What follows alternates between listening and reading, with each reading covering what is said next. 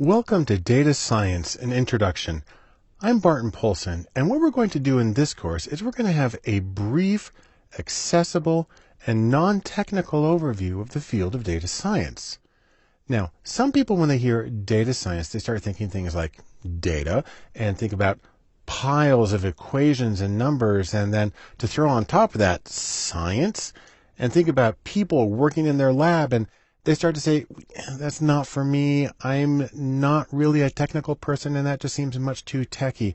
Well, here's the important thing to know. While a lot of people get really fired up about the technical aspects of data science, the important thing is that data science is not so much a technical discipline, but creative. And really, that's true. The reason I say that is because in data science, you use tools that come from coding and statistics and from math, but you use those to work creatively with data. The idea is that there's always more than one way to solve a problem or answer a question, or most importantly, to get insight, because the goal, no matter how you go about it, is to get insight from your data. And what makes data science unique compared to so many other things is that you try to listen to all of your data, even when it doesn't fit in easily with your standard approaches and paradigms. You're trying to be much more inclusive in your analysis. And the reason you want to do that is because everything signifies, everything carries meaning, and everything can give you additional understanding and insight into what's going on around you. And so in this course, what we're trying to do is give you a map to the field of data science and how you can use it. And so now you have the map in your hands and you can get ready to get going with data science. Welcome back to Data Science and Introduction, and we're going to begin this course by defining data science. That makes sense. But we're going to do it in kind of a funny way. The first thing I'm going to talk about is the demand for data science. So let's take a quick look. Now, data science can be defined in a few ways. I'm going to give you some short definitions. Take one on my definition is that data science is coding, math, and statistics in applied settings. That's a reasonable working definition. But if you want to be a little more concise, I've got take two on a definition, that data science is the analysis of diverse data, or data that you didn't think would fit into standard analytic approaches. A third way to think about it is that data science is inclusive analysis. It includes all of the data, all of the information that you have in order to get the most insightful and compelling answer to your research questions. Now, you may say to yourself, wait, that's it? Well, if you're not impressed, let me show you a few things. First off, let's take a look at this article. This says, Data Scientists, the Sexiest Job of the 21st Century. And please note that this is coming from Harvard Business Review. So this is an authoritative source, and it's the official source of this saying that data science is sexy. Now, again, you may be saying to yourself, sexy? I hardly think so. Well, oh yeah, it's sexy. And the reason data science is sexy is because first, it has rare qualities, and second, it has high demand. Let me say a little more about those. The rare qualities are that data science takes unstructured data, then finds order, meaning, and value in the data. Those are important, but they're not easy to come across. Second, high demand. Well, the reason it's in high demand is because data science provides insight into what's going on around you, and critically, it provides competitive advantage, which is a huge thing in business settings. Now, let me go back and say a little more about demand. Let's take a look at a few other sources. So, for instance, the McKinsey Global Institute published a very well-known paper, and you can get at it with this URL. And if you go to that webpage, this is what's going to come up. And we're going to take a quick look at this one, the executive summary. It's a PDF that you can download. And if you open that up, you'll find this page. And let's take a look at the bottom right corner. Two numbers here. I'm going to zoom in on those. The first one is they are projecting a need in the next few years for somewhere between 140 and 190,000 deep analytical talent positions. So this means actual practicing data scientists. That's a huge number. but almost 10 times as high is 1.5 million more data-savvy managers will be needed to take full advantage of big data in the United States. Now, that's people who aren't necessarily doing the analysis, but have to understand it, who have to speak data.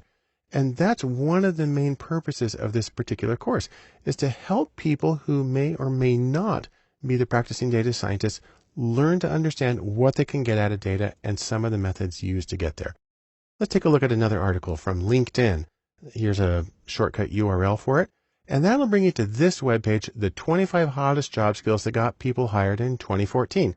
And take a look at number 1 here. Statistical analysis and data mining, very closely related to data science. And just to be clear, this was number 1 in Australia, in Brazil, in Canada, in France, in India, in the Netherlands, in South Africa, in the United Arab Emirates, in the United Kingdom. Everywhere. And if you need a little more, let's take a look at Glassdoor, which published an article this year, 2016, and it's about the 25 best jobs in America. And look at number 1 right here. It's data scientist. And we can zoom in on this information. It says there's going to be 1,700 job openings with a median base salary of over $116,000 and fabulous career opportunities and job scores. So if you want to take all of this together, the conclusion you can reach is that data science pays. And I can show you a little more about that. So for instance, here's a list of the top 10 highest paying salaries that I got from US News. We have physicians or doctors, dentists, and lawyers, and so on. Now, if we add data scientists to this list using data from O'Reilly.com, we have to push things around the side, and it goes in third with an average total salary, not the base that we had in the other one, but the total compensation of about $144,000 a year. That's extraordinary. So, in sum, what do we get from all of this? First off, we learn that there is a very high demand for data science. Second, we learn that there is a critical need for both specialists, those are the sort of practicing data scientists, and for generalists, people who speak the language and know what can be done. And of course, there's excellent pay. And altogether, this makes data science a compelling career alternative and a way of making you better at whatever you're doing. Back here in data science, we're going to continue our attempt to define data science by looking at something that's really well known in the field, the data science Venn diagram. Now, if you want to, you can think of this in terms of what are the ingredients of data science. Well, we're going to first say thanks to Drew Conway, the guy who came up with this. And if you want to see the original article, you can go to this address. But what Drew said is that data science is made of 3 things, and we can put them as overlapping circles because it's the intersection that's important. Here on the top left is coding or computer programming, or as he calls it, hacking. On the top right is stats, or stats in mathematics, or quantitative abilities in general. And on the bottom is domain expertise, or intimate familiarity with a particular field of practice, business or health or education or something like that. And the intersection here in the middle, that is data science. So it's the combination of coding and statistics in math and domain knowledge. Now let's say a little more about coding. The reason coding is important is because it helps you gather and prepare the data, because a lot of the data comes from novel sources and is not necessarily ready for you to gather, and it can be in very unusual formats. And so coding is important because it can require some real creativity to get the data from these sources to put it into your analysis. Now, a few kinds of coding that are important. For instance, there's statistical coding. A couple of major languages in this are R and Python, 2 open source free programming languages. R specifically for data, Python's general purpose, but well adapted to data. The ability to work with databases is important too. The most common language there is SQL, usually pronounced SQL, which stands for Structured Query Language, because that's where the data is. Also, there's the command line interface, or if you're on a Mac, people just call it the terminal. The most common language there is Bash, which actually stands for Born Again Shell. And then searching is important, and regex or regular expressions, while there's not a huge amount to learn there, it's a small little field. It's sort of like super powered wildcard searching that makes it possible for you to both find the data and reformat it in ways that are going to be helpful for your analysis. Now let's say a few things about the math. You're going to need things like a little bit of probability, some algebra, of course, regression, very common statistical procedure. Those things are important. And the reason you need the math is because that's going to help you choose the appropriate procedures to answer the question with the data that you have. And probably even more importantly, it's going to help you diagnose problems when things don't go as expected. And given that you're trying to do new things with new data in new ways, you're probably going to come across problems. And so the ability to understand the mechanics of what's going on is going to give you a big advantage. And the third element of the data science Venn diagram is some sort of domain expertise. Think of it as expertise in the field that you're in. Business settings are common. You need to know about the goals of that field, the methods that are used, the constraints that people come across. And it's important because whatever your results are, you need to be able to implement them well. Data science is very practical and it's designed to accomplish something, and your familiarity with a particular field of practice is going to make it that much easier and more impactful when you implement the results of your analysis. Now, let's go back to our Venn diagram here just for a moment. Because this is a Venn, we also have these intersections of two circles at a time. At the top is machine learning. At the bottom right is traditional research. And on the bottom left is what Drew Conway called the danger zone. Let me talk about each of these. First off, machine learning, or ML. Now, you think about machine learning, and the idea here is that it represents coding or statistical programming and mathematics without any real domain expertise. Sometimes these are referred to as black box models. They kind of throw data in, and you don't even necessarily have to know what it means or what language it's in, and it'll just kind of crunch through it all, and it'll give you some regularities. That can be very helpful, but machine learning is considered slightly different from data science because it doesn't involve the particular applications in a specific domain. Also, there's traditional research. This is where you have math or statistics and you have domain knowledge, often very intensive domain knowledge, but without the coding or programming. Now, you can get away with that because the data that you use in traditional research is highly structured. It comes in rows and columns, is typically complete, and is typically ready for analysis. Doesn't mean your life is easy, because now you have to expend an enormous amount of effort in the method in designing the project and in the interpretation of the data. So still very heavy intellectual cognitive work, but it comes in a different place. And then finally, there's what Conway called the danger zone, and that's the intersection of coding and domain knowledge, but without math or statistics. Now, he says it's unlikely to happen, and that's probably true. On the other hand, I can think of some common examples, what are called word counts, where you take a large document or a series of documents and you count how often each word appears in there. That can actually tell you some important things.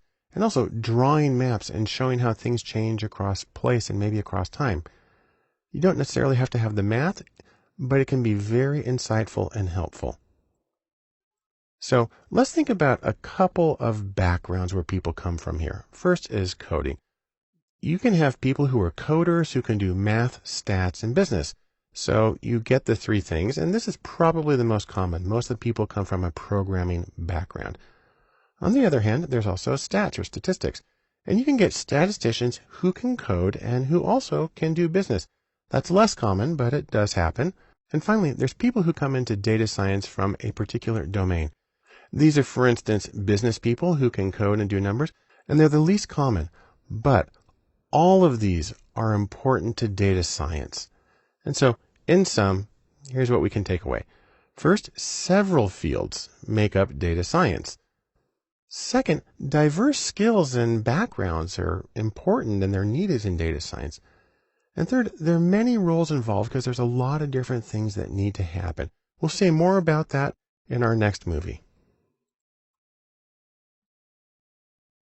The next step in our data science introduction and our definition of data science is to talk about the data science pathway.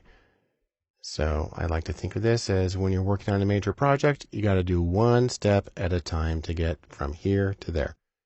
In data science, you can take the various steps, you can put them into a couple of general categories. First, there are the steps that involve planning. Second, there's the data prep. Third, there's the actual modeling of the data.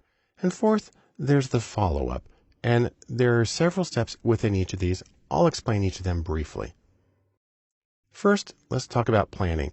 The first thing you need to do is you need to define the goals of your project so you know how to use your resources well, and also so you know when you're done. Second, you need to organize your resources. So you might have data from several different sources. You might have different software packages. You might have different people, which gets us to the third one. You need to coordinate the people so they can work together productively. If you're doing a handoff, it needs to be clear who's going to do what and how their work is going to go together. And then, really to state the obvious, you need to schedule the project so things can move along smoothly and you can finish in a reasonable amount of time. Next is the data prep, where you're taking like food prep and getting the raw ingredients ready. First, of course, is you need to get the data, and it can come from many different sources and be in many different formats. You need to clean the data, and the sad thing is this tends to be a very large part of any data science project, and that's because you're bringing in unusual data from a lot of different places. You also want to explore the data. That is, really see what it looks like, how many people are in each group, what the shape of the distributions are like, what's associated with what. And you may need to refine the data, and that means choosing variables to include, choosing cases to include or exclude, making any transformations to the data you need to do. And of course, these steps kind of can bounce back and forth from one to the other. The third group is modeling or statistical modeling. This is where you actually want to create the statistical model. So for instance, you might do a regression analysis or you might do a neural network. But whatever you do, once you create your model, you have to validate the model. You might do that with holdout validation. You might do it really with a very small replication if you can. You also need to evaluate the model. So once you know that the model is accurate, what does it actually mean and how much does it tell you? And then finally, you need to refine the model. So for instance, there may be variables you want to throw out. There may be additional ones you want to include. You may want to, again, transform some of the data. You may want to get it so it's easier to interpret and apply. And that gets us to the last part of the data science pathway, and that's follow-up. And once you've created your model, you need to present the model, because it's usually work that's being done for a client. Could be in-house, could be a third party, but you need to take the insights that you got and share them in a meaningful way with other people. You also need to deploy the model. It's usually being done in order to accomplish something. So, for instance, if you're working with an e-commerce site, you may be developing a recommendation engine that says people who bought this and this might buy this. You need to actually stick it on the website and see if it works the way you expected it to. Then you need to revisit the model, because a lot of times the data that you worked on is not necessarily all of the data, and things can change when you get out in the real world, or things just change over time. And so you have to see how well your model is working. And then, just to be thorough, you need to archive the assets, document what you have, and make it possible for you or for others to repeat the analysis or develop off of it in the future. So those are the general steps of what I consider the data science pathway. And in sum, what we get from this is three things. First, data science isn't just a technical field. It's not just coding. Things like planning and presenting and implementing are just as important.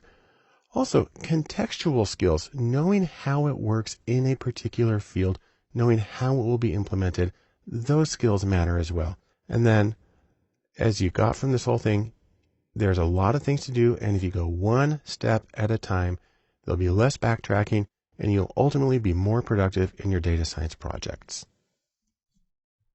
We'll continue our definition of data science by looking at the roles that are involved in data science, the way that different people can contribute to it. That's because it tends to be a collaborative thing, and it's nice to be able to say that we're all together, working together towards a single goal. So let's talk about some of the roles involved in data science and how they contribute to the projects. First off, let's take a look at engineers. These are people who focus on the back-end hardware, for instance, the servers and the software that runs them. This is what makes data science possible, and it includes people like developers, software developers, or database administrators, and they provide the foundation for the rest of the work. Next, you can also have people who are big data specialists. These are people who focus on computer science and mathematics, and they may do machine learning algorithms as a way of processing very large amounts of data. And they often create what are called data products. So a thing that tells you what restaurant to go to, or that says you might know these friends, or provides ways of linking up photos. Those are data products, and those often involve a huge amount of very technical work behind them. There are also researchers. These are people who focus on domain-specific research. So, for instance, physics or genetics or whatever. And these people tend to have very strong statistics, and they can use some of the procedures and some of the data that comes from the other people, like the big data researchers, but they focus on these specific questions. Also, in the data science realm, you'll find analysts. These are people who focus on the day-to-day tasks of running a business. So, for instance, they might do web analytics like Google Analytics, or they might pull data from a SQL database. And this information is very important and good for business. And so analysts are key to the day-to-day functioning of business. But, they may not exactly be data science proper, because most of the data they're working with is going to be pretty structured. Nevertheless, they play a critical role in business in general. And then, speaking of business, you have the actual business people, the men and women who organize and run businesses. These people need to be able to frame business-relevant questions that can be answered with the data. Also, the business person manages the project and the efforts and the resources of others. And while they may not actually be doing the coding, they must speak data. They must know how the data works, what it can answer, and how to implement it. You can also have entrepreneurs. So you might have, for instance, a data startup. They're starting their own little social network or their own little web search platform. An entrepreneur needs data and business skills, and truthfully, they have to be creative at every step along the way, usually because they're doing it all themselves at a smaller scale. Then we have in data science something known as the full stack unicorn, and this is a person who can do everything at an expert level. And they're called a unicorn because, truthfully, they may not actually exist. I'll have more to say about that later. But for right now, we can sum up what we got out of this video by three things. Number one, data science is diverse. There's a lot of different people who go into it, and they have different goals for their work, and they bring in different skills and different experiences and different approaches. Also, they tend to work in very different contexts. An entrepreneur works in a very different place from a business manager, works in a very different place from an academic researcher. But all of them are connected in some way to data science and make it a richer field. The last thing I want to say in data science and introduction, where I'm trying to define data science, is to talk about teams in data science.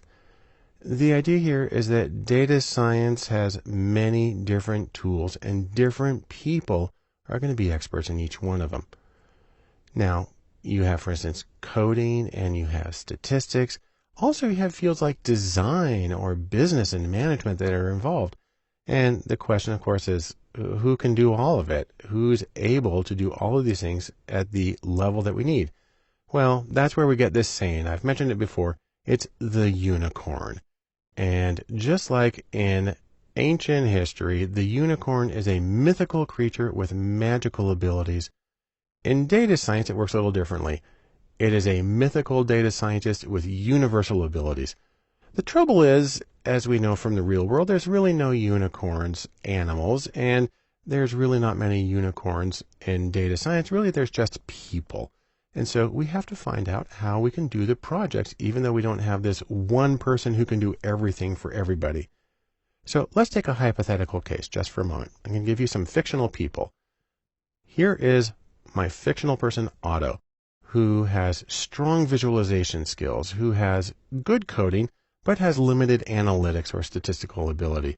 And if we graph his stuff out, his abilities, so here we got 5 things that we need to have happen. And for the project to work, they all have to happen at least a level of 8 on the 0 to 10. If we take his coding ability, well, he's almost there. Statistics, not quite, halfway. Graphics, yes, he can do that. And then business, all right, and project, pretty good. So what you can see here is in only one of these 5 areas is auto-sufficient on his own. On the other hand, let's pair him up with somebody else. Let's take a look at Lucy. And Lucy has strong business training, has good tech skills, but has limited graphics.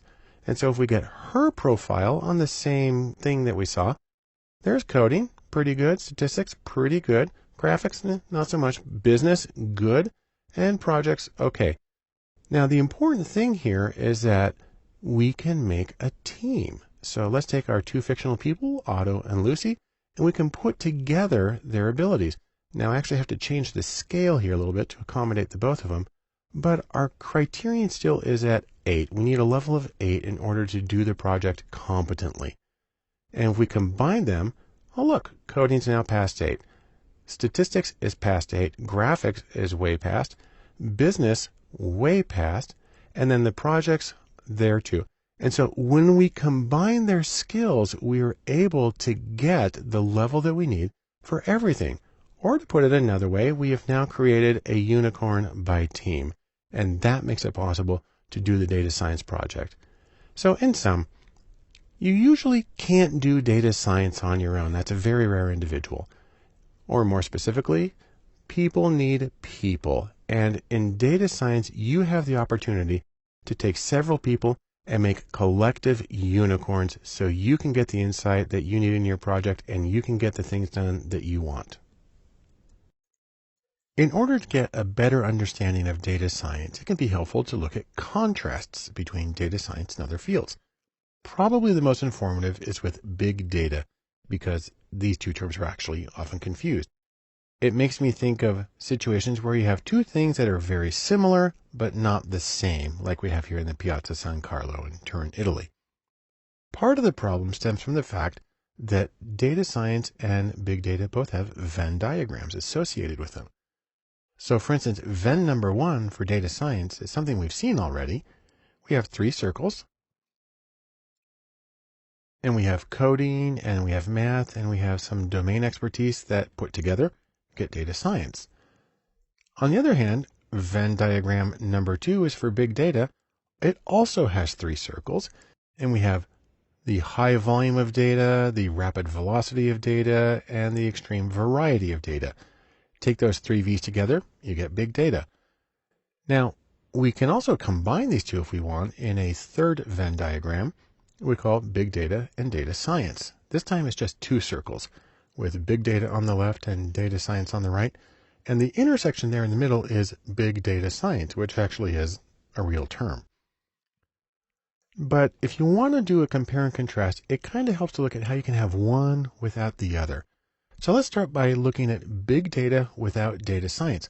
So these are situations where you may have the volume or velocity variety data, but don't need all the tools of data science. So we're just looking at the left side of the equation right now. Now, truthfully, this only works if you have big data without all 3 V's. Some say you have to have the volume, velocity, and variety for it to count as big data. I basically say anything that doesn't fit into a standard machine is probably big data. I can think of a couple of examples here of things that might count as big data, but maybe don't count as data science. Machine learning, where you can have very large data sets and probably very complex, doesn't require much domain expertise, so that may not be data science. Word counts, where you have an enormous amount of data, and it's actually a pretty simple analysis. Again, doesn't require much sophistication in terms of quantitative skills or even domain expertise. So maybe not data science. On the other hand, to do any of these, you're going to need to have at least 2 skills. You're going to need to have the coding, and you will probably have to have some sort of quantitative skills as well. So how about data science without big data? That's the right side of this diagram. Well, to make that happen, you're probably talking about data with just one of the three V's from big data. So either volume or velocity or variety, but singly. So for instance, genetics data, you have a huge amount of data, and it comes in a very set structure, and it tends to come in at once. So you got a lot of volume, and it's a very challenging thing to work with. You have to use data science, but it may or may not count as big data. Similarly, streaming sensor data, where you have data coming in very quickly, but you're not necessarily saving it. You're just looking at these windows in it. That's a lot of velocity, and it's difficult to deal with. It takes data science, the full skill set, but it may not require big data per se. Or facial recognition, where you have enormous variety in the data because you're getting photos or videos that are coming in. Again, very difficult to deal with, requires a lot of ingenuity and creativity, may or may not count as big data depending on how much of a stickler you are about definitions. Now, if you want to combine the two, we can talk about big data science. And in that case, we're looking right here at the middle. This is a situation where you have volume and velocity and variety in your data. And truthfully, if you have the three of those, you are going to need the full data science skill set. You're going to need coding and statistics and math, and you're going to have domain expertise, primarily because of the variety you're dealing with. But taken all together, you do have to have all of it. So in sum, here's what we get. Big data is not identical to data science. Now there's common ground, and a lot of people who are good at big data are good at data science and vice versa, but they are conceptually distinct. On the other hand, there is the shared middle ground of big data science that unifies the two separate fields. Another important contrast you can make in trying to understand data science is to compare it with coding or computer programming. Now, this is where you're trying to work with a machine and you're trying to talk to that machine to get it to do things. In one sense, you can think of coding as just giving task instructions how to do something, and it's a lot like a recipe when you're cooking. You get some sort of user input or other input, and then maybe you have if-then logic and you get output from it. To take an extremely simple example, if you're programming in Python version 2, you write print and then in quotes, hello world, and that will put the words hello world on the screen. So you gave it some instructions and it gave you some output. Very simple programming. Now, coding and data gets a little more complicated. So for instance, there's word counts where you take a book or a whole collection of books, you take the words and you count how many there are in there. Now, this is a conceptually simple task, and domain expertise and really math and statistics are not vital, but to make valid inferences and generalizations in the face of variability and uncertainty in the data, you need statistics, and by extension, you need data science. It might help to compare the two by looking at the tools of the respective trades. So for instance, there are tools for coding or generic computer programming, and there are tools that are specific to data science. So what I have right here is a list from the IEEE of the top 10 programming languages in 2015. And it starts at Java and C and goes down to Shell. And some of these are also used for data science. So for instance, Python and R and SQL are used for data science. But the other ones aren't major ones in data science. So let's in fact take a look at a different list of most popular tools for data science. And you see that things move around a little bit. Now R's at the top, SQL's there, Python's there. But for me, what's the most interesting on this list is that Excel is number 5, which would never be considered programming per se, but is in fact a very important tool for data science. And that's one of the ways that we can compare and contrast computer programming with data science. In sum, we can say this: data science is not equal to coding. They're different things.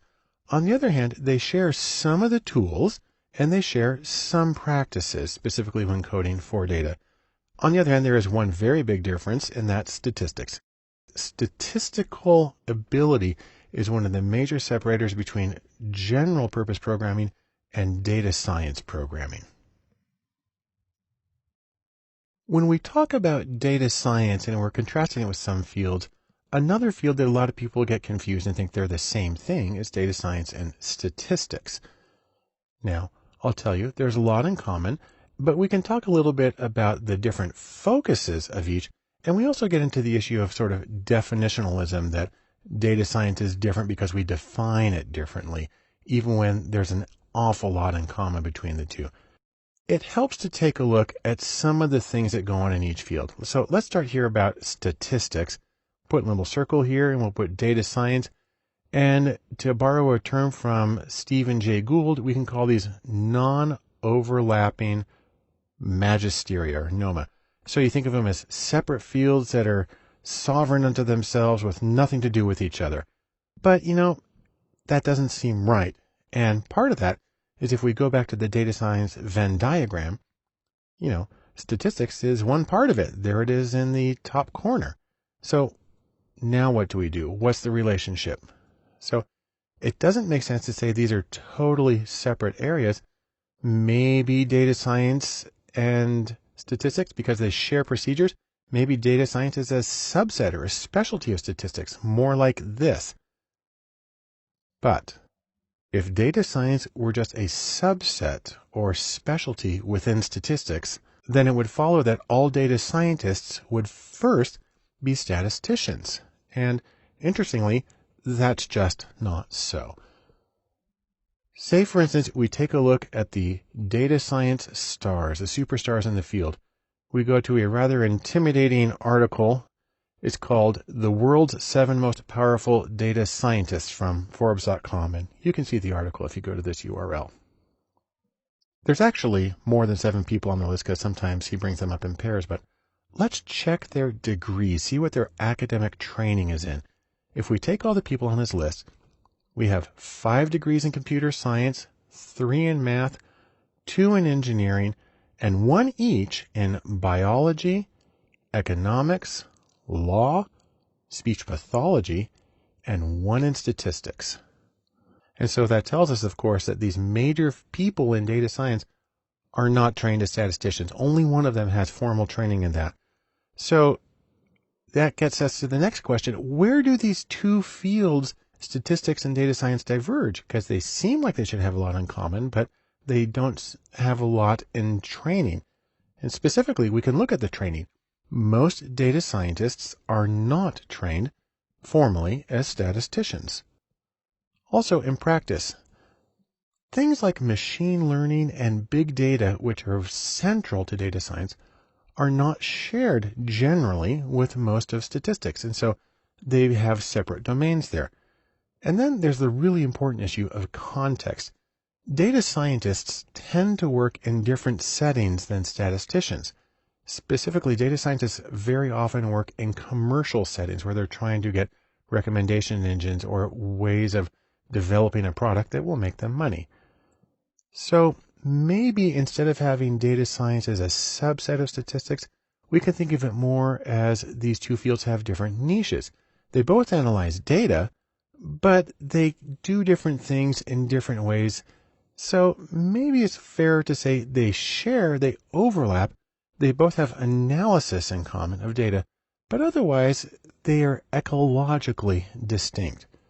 So, in sum, what we can say here is that data science and statistics both use data, and they analyze it, but the people in each tend to come from different backgrounds, and they tend to function with different goals and contexts, and in that way render them to be conceptually distinct fields despite the apparent overlap. As we work to get a grasp on data science, there's one more contrast I want to make explicitly, and that's between data science and business intelligence, or BI. The idea here is that business intelligence is data in real life. It's very, very applied stuff. The purpose of BI is to get data on internal operations, on market competitors, and so on, and make justifiable decisions as opposed to just sitting in the bar and doing whatever comes to your mind. Now, data science is involved with this, except, really there's no coding in BI. There's using apps that already exist. And the statistics in business intelligence tend to be very simple. They tend to be counts and percentages and ratios. And so it's simple. The light bulb is simple. It just does its one job. There's nothing super sophisticated there. Instead, the focus in business intelligence is on domain expertise and on really useful direct utility. It's simple, it's effective, and it provides insight. Now, one of the main associations with business intelligence is what are called dashboards or data dashboards. They look like this. It's a collection of charts and tables that go together to give you a very quick overview of what's going on in your business. And while a lot of data scientists may, let's say, look down their nose upon dashboards, I'll say this. Most of them are very well designed, and you can learn a huge amount about user interaction and the accessibility of information from dashboards. So really, where does data science come into this? What's the connection between data science and business intelligence? Well, data science can be useful to BI in terms of setting it up, identifying data sources, and creating or setting up the framework for something like a dashboard or a business intelligence system. Also, data science can be used to extend it. Data science can help get past the easy questions and the easy data to get the questions that are actually most useful to you, even if they require really sometimes data that's hard to wrangle and work with. And also, there's an interesting interaction here that goes the other way. Data science practitioners can learn a lot about design from good business intelligence applications. So I strongly encourage anybody in data science to look at them carefully and see what they can learn. In sum, business intelligence or BI is very goal-oriented. Data science perhaps prepares the data and sets up the form for business intelligence, but also data science can learn a lot about usability and accessibility from business intelligence, and so it's always worth taking a close look. Data science has a lot of really wonderful things about it, but it is important to consider some ethical issues, and I'll specifically call this do no harm in your data science projects.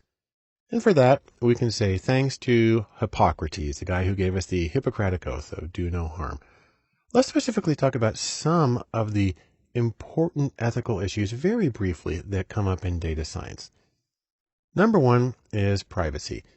That data tells you a lot about people, and you need to be concerned about the confidentiality. If you have private information about people, their names, their social security numbers, their addresses, their credit scores, their health, that's private, that's confidential, and you shouldn't share that information unless they specifically gave you permission.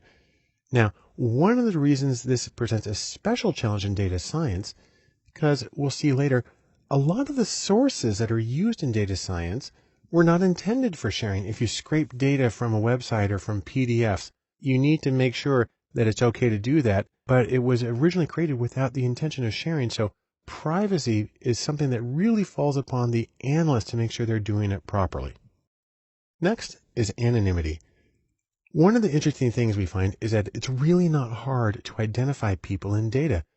If you have a little bit of GPS data and you know where a person was at 4 different points in time, you have about a 95% chance of knowing exactly who they are. You look at things like HIPAA, that's the Health Insurance Portability and Accountability Act. Before HIPAA, it was really easy to identify people from medical records. Since then, it has become much more difficult to identify people uniquely. That's an important thing for really people's well-being. And then also, proprietary data, if you're working for a client, a company, and they give you their own data, that data may have identifiers. You may know who the people are, and they're not anonymous anymore. So anonymity may or may not be there. Major efforts to make data anonymous, but really the primary thing is that even if you do know who they are, that you still maintain the privacy and confidentiality of the data. Next, there's the issue about copyright, where people try to lock down information. Now, just because something is on the web doesn't mean that you're allowed to use it. Scraping data from websites is a very common and a useful way of getting data for projects. You can get data from web pages, from PDFs, from images, from audio, from really a huge number of things. But again, the assumption that because it's on the web, it's okay to use it is not true. You always need to check copyright and make sure that it's acceptable for you to access that particular data. Next in our very ominous picture is data security. And the idea here is that when you go through all the effort to gather data, to clean it up and prepare for an analysis, you've created something that's very valuable to a lot of people, and you have to be concerned about hackers trying to come in and steal the data, especially if the data is not anonymous and it has identifiers in it. And so there is an additional burden placed on the analyst to ensure to the best of their ability that the data is safe and cannot be broken into and stolen. And that can include very simple things like a person who is on the project but is no longer, but took the data on a flash drive. You have to find ways to make sure that that can't happen as well. There's a lot of possibilities. It's tricky, but it's something that you have to consider thoroughly. Now, two other things that come up in terms of ethics, but don't usually get addressed in these conversations. Number one is potential bias. The idea here is that the algorithms or the formulas that are used in data science are only as neutral and bias-free as the rules and the data that they get. And so the idea here is that if you have rules that address something that is associated with, for instance, gender or age or race or economic standing, you might unintentionally be building in those factors, which, say, for instance, for Title IX, you're not supposed to. You might be building those into the system without being aware of it. And an algorithm has this sheen of objectivity, and people can say they can place confidence in it without realizing that it's replicating some of the prejudices that may happen in real life. Another issue is overconfidence. And the idea here is that analyses are limited simplifications. They have to be. That's just what they are. And because of this, you still need humans in the loop to help interpret and apply this. The problem is when people run an algorithm, they get out a number, say to 10 decimal places, and they say this must be true, and treat it as written in stone, absolutely unshakable truth. When in fact, if the data were biased going in, if the algorithms were incomplete, if the sampling was not representative, you can have enormous problems and go down the wrong path with too much confidence in your own analyses. So, once again, humility is in order when doing data science work. In sum, data science has enormous potential, but it also has significant risks involved in the projects. Part of the problem is that analyses can't be neutral, that you have to look at how the algorithms are associated with the preferences, prejudices, and biases of the people who made them. And what that means is that no matter what, good judgment is always vital to the quality and success of a data science project. Data science is a field that is strongly associated with its methods or procedures. In this section of videos, we're going to provide a brief overview of the methods that are used in data science. Now, just as a quick warning, in this section, things can get kind of technical, and that can cause some people to sort of freak out. But this course is a non-technical overview. The technical hands-on stuff is in the other courses. And it's really important to remember that tech is simply the means to doing data science. Insight, or the ability to find meaning in your data, that's the goal. Tech only helps you get there. And so we want to focus primarily on insight and the tools and the tech as they serve to further that goal. Now, there's a few general categories we're going to talk about, again, with an overview for each of these. The first one is sourcing or data sourcing, and that is how to get the data that goes into data science, the raw materials that you need. The second is coding. That, again, is computer programming that can be used to obtain and manipulate and analyze the data. After that, a tiny bit of math, and that is the mathematics behind data science methods that really form the foundations of the procedures. And then stats, the statistical methods that are frequently used to summarize and analyze data, especially as applied to data science. And then there's machine learning, ML. This is a collection of methods for finding clusters in the data, for predicting categories or scores on interesting outcomes. And even across these 5 things, even then, the presentations aren't too techie crunchy. They're basically still friendly. And, really, that's the way it is. And so that is the overview of the overviews. In sum, we need to remember that data science includes tech, but data science is greater than tech. It's more than those procedures. And above all, that tech, while important to data science, is still simply a means to insight in data. The first step in discussing data science methods is to look at the methods of sourcing or getting data that's used in data science. You can think of this as getting the raw materials that go into your analyses. Now, you've got a few different choices when it comes to this in data science. You can use existing data. You can use something called data APIs. You can scrape web data, or you can make data. We'll talk about each of those very briefly in a non-technical manner. But right now, let me say something about existing data. This is data that already is at hand, and it might be in-house data. So if you work for a company, it might be your company records. Or you might have open data. For instance, many governments, many scientific organizations make their data available to the public. And then there's also third-party data. This is usually data that you buy from a vendor, but it exists and it's very easy to plug it in and go. You can also use APIs. Now that stands for Application Programming Interface. And this is something that allows various computer applications to communicate directly with each other. It's like phones for your computer programs. It's the most common way of getting web data, and the beautiful thing about it is it allows you to import that data directly into whatever program or application you're using to analyze the data. Next is scraping data, and this is where you want to use data that's on the web, but they don't have an existing API. And what that means is usually data that's in HTML, web tables and pages, maybe PDFs, and you can do this either with using specialized applications for scraping data, or you can do it in a programming language like R or Python and write the code to do the data scraping. Or another option is to make data, and this lets you get exactly what you need. You can be very specific and you can get what you need. You can do something like interviews, or you can do surveys, or you can do experiments. There's a lot of approaches. Most of them require some specialized training in terms of how to gather quality data. And that's actually important to remember, because no matter what method you use for getting or making new data, you need to remember this one little aphorism you may have heard from computer science. It goes by the name of GIGO. That actually stands for garbage in, garbage out. And it means if you have bad data that you're feeding into your system, you're not going to get anything worthwhile, any real insights out of it.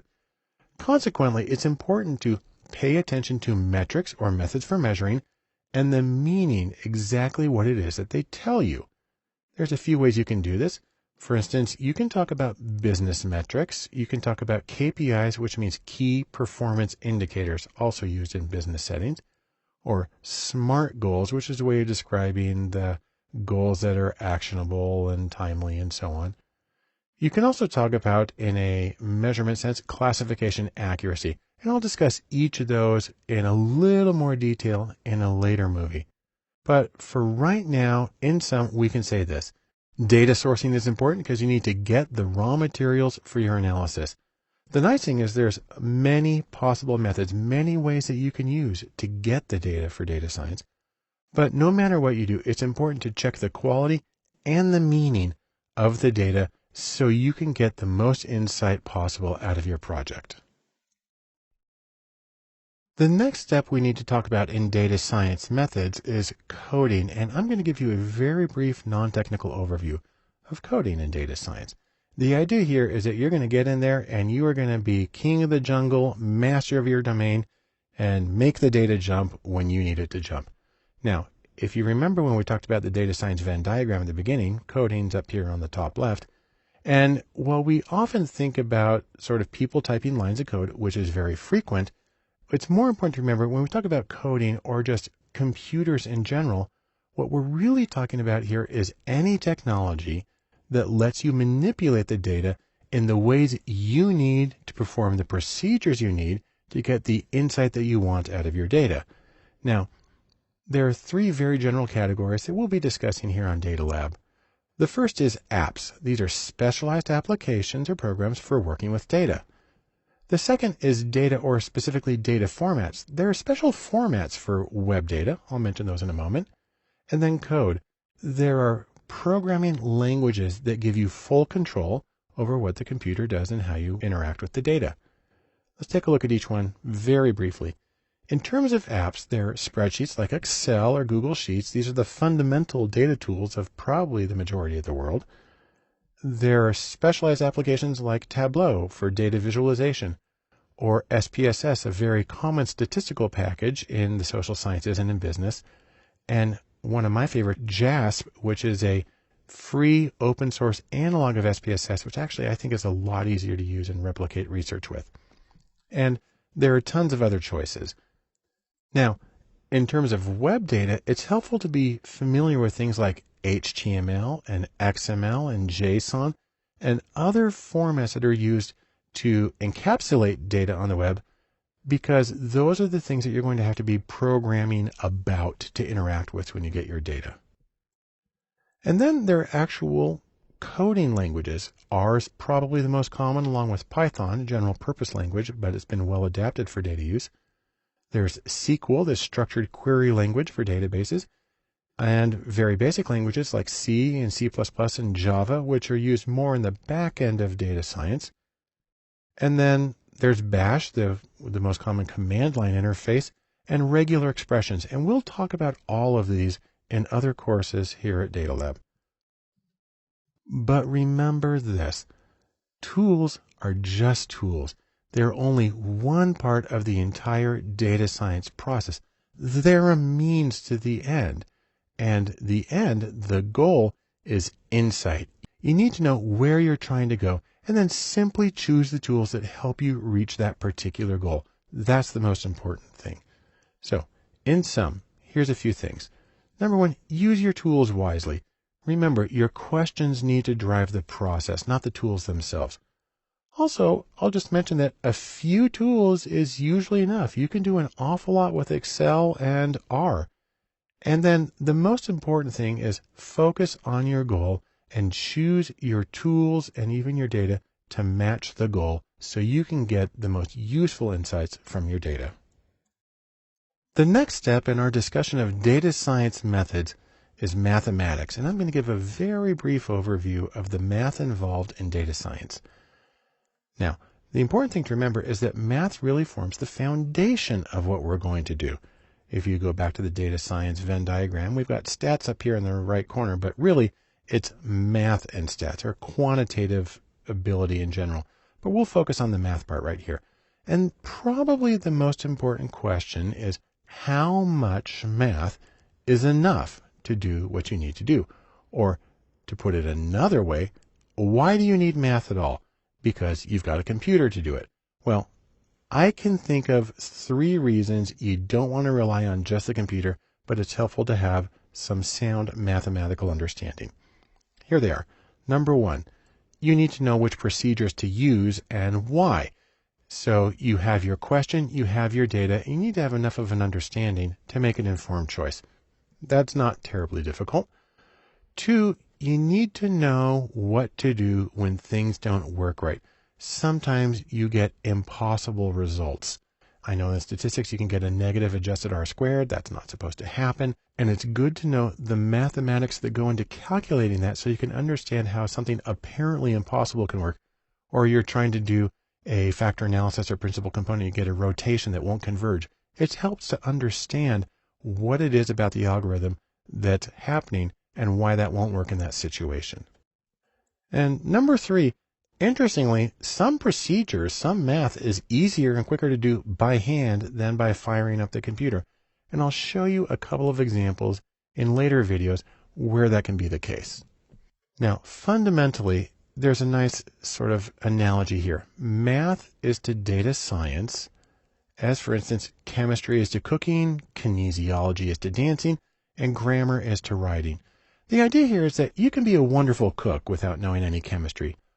But if you know some chemistry, it's going to help. You can be a wonderful dancer without knowing kinesiology, but it's going to help. And you can probably be a good writer without having an explicit knowledge of grammar, but it's going to make a big difference. The same thing is true of data science. You will do it better if you have some of the foundational information. So the next question is, what kinds of math do you need for data science? Well, there's a few answers to that. Number one is algebra.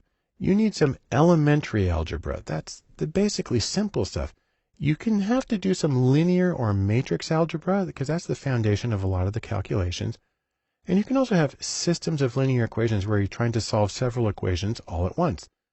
It's a tricky thing to do in theory, but this is one of the things that's actually easier to do by hand sometimes. Now, there's more math. You can get some calculus. You can get some big O, which has to do with the order of a function, which has to do with sort of how fast it works. Probability theory can be important. And then Bayes' theorem, which is a way of getting what's called a posterior probability, can also be a really helpful tool for answering some fundamental questions in data science. So, in sum, a little bit of math can help you make informed choices when planning your analyses. Very significantly, it can help you find the problems and fix them when things aren't going right. It's the ability to look under the hood that makes a difference. And then, truthfully, some mathematical procedures, like systems of linear equations, that can even be done by hand, sometimes faster than you can do with a computer. So you can save yourself some time and some effort and move ahead more quickly towards your goal of insight. Now, data science wouldn't be data science and its methods without a little bit of statistics. So I'm going to give you a brief statistics overview here of how things work in data science. Now, you can think of statistics as really an attempt to find order in chaos, find patterns in an overwhelming mess. Sort of like trying to see the forest and the trees. Now, let's go back to our little Venn diagram here. We recently had math and stats here in the top corner. We're going to go back to talking about stats in particular. What you're trying to do here, one thing, is to explore your data. You can have exploratory graphics, because we're visual people and it's usually easiest to see things. You can have exploratory statistics, a numerical exploration of the data, and you can have descriptive statistics, which are the things that most people would have talked about when they took a statistics class in college, if they did that. Next, there's inference. I've got smoke here because you can infer things about the wind and the air movement by looking at patterns in smoke. The idea here is that you're trying to take information from samples and infer something about a population. You're trying to go from one source to another. One common version of this is hypothesis testing. Another common version is estimation, sometimes called confidence intervals.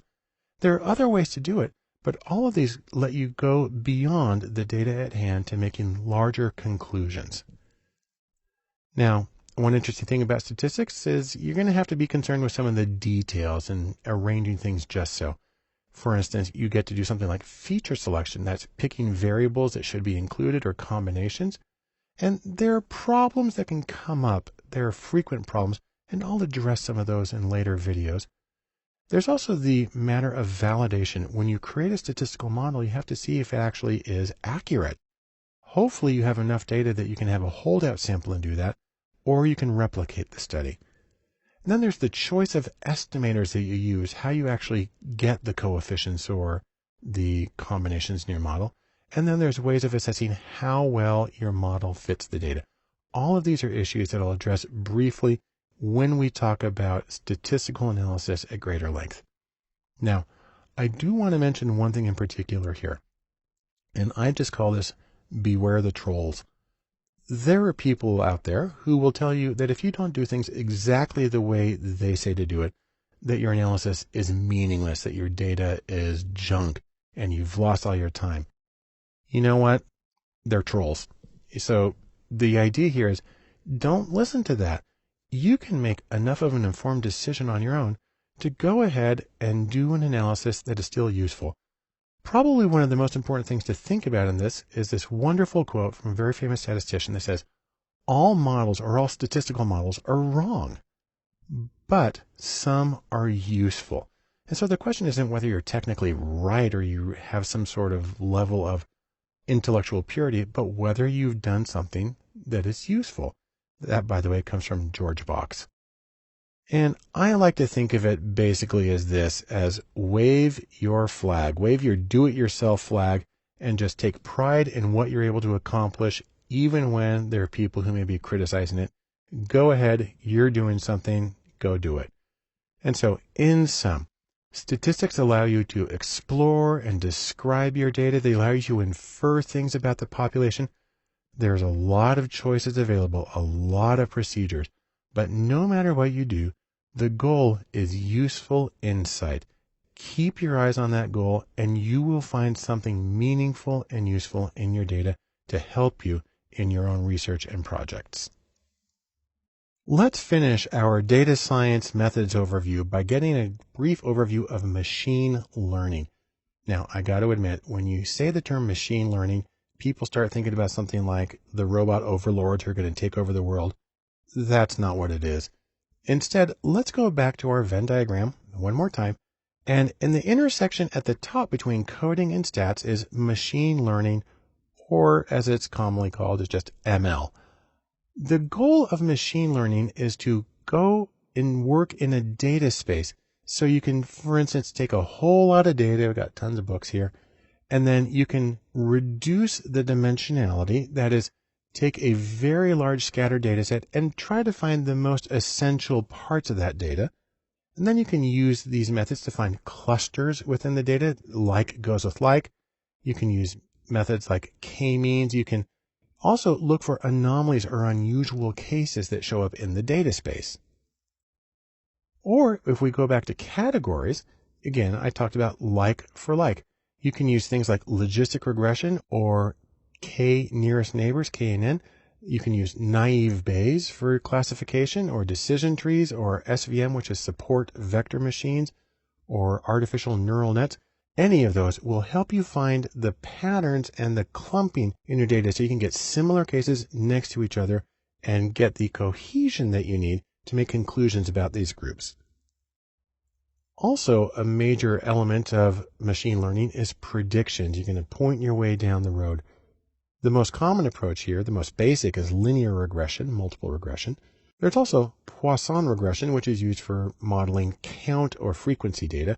And then there's the issue of ensemble models, where you create several models and you take the predictions from each of those and you put them together to get an overall more reliable prediction.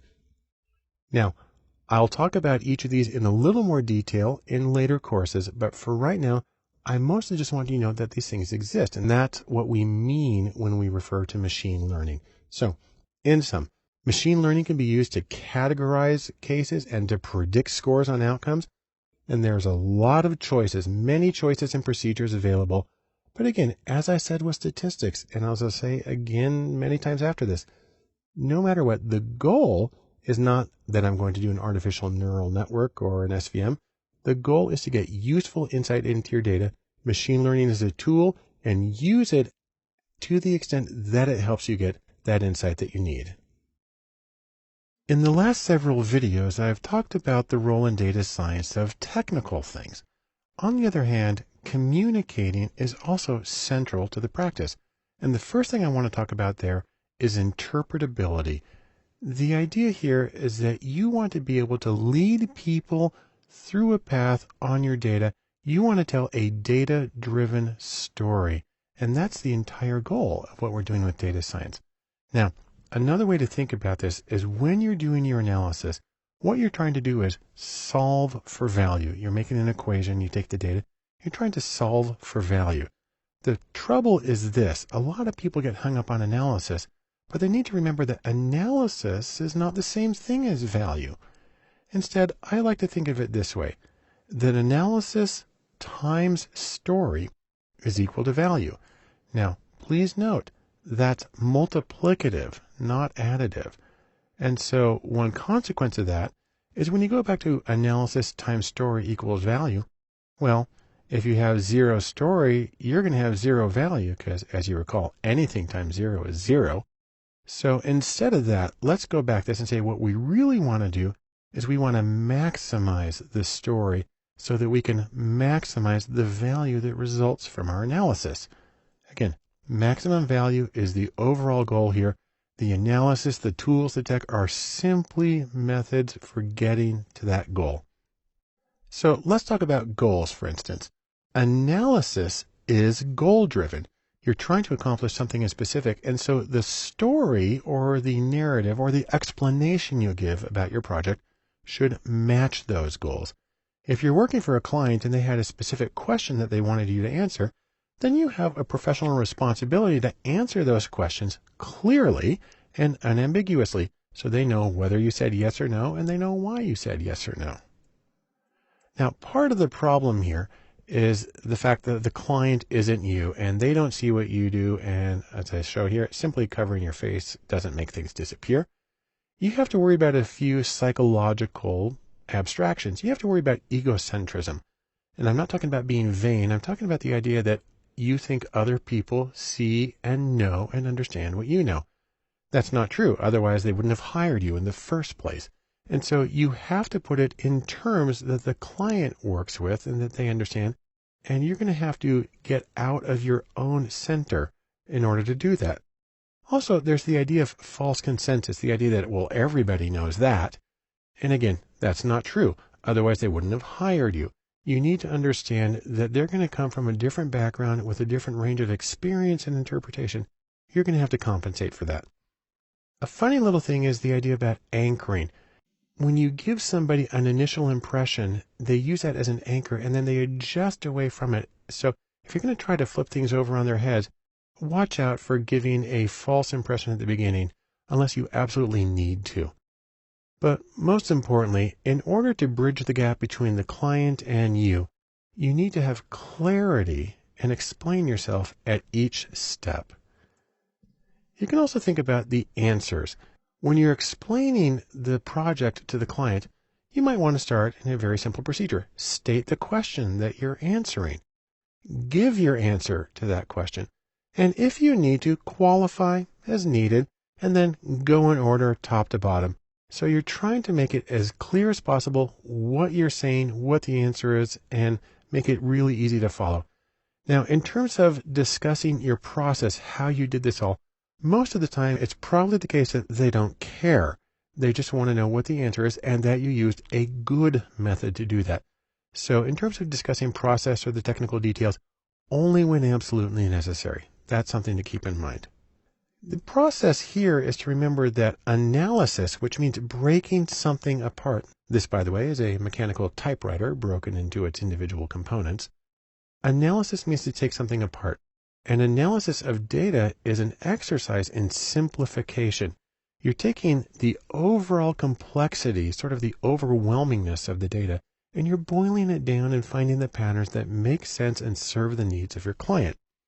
Now, let's go to a wonderful quote from our friend Albert Einstein here, who said, "Everything should be made as simple as possible, but not simpler." That's true in presenting your analysis. Or, if you want to go see the architect and designer Ludwig Mies van der Rohe, who said, "Less is more." It's actually Robert Browning who originally said that, but Mies van der Rohe popularized it. Or if you want another way of putting a principle that comes from my field, I'm actually a psychological researcher, they talk about being minimally sufficient, just enough to adequately answer the question. If you're in commerce, you know about a minimal viable product. It's sort of the same idea with an analysis here, the minimum viable analysis. So here's a few tips. When you're giving a presentation, more charts, less text. Great. And then simplify the charts. Remove everything that doesn't need to be in there. Generally, you want to avoid tables of data because those are hard to read. And then one more time, because I want to emphasize it, less text. Again, charts, tables can usually carry the message. And so let me give you an example here. I'm going to give a very famous data set, Berkeley admissions. Now, these are not stairs to Berkeley, but it gives the idea of trying to get into something that's far off and distant. Here's the data. This is graduate school admissions in 1973, so it's over 40 years ago. But the idea is that men and women were both applying for graduate school at the University of California at Berkeley. And what we found is that 44% of the men who applied were admitted. That's their part in green. And that of the women, only 35% were admitted when they applied. So really, at first glance, this is bias, and it actually led to a lawsuit. It was a major issue. So what Berkeley then tried to do is find out, well, which programs are responsible for this bias, and then you got a very curious set of results. If you break the applications down by program, and here we're just calling them A through F, 6 different programs, what you find actually is that in each of these, male applicants are on the left, female applicants are on the right. If you look at program A, women actually got accepted at a higher rate, and the same is true for B. And the same is true for D, and the same is true for F. And so this is a very curious set of responses, and is something that requires explanation. Now in statistics, this is known as Simpson's paradox. But here's the paradox. Bias may be negligible at the department level, and in fact, as we saw in 4 of the departments, there was a possible bias in favor of women. And the problem is that women applied to more selective programs with lower acceptance rates. Now, some people stop right here and say, therefore, nothing's going on, nothing to complain about. But that's still ending the story a little bit early. There are other questions that you can ask, and as producing a data-driven story, this is stuff that you would want to do. So, for instance, you may want to ask, why do the programs vary in overall class size? Why do the acceptance rates differ from one program to the other? Why do men and women apply to different programs? And you might want to look at things like the admissions criteria for each of the programs, the promotional strategies, how they advertise themselves to students. You might want to look at the kinds of prior education students have in each of the programs, and you really want to look at funding levels for each of the programs. And so really you get one answer. It leads to more questions, maybe some more answers and more questions, and you need to address enough of this to provide a comprehensive overview and solution to it for your client. In sum, let's say this: stories give value to data analyses. And when you tell the story, you need to make sure that you are addressing your client's goals in a clear, unambiguous way. And the overall principle here is be minimally sufficient. Get to the point, make it clear, say what you need to, but otherwise be concise and make your message clear. The next step in discussing data science and communicating is to talk about actionable insights, or information that can be used productively to accomplish something. Now, to give sort of a bizarre segue here, you look at a game controller. It may be a pretty thing, it may be a nice object, but remember, game controllers exist to do something. They exist to help you play the game and to do it as effectively as possible. They have a function, they have a purpose. Same way, data is for doing. Now that's a paraphrase from one of my favorite historical figures, and this is William James, the father of American psychology and pragmatism in philosophy. And he has this wonderful quote. He said, "My thinking is first and last and always for the sake of my doing." And the idea applies to analysis. Your analysis and your data is for the sake of your doing. And so you're trying to get some sort of specific insight in how you should proceed. What you want to avoid is the opposite of this from one of my other favorite cultural heroes, the famous Yankees catcher Yogi Berra, who said, "We're lost, but we're making good time." And so the idea here is that frantic activity does not make up for a lack of direction. You need to understand what you're doing so you can reach the particular goal, and your analysis is supposed to do that. So when you're giving your analysis, you're going to try to point the way. Remember, why was the project conducted? The goal is usually to direct some kind of action, reach some kind of goal for your client, and that the analysis should be able to guide that action in an informed way.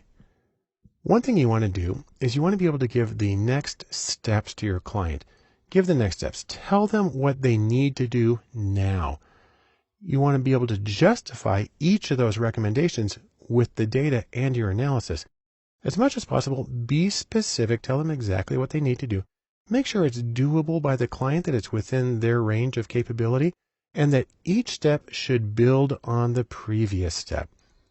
Now, that being said, there is one really fundamental sort of philosophical problem here, and that's the difference between correlation and causation. Basically, it goes this way. Your data gives you correlation. You know that this is associated with that. But your client doesn't simply want to know what's associated. They want to know what causes something. Because if they're going to do something, that's an intervention. It's designed to produce a particular result. So really, how do you get from the correlation, which is what you have in the data, to the causation, which is what your client wants? Well, there's a few ways to do that. One is experimental studies. These are randomized controlled trials. Now, that's theoretically the simplest path to causality, but it can be really tricky in the real world. There are quasi-experiments, and these are methods, a whole collection of methods, that use non-randomized data, usually observational data, adjusted in particular ways to get an estimate of causal inference. Or there's the theory and experience, and this is research-based theory and domain-specific experience. And this is where you actually get to rely on your client's information. They can help you interpret the information, especially if they have greater domain expertise than you do. Another thing to think about are the social factors that affect your data. Now, you remember the data science Venn diagram. We've looked at it lots of times. It's got these three elements. Some people have proposed adding a fourth circle to this Venn diagram, and we'll kind of put that in there and say that social understanding is also important, critical really, to valid data science. Now, I love that idea, and I do think that it's important to understand how things are going to play out. There's a few kinds of social understanding. You want to be aware of your client's mission. You want to make sure that your recommendations are consistent with your client's mission. Also, that your recommendations are consistent with your client's identity. Not just this is what we do, but this is really who we are. You need to be aware of the business context, sort of the competitive environment and the regulatory environment that they're working in, as well as the social context. And that can be outside of the organization, but even more often within the organization. Your recommendations will affect relationships within the client's organization. And you're going to try to be aware of those as much as you can to make it so that your recommendations can be realized the way they need to be. So in sum, data science is goal-focused. And when you're focusing on that goal for your client, you need to give specific next steps that are based on your analysis and justifiable from the data. And in doing so, be aware of the social, political, and economic context that gives you the best opportunity of getting something really useful out of your analysis. When you're working in data science and trying to communicate your results, presentation graphics can be an enormously helpful tool. Think of it this way. You are trying to paint a picture for the benefit of your client. Now, when you're working with graphics, there can be a couple of different goals. It depends on what kind of graphics you're working with. There's the general category of exploratory graphics. These are ones that you are using as the analyst. And for exploratory graphics, you need speed and responsiveness. And so you get very simple graphics. This is a base histogram in R, and they can get a little more sophisticated. And this is done in ggplot, and then you can break it down in a couple of histograms, or you can make it a different way, or make them see-through, or split them apart into small multiples. But in each case, this is done for the benefit of you as the analyst understanding the data. These are quick, they're effective. Now, they're not very well labeled, and they're usually for your insight, and then you do other things as a result of that. On the other hand, presentation graphics, which are for the benefit of your client, those need clarity and they need a narrative flow. Now, let me talk about each of those characteristics very briefly. Clarity versus distraction. There are things that can go wrong in graphics. Number one is colors. Colors can actually be a problem. Also, three-dimensional or false third dimensions are nearly always a distraction. One that gets a little touchy for some people is interaction. We think of interactive graphics as really cool, great things to have, but you run the risk of people getting distracted by the interaction and start playing around with it, going like, ooh, I press here, it does that. And that distracts from the message. So actually, it may be important to not have interaction. And then the same thing is true of animation. Flat static graphics can often be more informative because they have fewer distractions in them.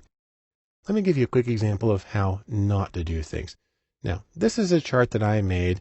I made it in Excel, and I did it based on some of the mistakes I've seen in graphics submitted to me when I teach. And I guarantee you everything in here I have seen in real life, just not necessarily combined all at once. Let's zoom in on this a little bit so we can see the full badness of this graphic. And let's see what's going on here. We've got a scale here that starts at 8, goes to 28%, and it's tiny, doesn't even cover the range of the data. We've got this bizarre picture on the wall. We have no axis lines on the walls. We come down here, the labels for educational levels are in alphabetical order instead of the more logical higher levels of education. Then we've got the data represented as cones, which are difficult to read and compare, and it's only made worse by the colors and the textures. You know, if you want to take an extreme, this one for grad degrees doesn't even make it to the floor value of 8%, and this one for high school grad is cut off at the top at 28%. And this, by the way, is a picture of a sheep, and people do this kind of stuff, and it drives me crazy. If you want to see a better chart with the exact same data, this is it right here. It's a straight bar chart. It's flat. It's as simple. It's as clean as possible. And this is better in many ways. Most effective here is that it communicates clearly. There's no distractions. It's a logical flow. This is going to get the point across so much faster. And I can give you another example of it. Here's a chart I showed previously about salaries for incomes. I have a list here. I've got data scientists in it. If I want to draw attention to it, I have the option of like putting a circle around it. And I can put a number next to it to explain it. That's one way to make it easy to see what's going on. But you don't even have to get fancy. You know, I just got out a pen and a Post-it note and I drew a bar chart of some real data about life expectancy. This tells the story as well that there is something terribly amiss in Sierra Leone. But now let's talk about creating narrative flow in your presentation graphics. To do this, I'm going to pull some charts from my most cited academic paper, which is called A Third Voice, a Review of Empirical Research on the Psychological Outcomes of Restorative Justice. Think of that as mediation for juvenile crimes, mostly juvenile. And this paper is interesting because really it's about 14 bar charts with just enough text to hold them together. And you can see there's a flow. The charts are very simple. This is judgments about whether the criminal justice system was fair. The 2 bars on the left are victims. The 2 bars on the right are offenders. And for each group, on the left are people who participated in restorative justice or victim-offender mediation or mediation for crimes. And for each set on the right are people who went through standard criminal procedures. It says court, but it usually means plea bargaining. Anyhow, it's really easy to see that in both cases, restorative justice bar is higher. People were more likely to say it was fair. They also felt that they had an opportunity to tell their story. That's one reason they might think it's fair. They also felt the offender was held accountable more often. In fact, if you go to court on the offenders, that line's below 50%, and that's the offenders themselves making the judgment. Then you can go to forgiveness and apologies. And again, this is actually a simple thing to code. And you can see there's an enormous difference. And in fact, one of the reasons there's such a big difference is because in standard court proceedings, the offender very rarely meets the victim. Now, it also turns out that I need to qualify this a little bit because a bunch of the studies included drunk driving with no injuries or accidents. When we take them out, we see a huge change. And then we can go to whether a person's satisfied with the outcome. Again, we see an advantage for restorative justice. Whether the victim is still upset about the crime, now the bars are a little different. And whether they're afraid of re-victimization, that's over a 2-to-1 difference. And then finally, recidivism for offenders or reoffending. And you see a big difference there. And so what I have here is a bunch of charts that are very, very simple to read. And they kind of flow in how they're giving the overall impression and then detailing it a little bit more. There's nothing fancy here. There's nothing interactive. There's nothing animated. There's nothing kind of flowing in 17 different directions. It's easy. but it follows a story and it tells a narrative about the data, and that should be your major goal with presentation graphics. In sum, presenting, or the graphics that you use for presenting, are not the same as the graphics you use for exploring. They have different needs and different goals. But no matter what you're doing, be clear in your graphics and be focused in what you're trying to tell. And above all, create a strong narrative that gives a different level of perspective and answers questions as you go to anticipate a client's question and to give them the most reliable, solid information and the greatest confidence in your analysis. The final element of data science and communicating that I wanted to talk about is reproducible research. And you can think of it as this idea. You want to be able to play that song again. And the reason for that is data science projects are rarely one and done. Rather, they tend to be incremental, they tend to be cumulative, and they tend to adapt to the circumstances that they're working in. So one of the important things here, probably if you want to summarize it very briefly, is this. Show your work. There's a few reasons for this. You may have to revise your research at a later date, your own analyses. You may be doing another project and you want to borrow something from previous studies.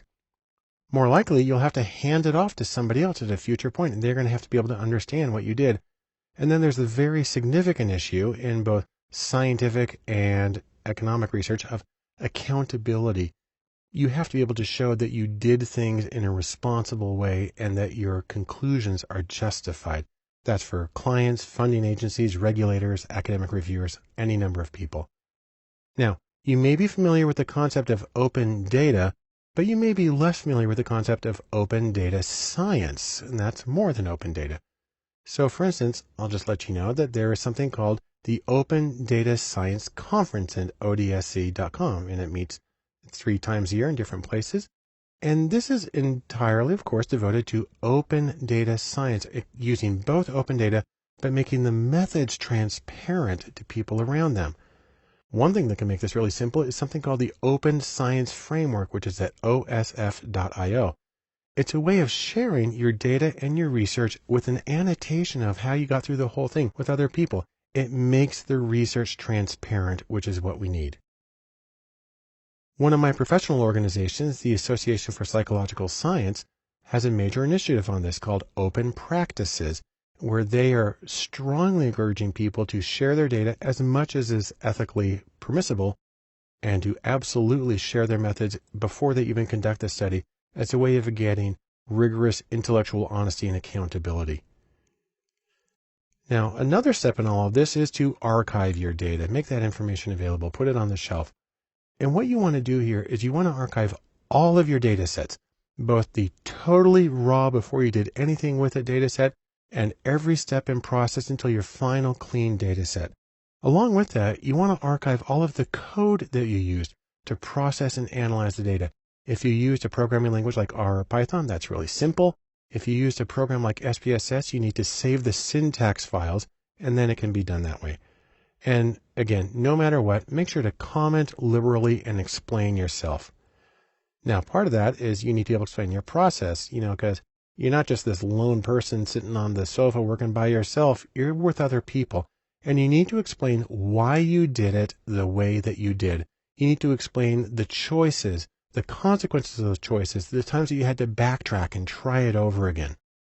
This also works into the principle of future-proofing your work. You want to do a few things here. Number one, the data. You want to store the data in non-proprietary formats like a CSV or comma-separated values file, because anything could read CSV files. If you stored it in the proprietary SPSS.save format, you might be in a lot of trouble when somebody tries to use it later and they can't open it. Also, there's storage. You want to place all of your files in a secure, accessible location, like GitHub. It's probably one of the best choices. And then the code, you may want to use something like a dependency management package, like PackRat for R or Virtual Environment for Python, as a way of making sure that the packages that you use, that there are always versions that work, because sometimes things get updated and it gets broken. This is a way of making sure that the system that you have will always work. Overall, you can think of this too. You want to explain yourself, and a neat way to do that is to put your narrative in a notebook. Now, you can have a physical lab book, But you can also do digital books. A really common one, especially if you're using Python, is Jupyter with a Y there in the middle. The Jupyter notebooks are interactive notebooks. So here's a screenshot of a very simple one I made in Python. And you have titles, you have text, you have the graphics. If you're working in R, you can do this through something called R Markdown, which works in the same way. You do it in RStudio, use Markdown, and you can annotate the whole thing. Get more information about that at rmarkdown.rstudio.com. And so, for instance, here's an R analysis I did, and you see the code on the left, and you see the Markdown version on the right. What's neat about this is that this little bit of code here, this title and this text and this little bit of R code, then is displayed as this formatted heading, as this formatted text, and this turns into the entire R output right there. It's a great way to do things. And then if you do R Markdown, you actually have the option of uploading the document into something called RPubs. And that's an online document that can be made accessible to anybody. Here's the same document. And if you want to go see it, you can go to this address. It's kind of long, so I'm going to let you write that one down yourself. But in sum, here's what we have. You want to do your work and archive the information in a way that supports collaboration. Explain your choices, say what you did, show how you did it. This allows you to future-proof your work so that it will work in other situations and for other people. And as much as possible, no matter how you do it, make sure to share your narrative so people understand your process and they can see that your conclusions are justifiable, strong, and reliable. Now, something that I've mentioned several times when talking about data science, and I'll do it again in this conclusion, is that it's important to give people next steps. So I'm going to do that for you right now. If you're wondering what to do after having watched this very general overview course, I can give you a few ideas. Number one, maybe you want to start trying to do some coding in R or Python. We have courses for those. You might want to try doing some data visualization, one of the most important things that you can do. You may want to brush up on statistics and maybe some math that goes along with it. And you may want to try your hand at machine learning. All of these will get you up and rolling in the practice of data science. You can also try looking at data sourcing, find the information that you're going to do. But no matter what happens, try to keep it in context. So for instance, data science can be applied to marketing and sports and health and education and the arts and really a huge number of other things. And we will have courses here at datalab.cc that talk about all of those. You may also want to start getting involved in the community of data science. One of the best conferences that you can go to is O'Reilly Strata, which meets several times a year around the globe. There's also Predictive Analytics World, again, several times a year around the world. Then there's much smaller conferences. I love Tapestry, or tapestryconference.com, which is about storytelling in data science. And Extract, a one-day conference about data stories that's put on by Import.io, one of the great data sourcing applications that's available for scraping web data. If you want to start working with actual data, a great choice is to go to Kaggle.com. And they sponsor data science competitions, which actually have cash rewards, but there's also wonderful data sets you can work with there to find out how they work and compare your results to those of other people. And once you're feeling comfortable with that, you may actually try turning around and doing some service. DataKind.org is the premier organization for data science as humanitarian service. They do major projects around the world. I love their examples. There are other things you can do. There's an annual event called Do Good Data.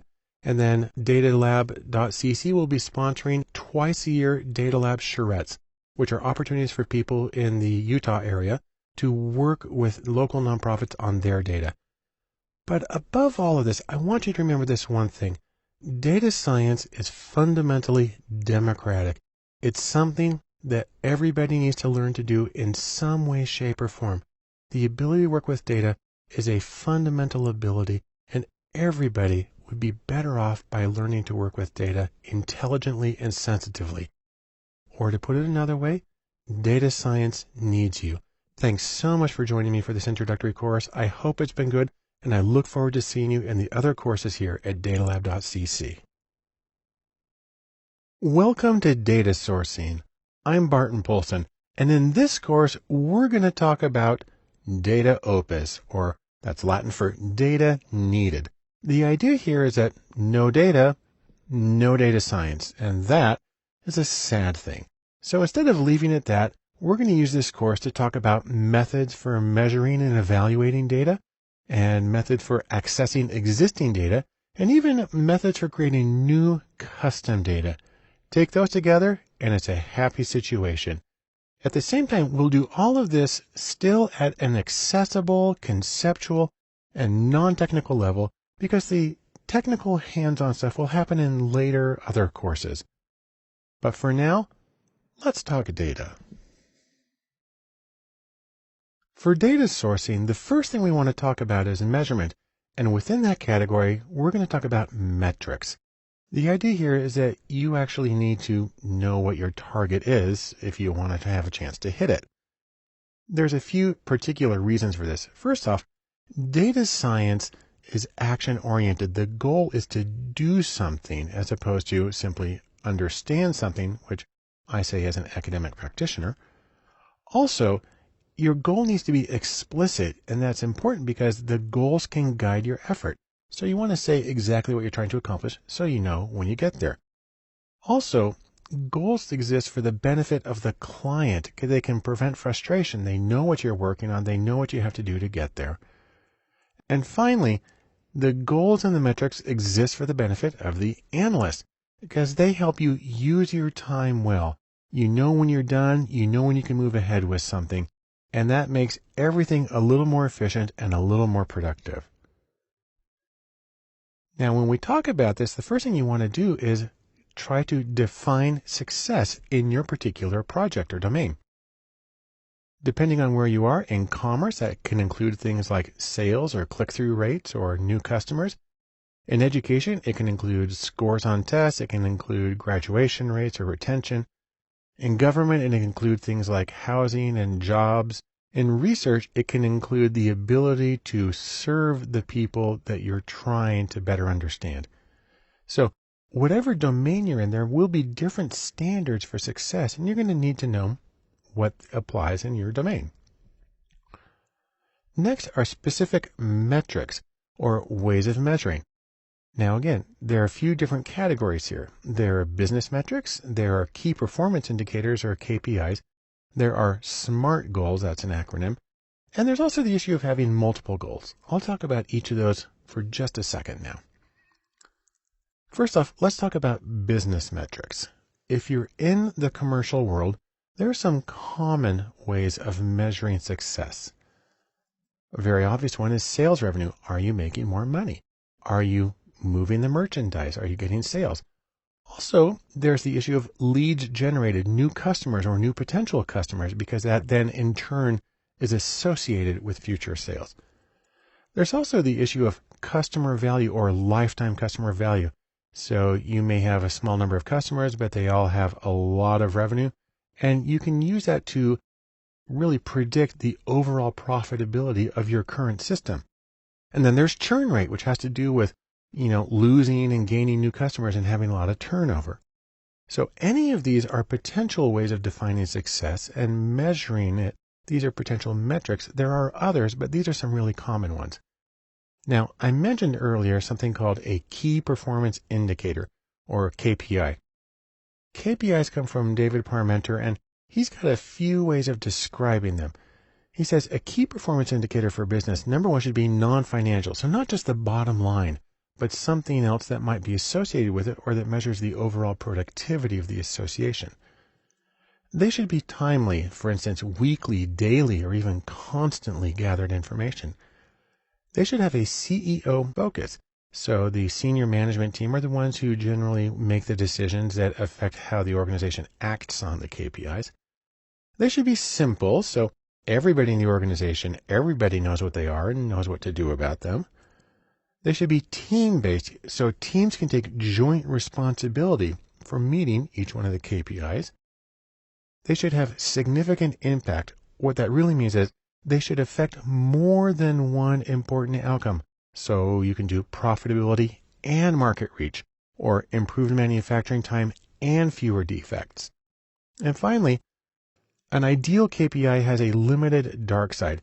That means there's fewer possibilities for reinforcing the wrong behaviors and rewarding people for sort of exploiting the system. Next, there are SMART goals, where SMART stands for specific, measurable, assignable to a particular person, realistic, meaning you can actually do it with the resources you have at hand, and time-bound, so you know when it can get done. So whenever you form a goal, you should try to assess it on each of these criteria, and that's a way of saying that this is a good goal to be used as a metric for the success of our organization. Now, the trick, however, is when you have multiple goals, multiple possible endpoints. And the reason that's difficult is because, well, it's easy to focus on one goal if you're just trying to maximize revenue, or if you're just trying to maximize, graduation rate. There's a lot of things you can do. It becomes more difficult when you have to focus on many things simultaneously, especially because some of these goals may conflict. The things that you do to maximize one may impair the other. And so when that happens, you actually need to start engaging in a deliberate process of optimization. You need to optimize. And there are ways that you can do this. If you have enough data, you can do mathematical optimization to find the ideal balance of efforts to pursue one goal and the other goal at the same time. Now, this is a very general summary, and let me finish with this. In sum, metrics or methods for measuring can help awareness of how well your organization is functioning and how well you're reaching your goals. There are many different methods available for defining success and measuring progress towards those things. The trick, however, comes when you have to balance efforts to reach multiple goals simultaneously, which can bring in the need for things like optimization. When talking about data sourcing and measurement, one very important issue has to do with the accuracy of your measurements. The idea here is that you don't want to have to throw away all your ideas. You don't want to waste effort. One way of doing this in a very quantitative fashion is to make a classification table. So what that looks like is this. You talk about, for instance, positive results, negative results, and in fact, let's start by looking at the top here. The middle two columns here talk about whether an event is present, whether your house is on fire, whether a sale occurs, whether you've got a tax evader, whatever. So that's whether a particular thing is actually happening or not. On the left here is whether the test or the indicator suggests that a thing is or is not happening. And then you have these combinations of true positives, where the test says it's happening and it really is, and false positive, where the test says it's happening but it's not. And then below that, true negatives, where the test says it isn't happening and that's correct. And then false negatives, where the test says there's nothing going on but there is in fact the event occurring. And then you start to get the column totals, the total number of events present or absent, and the row totals that talk about the test results. Now, from this table, what you get is 4 kinds of accuracy, or really 4 different ways of quantifying accuracy using different standards. And they go by these names: sensitivity, specificity, positive predictive value, and negative predictive value. I'll show you very briefly how each of them works. Sensitivity can be expressed this way. If there's a fire, does the alarm ring? You want that to happen. And so that's a matter of looking at the true positives and dividing that by the total number of alarms. So the test positive means there's an alarm, and the event present means there's a fire. You want always to have an alarm when there's a fire. Specificity, on the other hand, is sort of the flip side of this. If there isn't a fire, does the alarm stay quiet?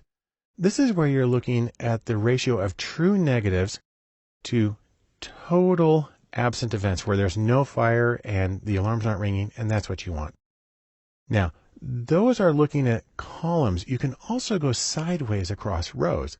So the first one there is positive predictive value, often just abbreviated as PPV.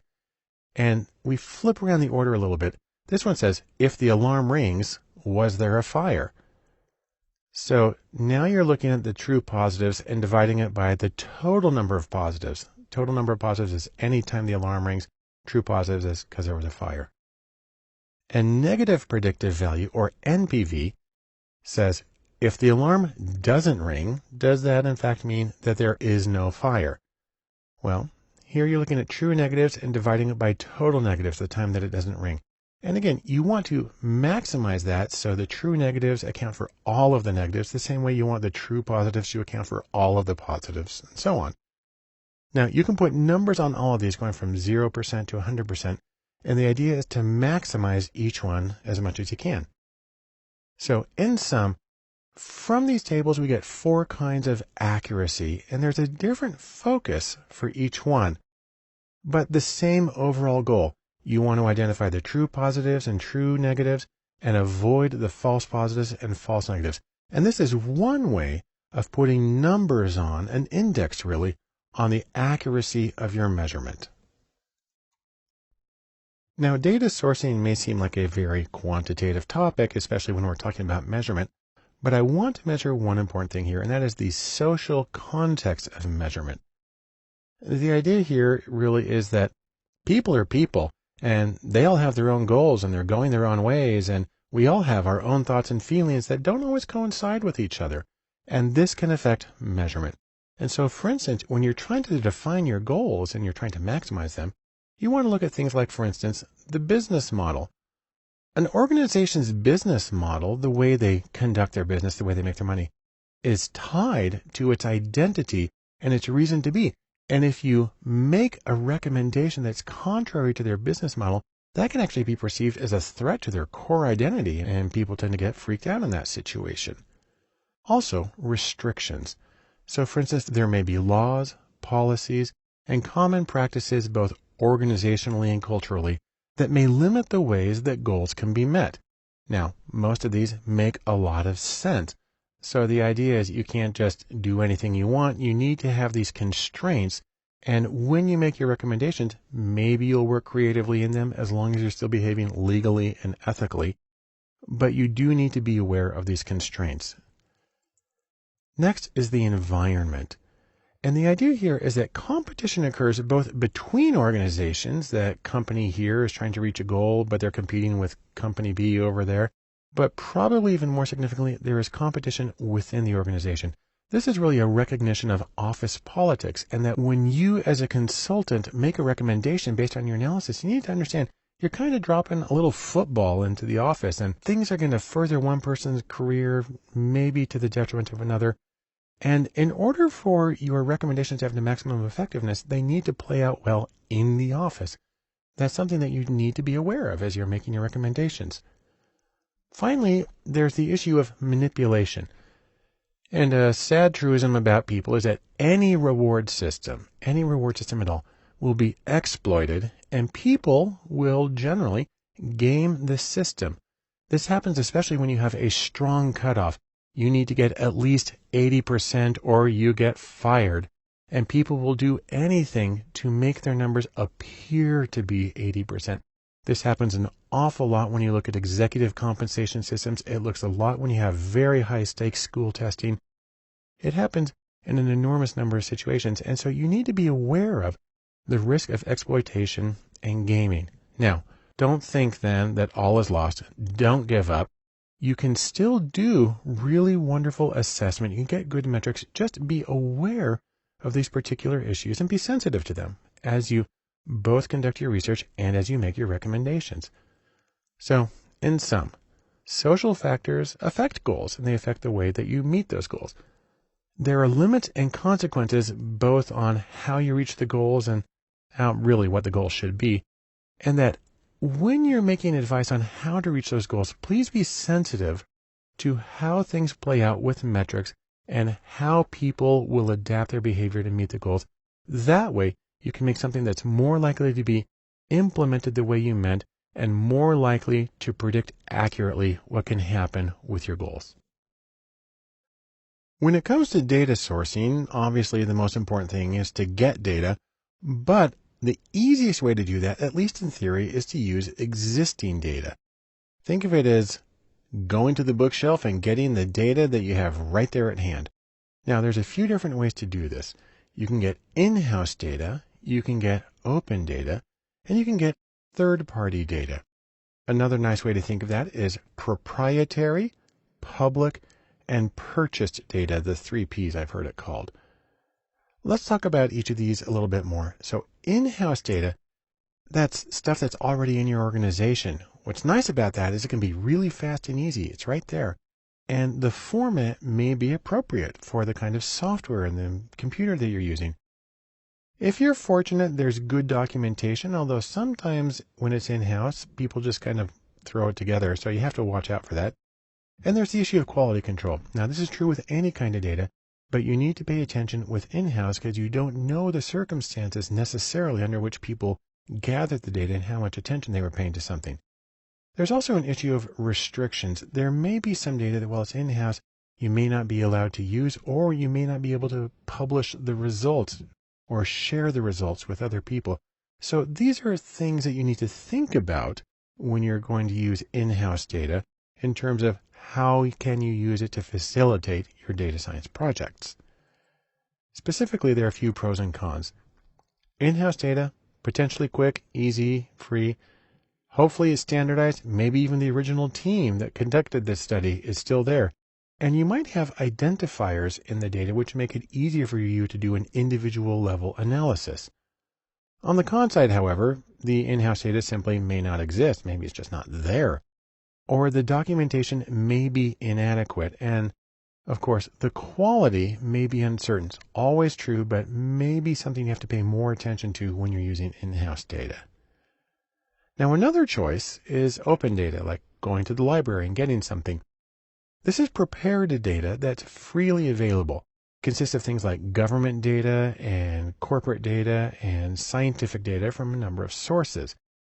Let me show you some of my favorite open data sources just so you know where they are and that they exist. Probably the best one is data.gov here in the US. That is it says right here, the home of the US government's open data. Or you may have a state level one. For instance, I'm in Utah and we have data.utah.gov, also a great source of more regional information. If you're in Europe, you have open-data.europa.eu, the European Union Open Data Portal. And then there are major nonprofit organizations. So the UN has unicef.org/statistics for their statistical and monitoring data. The World Health Organization has the Global Health Observatory at who.int/GHO. And then there are private organizations that work in the public interest, such as the Pew Research Center, which shares a lot of its data sets, and the New York Times, which makes it possible to use APIs to access a huge amount of the data of things they've published over a huge time span. And then two of the mother loads, there's Google, which at google.com has public data, which is a wonderful thing. And then Amazon at aws.amazon.com datasets has gargantuan datasets. So if you needed a dataset that was like 5 terabytes in size, this is the place that you would go to get it. Now, there's some pros and cons to using this kind of open data. First is that you can get very valuable datasets that maybe cost millions of dollars to gather and to process. And you can get a very wide range of topics and times and groups of people and so on. And often, the data is very well formatted and well documented. There are, however, a few cons. Sometimes there's biased samples. Say, for instance, you only get people who have internet access, and that can mean, not everybody. Sometimes the meaning of the data is not clear, or it may not mean exactly what you want it to. A potential problem is that sometimes you may need to share your analyses. And if you're doing proprietary research, well, it's going to have to be open research instead. And so that can create a crimp with some of your clients. And then finally, there are issues with privacy and confidentiality. And in public data, that usually means that the identifiers are not there, and you're going to have to work at a larger aggregate level of measurement. Another option is to use data from a third party. These go by the name Data as a Service, or DAS. You can also call them data brokers. And the thing about data brokers is they can give you an enormous amount of data on many different topics. Plus, they can save you some time and effort by actually doing some of the processing for you. And that can include things like consumer behaviors and preferences. They can get contact information. They can do marketing, identity, and finances. There's a lot of things. There's a number of data brokers around. Here's a few of them. Axiom is probably the biggest one in terms of marketing data. There's also Nielsen, which provides data primarily for media consumption. And there's another organization, DataSift. That's a smaller, newer one. And there's a pretty wide range of choices, but these are some of the big ones. Now, the thing about using data brokers, there's some pros and there's some cons. The pros are, first, that it can save you a lot of time and effort. It can also give you individual level data, which can be hard to get from open data. Open data is usually at the community level. They can give you information about specific consumers. They can even give you summaries and inferences about things like credit scores and marital status, possibly even whether a person gambles or smokes. Now, the con is this. Number one, it can be really expensive. I mean, this is a huge service. It provides a lot of benefit and is priced accordingly. Also, you still need to validate it. You still need to double check that it means what you think it means and that it works in with what you want. And probably a real sticking point here is the use of third-party data is distasteful to many people. And so you have to be aware of that as you're making your choices. So, in sum, as far as data sourcing existing data goes, obviously data science needs data. And there's the 3 P's of data sources: proprietary and public and purchased. But no matter what source you use, you need to pay attention to quality and to the meaning and the usability of the data to help you along in your own projects. When it comes to data sourcing, a really good way of getting data is to use what are called APIs. Now, I like to think of these as the digital version of Prufrock's Mermaids, if you're familiar with the love song of J. Alfred Prufrock by T.S. Eliot. He says, "I have heard the mermaids singing each to each." That's T.S. Eliot. And I like to adapt that to say, APIs have heard apps singing each to each, and that's by me. Now, more specifically, when we talk about an API, what we're talking about is something called an application programming interface. And this is something that allows programs to talk to each other. Its most important use in terms of data science is it allows you to get web data. It allows your program to directly go to the web on its own, grab the data, bring it back in, almost as though it were local data. And that's a really wonderful thing. Now, the most common version of APIs for data science are called REST APIs. That stands for Representational State Transfer. That's the software architectural style of the World Wide Web.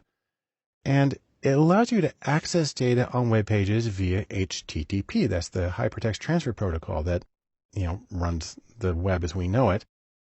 And when you download the data, you usually get it in JSON format. That stands for JavaScript Object Notation. The nice thing about that is that's human readable, but it's even better for machines. Then you can take that information and you can send it directly to other programs. And the nice thing about REST APIs is that they're what's called language agnostic, meaning any programming language can call a REST API, can get data from the web, and can do whatever it needs to with it. Now, there are a few kinds of APIs that are really common. The first is what are called social APIs. These are ways of interfacing with social networks. So, for instance, the most common is Facebook. There's also Twitter. Google Talk has been a big one, and Foursquare as well, and then SoundCloud. These are on lists of the most popular ones. And then there are also what are called visual APIs, which are for getting visual data. So, for instance, Google Maps is the most common. But YouTube, something that accesses YouTube on a particular website, or AccuWeather, which is for getting weather information, Pinterest for photos, and Flickr for photos as well. So these are some really common APIs, and you can program your computer to pull in data from any of these services and sites and integrate it into your own website or here into your own data analysis. Now, there's a few different ways you can do this. You can program it in R, the statistical programming language. You can do it in Python. Also, you can even do it in the very basic Bash command line interface. And there's a ton of other applications. Basically, anything can access an API one way or another. Now, I'd like to show you how this works in R. So I'm going to open up a script in RStudio, and then I'm going to use it to get some very basic information from a web page. Let me go to RStudio and show you how this works. I've opened up a script in RStudio that allows me to do some data sourcing here. Now, I'm just going to use a package called JSON Lite. I'm going to load that one up. And then I'm going to go to a couple of websites. I'm going to be getting historical data from Formula One car races, and I'm going to be getting it from airgas.com. Now, if we go to this page right here, I can just go straight to my browser right now.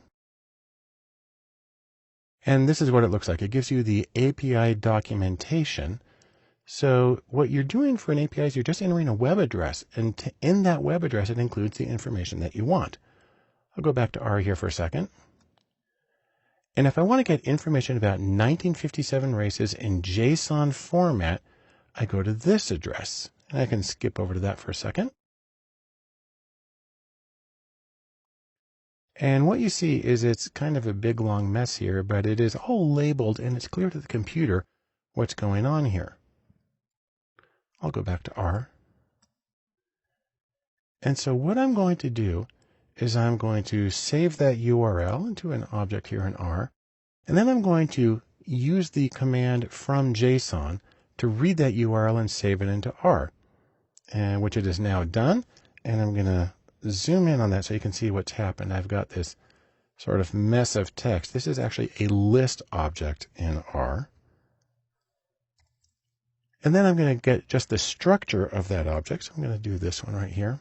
And you can see that it's a list, and it gives you the names of all the variables within each one of the lists.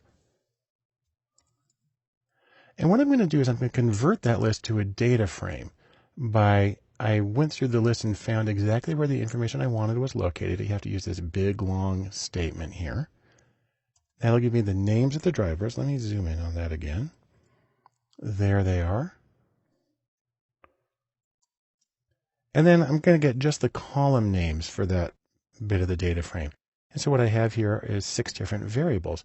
And then what I'm going to do is I'm going to pick just the first 5 cases, and I'm going to select some variables and put them in a different order. And when I do that, this is what I get. I'll zoom in on that again. And the first 5 people listed in this data set that I pulled in from 1957 are Juan Fangio, makes sense, one of the greatest drivers ever, and other people who competed in that year. And so what I've done is by using this API call in R, it's a very simple thing to do, I was able to pull data off that web page in a structured format and do a very simple analysis with it. And let's sum up what we've learned from all of this. First off, APIs make it really easy to work with web data. They structure it, they call it for you, and then they feed it straight into the programs for you to analyze. And they're one of the best ways of getting data and getting started in data science. When you're looking for data, another great way of getting data is through scraping. And what that means is pulling information from web pages. I like to think of it as when data is hiding in the open. It's there, you can see it, but there's not an easy, immediate way to get that data. Now, when you're dealing with scraping, you can get data in several different formats. You can get HTML text from web pages. You can get HTML tables, the rows and columns that appear on web pages.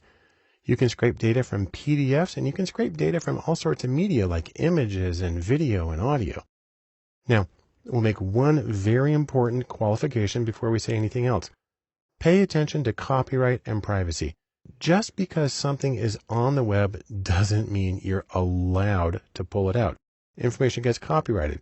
And so when I use examples here, I make sure that this is stuff that's publicly available, and you should do the same when you're doing your own analyses. Now, if you want to scrape data, there's a couple of ways to do it. Number one is to use apps that are developed for this. So for instance, import.io is one of my favorites. It's both a web page, that's its address, and it's a downloadable app. There's also Scraper Wiki. There's an application called Tabula, and you can even do scraping in Google Sheets, which I'll demonstrate in a second, and Excel. Or if you don't want to use an app, or if you want to do something that apps don't really let you do, you can code your scraper. You can do it directly in R, or Python, or Bash, or even Java or PHP. Now, what you're going to do is you're going to be looking for information on the web page.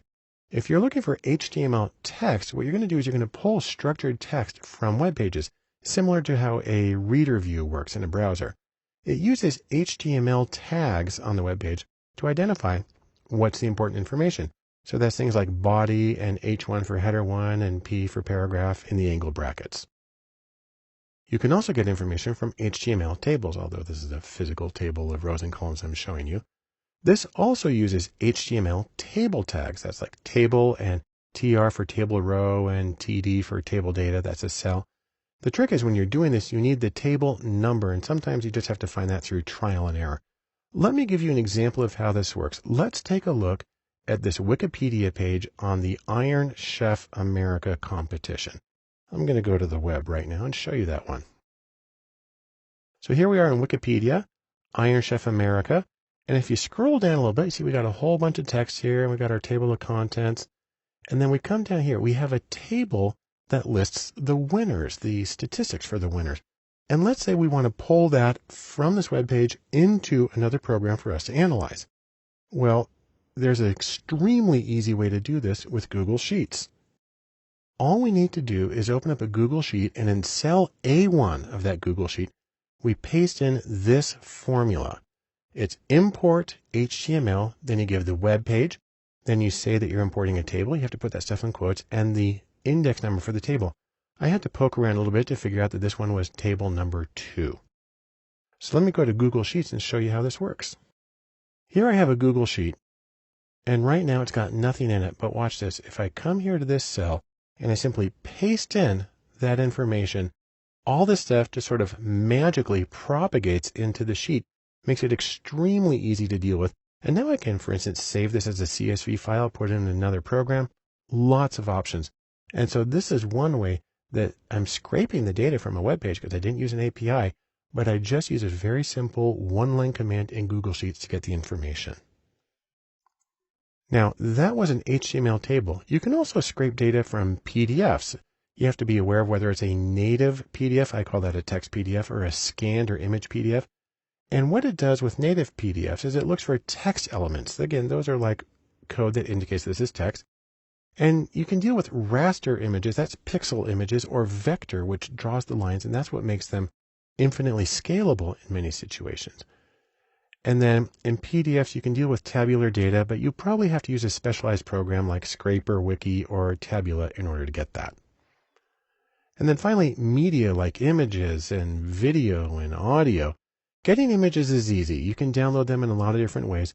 And then if you want to read data from them, say for instance you have a heat map of a country, you can go through it, but you'll probably have to write a program that loops through the image pixel by pixel to read the data and then encode it numerically into your statistical program.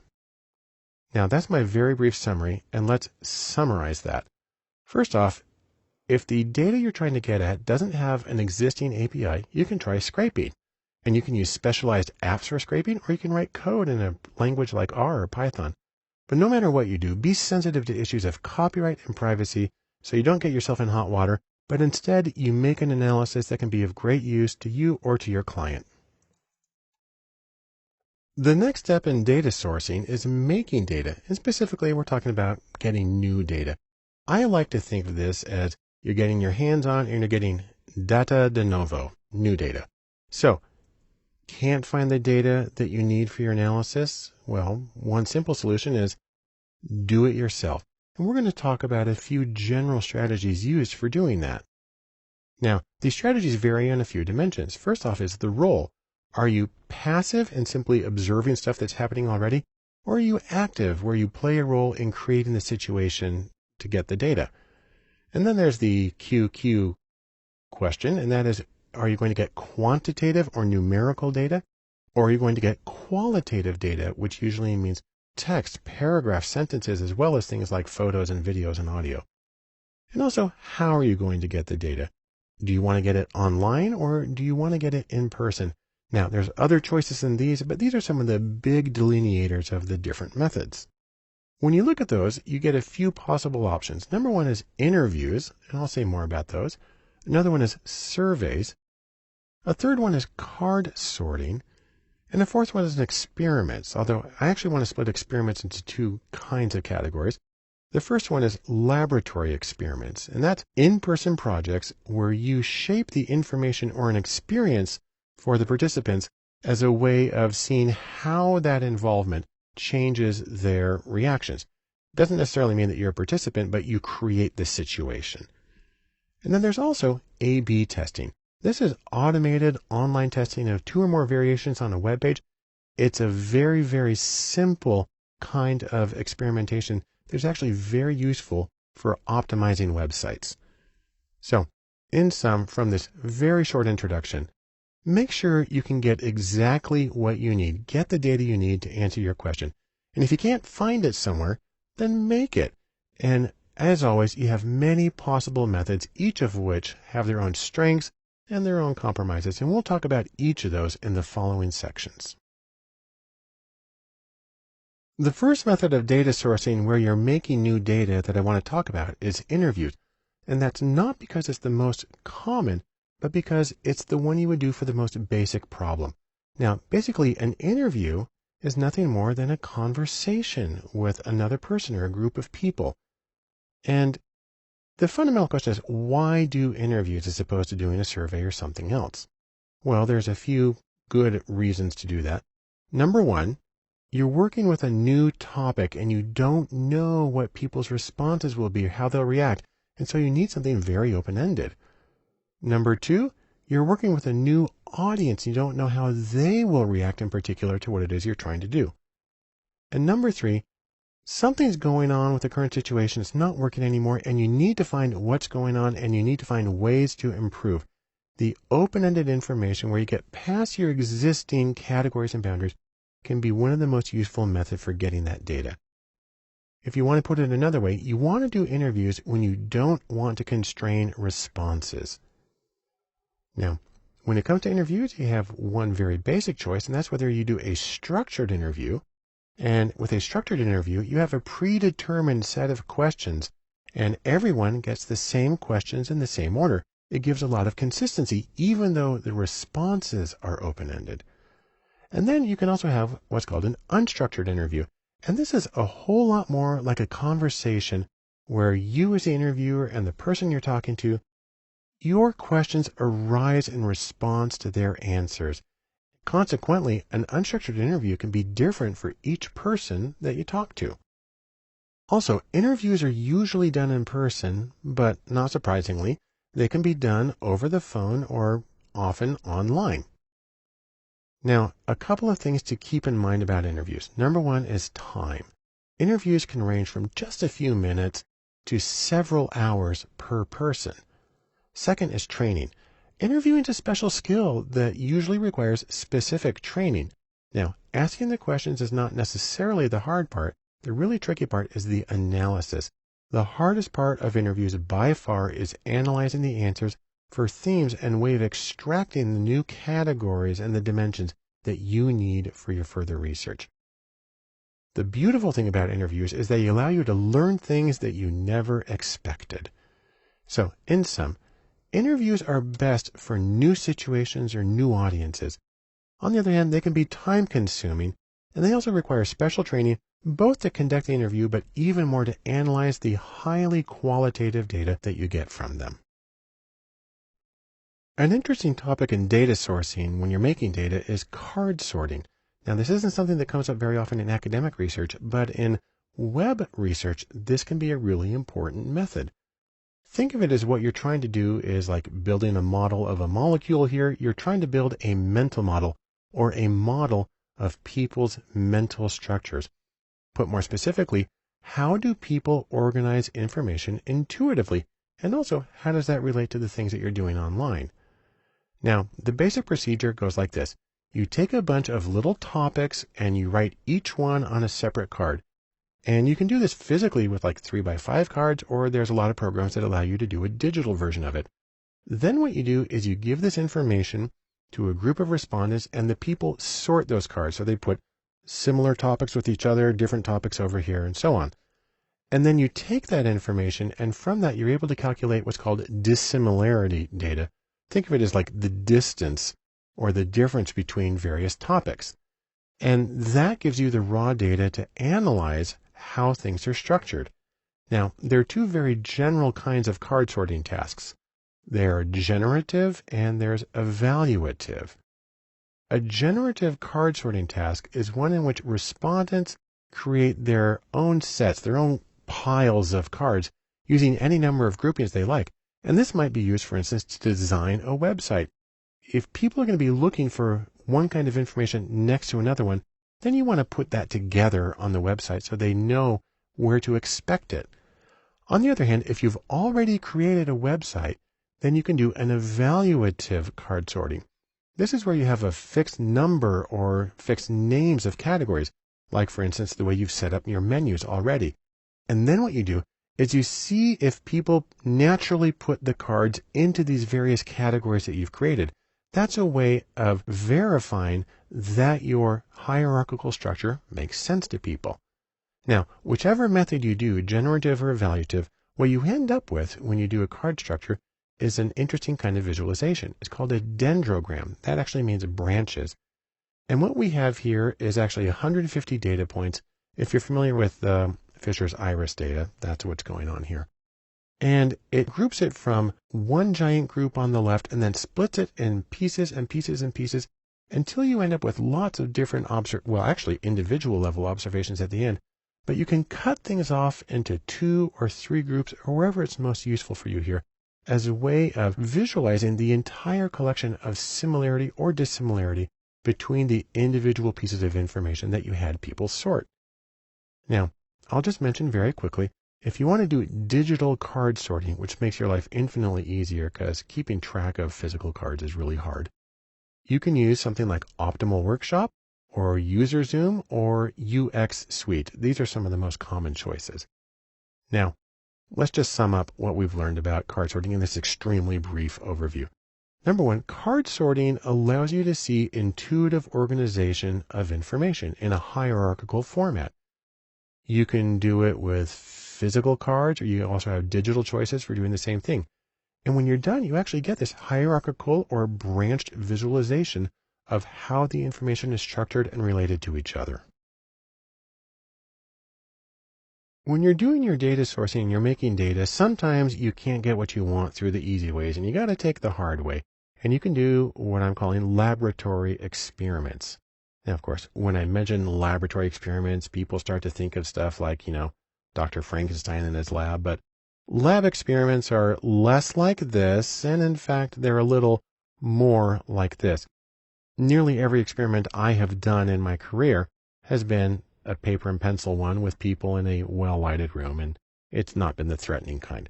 Now, the reason you do a lab experiment is because you want to determine cause and effect. And this is the single most theoretically viable way of getting that information. Now, what makes an experiment is the fact that researchers play active roles in experiments with manipulations. Now, people get a little freaked out when they hear manipulations, things that you're coercing people and messing with their mind. All that means is you are manipulating the situation. You're causing something to be different for one group of people or one situation than another. It's a benign thing, but it allows you to see how people react to those different variations. Now, you're going to want to do an experiment. You're going to want to have focused research. It's usually done to test one thing or one variation at a time. And it's usually hypothesis driven. Usually you don't do an experiment until you've done enough background research to say, I expect people to react this way to this situation and this way to the other. A key component of all of this is that experiments almost always have random assignments. So regardless of how you got your sample, when they're in your study, you randomly assign them to one condition or another. And what that does is it balances out the pre-existing differences between groups. And that's a great way of taking care of confounds and artifacts, the things that are unintentionally associated with differences between groups that provide alternate explanations for your data. If you've done good random assignment and you have a large enough people, then those confounds and artifacts are basically minimized. Now, some places where you're likely to see laboratory experiments in this version are, for instance, eye tracking and web design. That's where you have to bring people in front of a computer and you stick a thing there that sees where they're looking. That's how we know, for instance, that people don't really look at ads on the side of web pages. Another very commonplace is research in medicine and education, and in my field, psychology. And in all of these, what you find is that experimental research is considered the gold standard for reliable, valid information about cause and effect. On the other hand, while it's a wonderful thing to have, it does come at a cost. Here's how that works.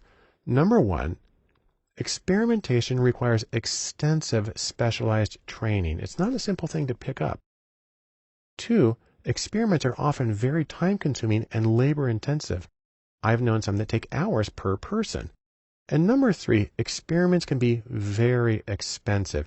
So what that all means is you want to make sure that you've done enough background research, and you need to have a situation where it's sufficiently important to get really reliable cause and effect information to justify these costs for experimentation.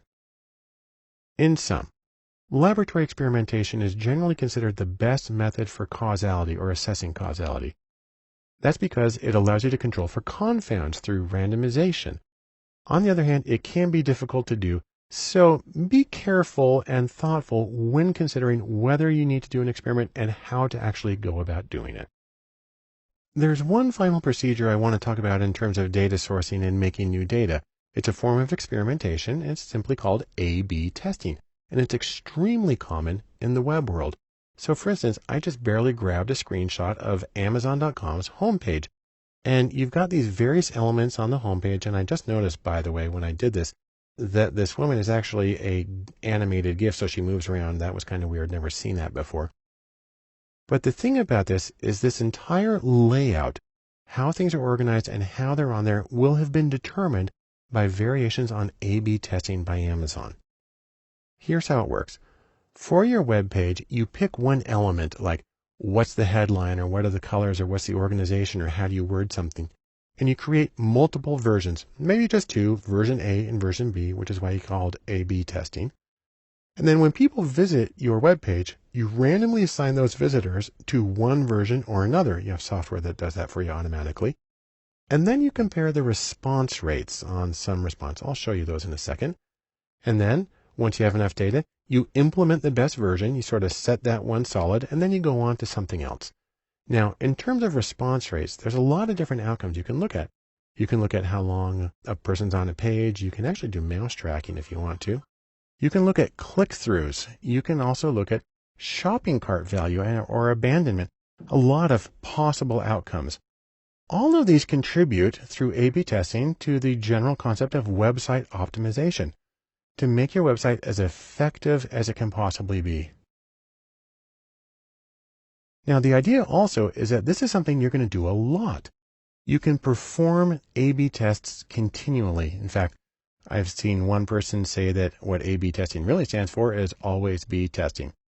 Kind of cute, but it does give you the idea that improvement is a constant process. Now, if you want some software to do A/B testing, two of the most common choices are Optimizely and VWO, which stands for Visual Web Optimizer. Now, many others are available, but these are especially common. And when you get the data, you're going to use statistical hypothesis testing to compare the differences, or really, the software does it for you automatically, but you may want to adjust the parameters because most software packages cut off testing a little too soon and the information is not quite as reliable as it should be. But in sum, here's what we can say about A/B testing. It's a version of website experimentation. It's done online, which makes it really easy to get a lot of data very quickly. It allows you to optimize the design of your website for whatever outcome is important to you. And it can be done as a series of continual assessments, testing, and development to make sure that you're accomplishing what you want to as effectively as possible for as many people as possible. The next logical step in data sourcing and making data is surveys. Now, think of this. If you want to know something, just ask. That's the easy way.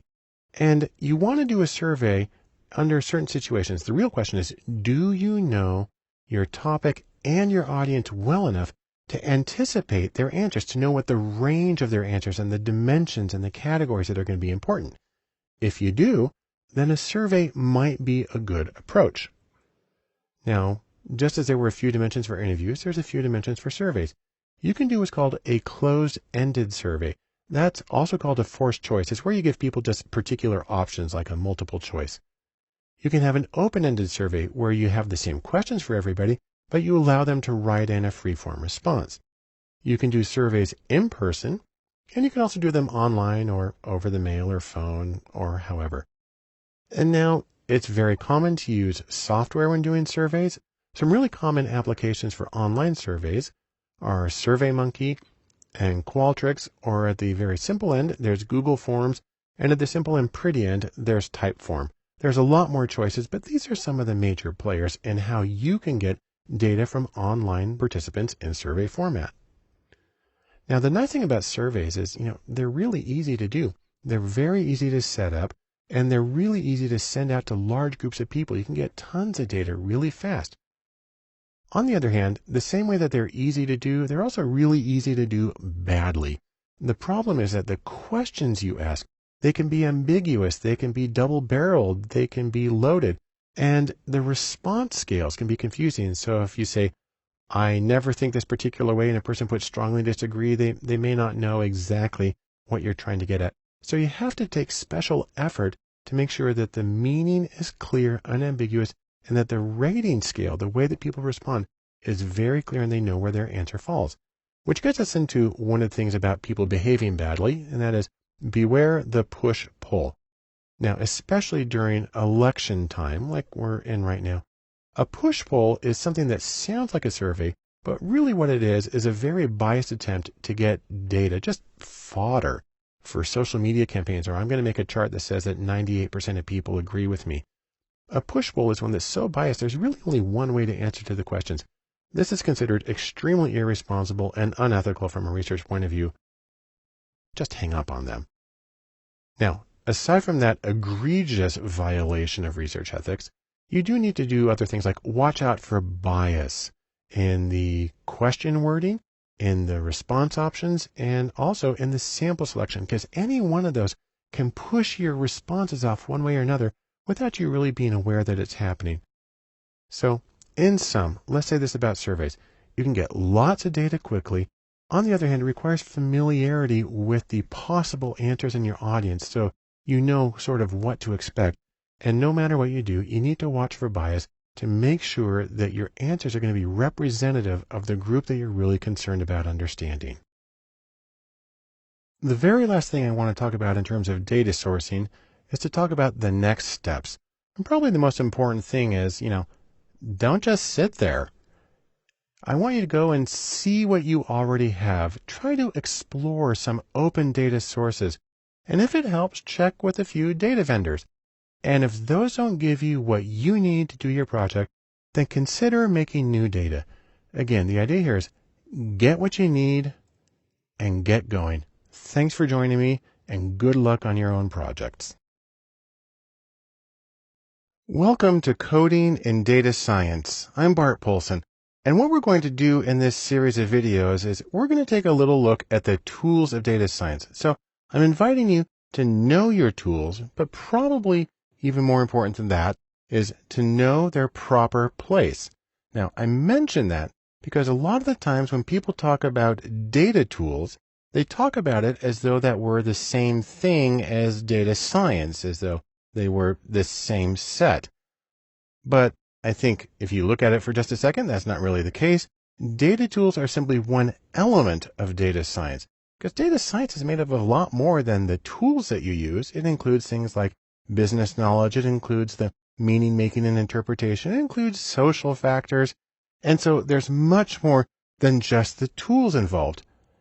That being said, you will need at least a few tools. And so we're going to talk about some of the things that you can use in data science if it works well for you.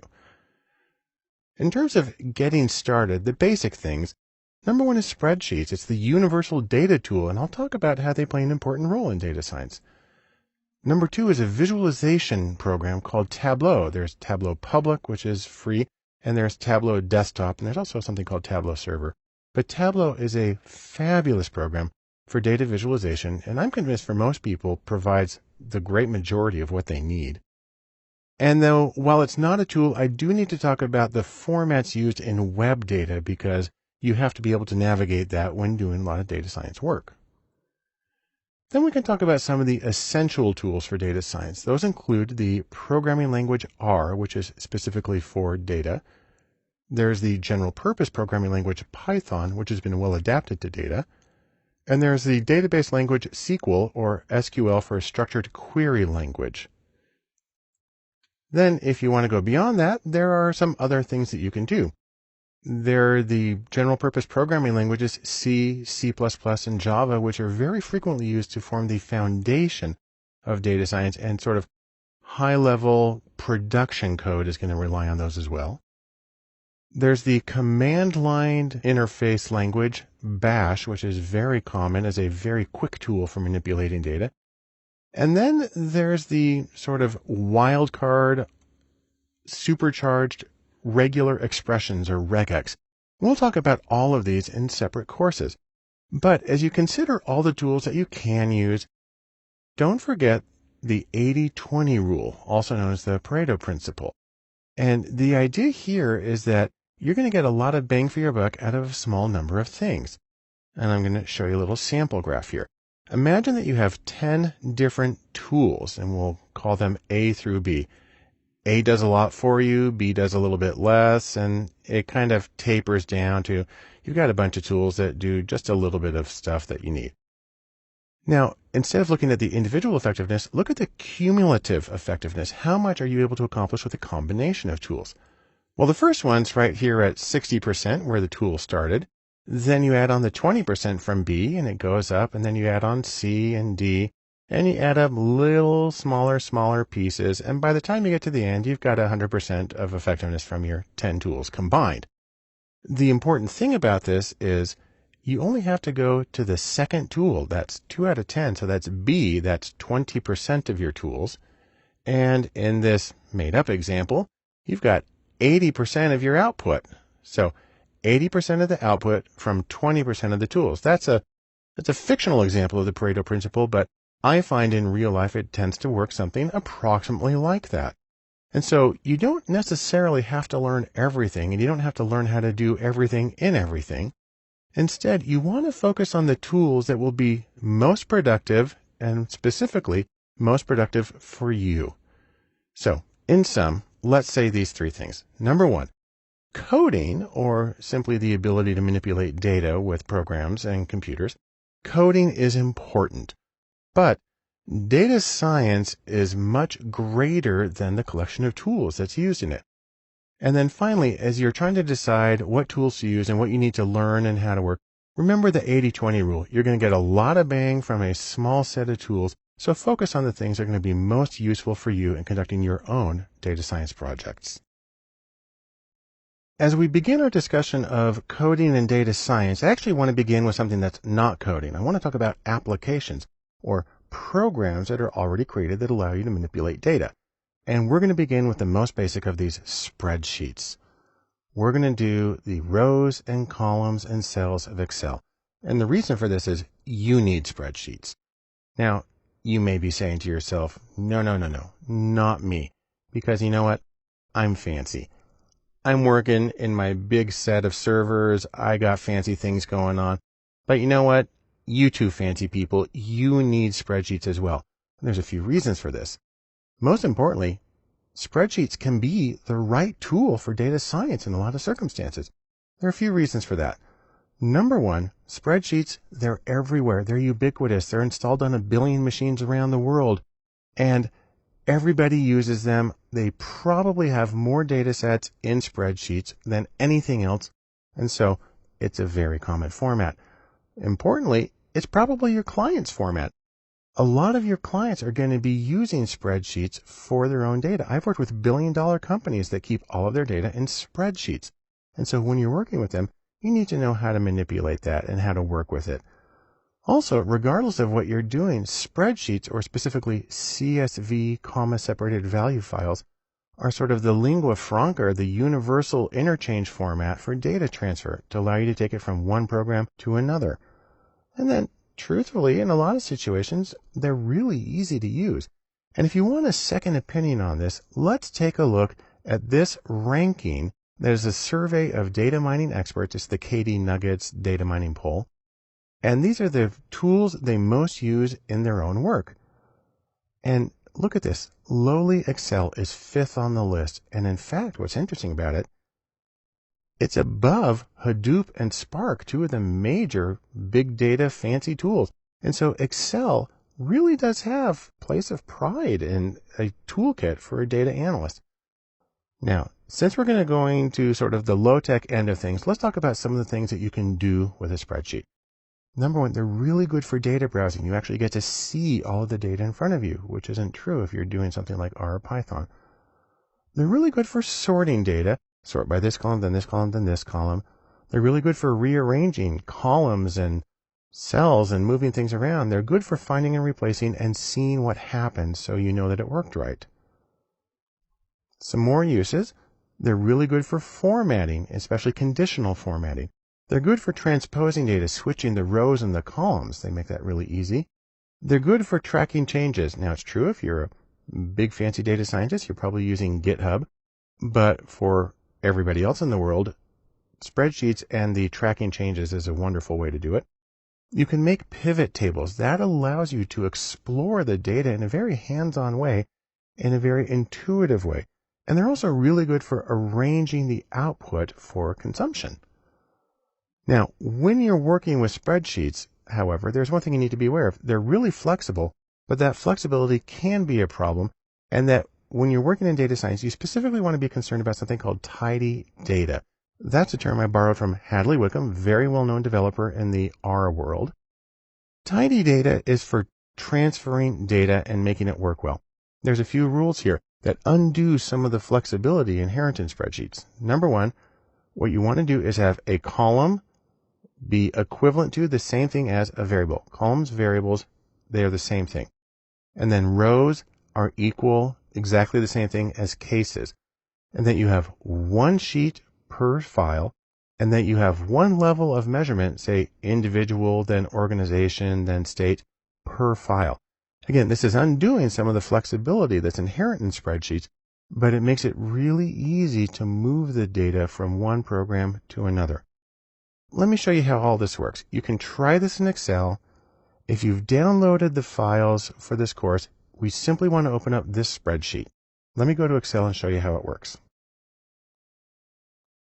So when you open up the spreadsheet, what you get is totally fictional data here that I made up, but it's showing sales over time of several products at 2 locations, like if you're selling stuff at a baseball field.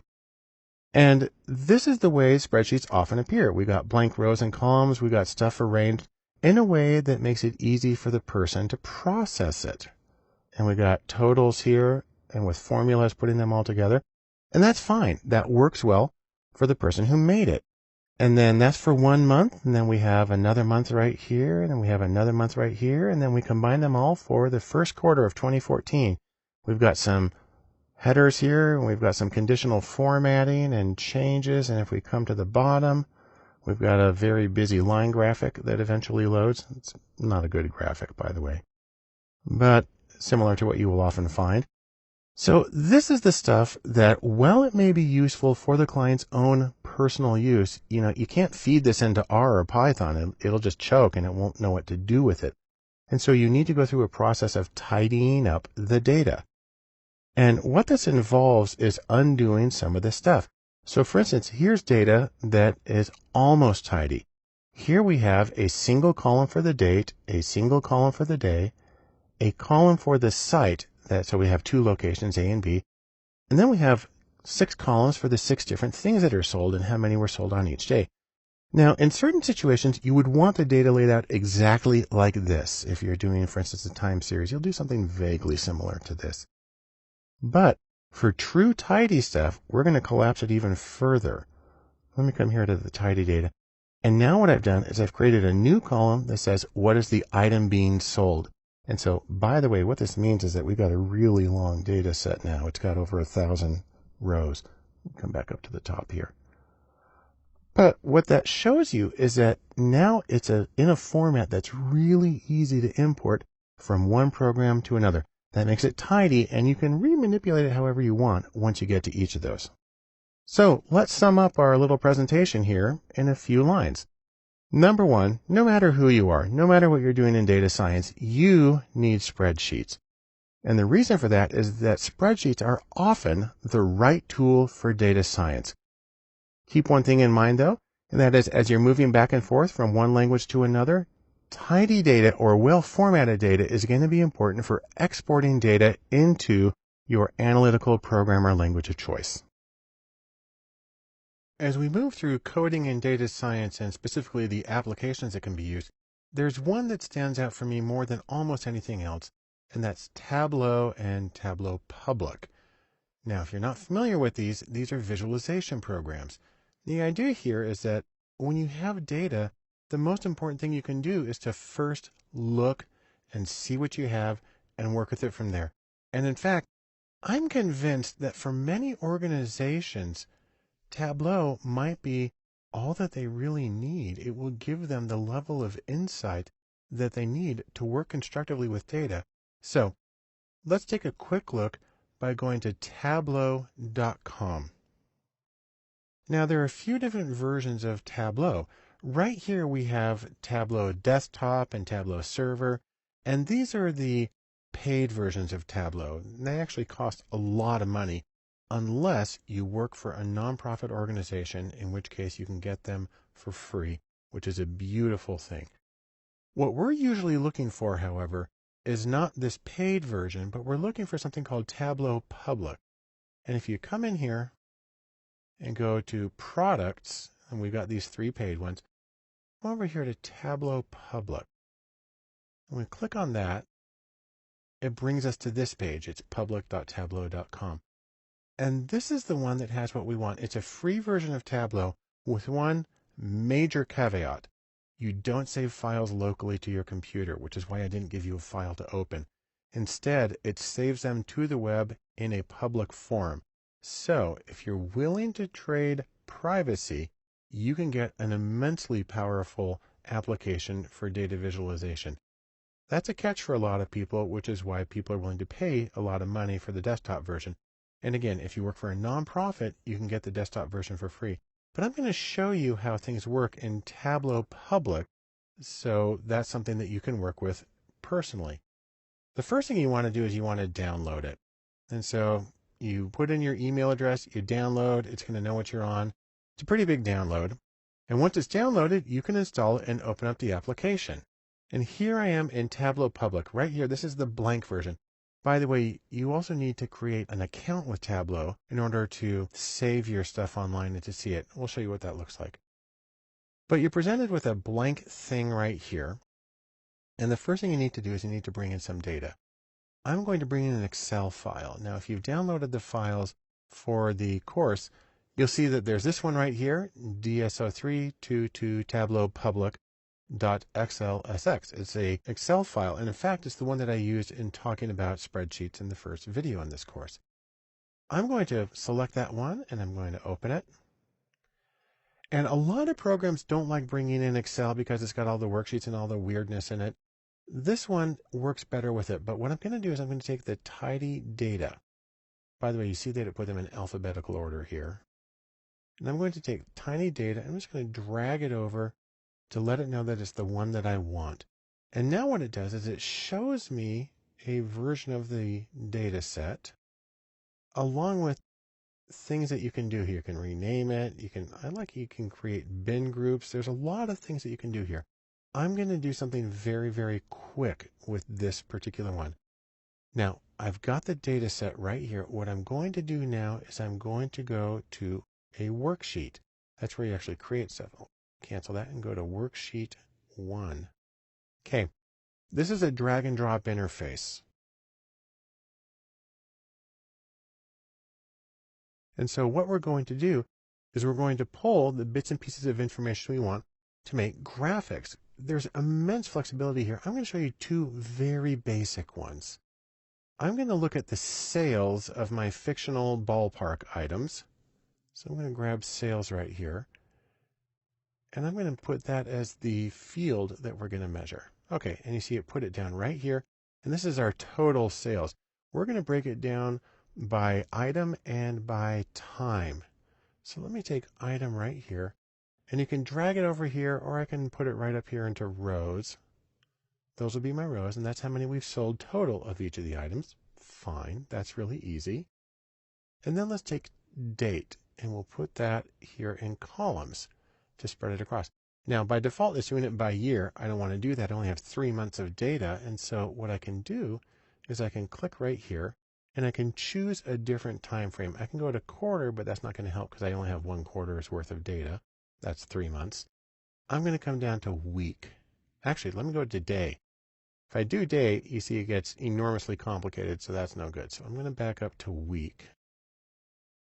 And I've got a lot of numbers there, but what I want is a graph.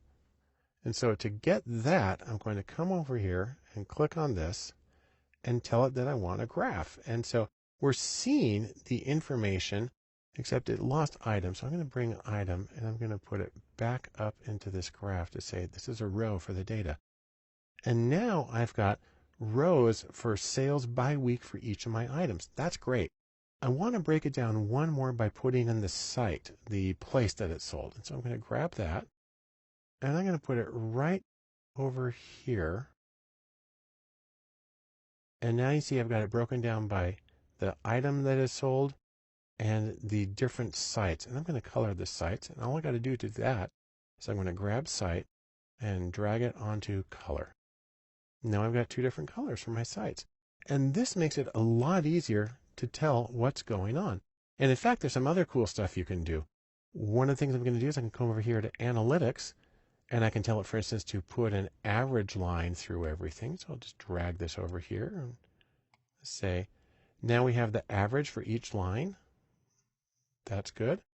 And I can even do forecasting. Let me get a little bit of a forecast right here. I'll drag this on. And if you go over here, I can get this out of the way for a second. Now I have a forecast for the next few weeks. And that's a really convenient, quick, and easy thing. And again, for some organizations, that might be all that they really need. And so what I'm showing you here is the absolute basic operation of Tableau, which allows you to do an incredible range of visualizations and manipulate the data and create interactive dashboards. There's so much to it, and we'll show that in another course. But for right now, I want to show you one last thing about Tableau Public, and that is saving the files. So now, when I come here and save it, it's going to ask me to sign into Tableau Public. Now I sign in, and it asks me how I want to save this. Same name as the video. There we go, and I'm going to hit save.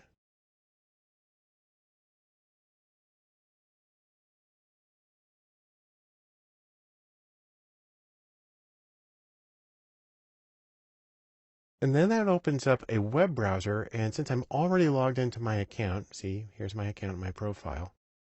Here's the page that I created. And it's got everything I need there. I'm going to edit just a few details. I'm going to say, for instance, I'm going to leave its name like that. I could put more of a description in there if I wanted. I can allow people to download the workbook and its data. I'm going to leave that there so you can download it if you need to. If I had more than one tab, I would do this thing that says show the different sheets as tabs. Hit save.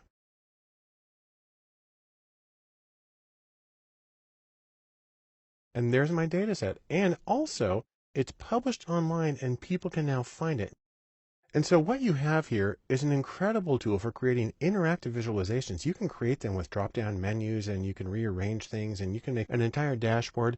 It's a fabulous way of presenting information. And as I said before, I think that for some organizations, this may be as much as they need to get really good, useful information out of their data. And so I strongly recommend that you take some time to explore with Tableau, either the paid desktop version or the public version, and see what you can do to get some really compelling and insightful visualizations out of your work in data science. For many people, their first experience of coding in data science is with the application SPSS.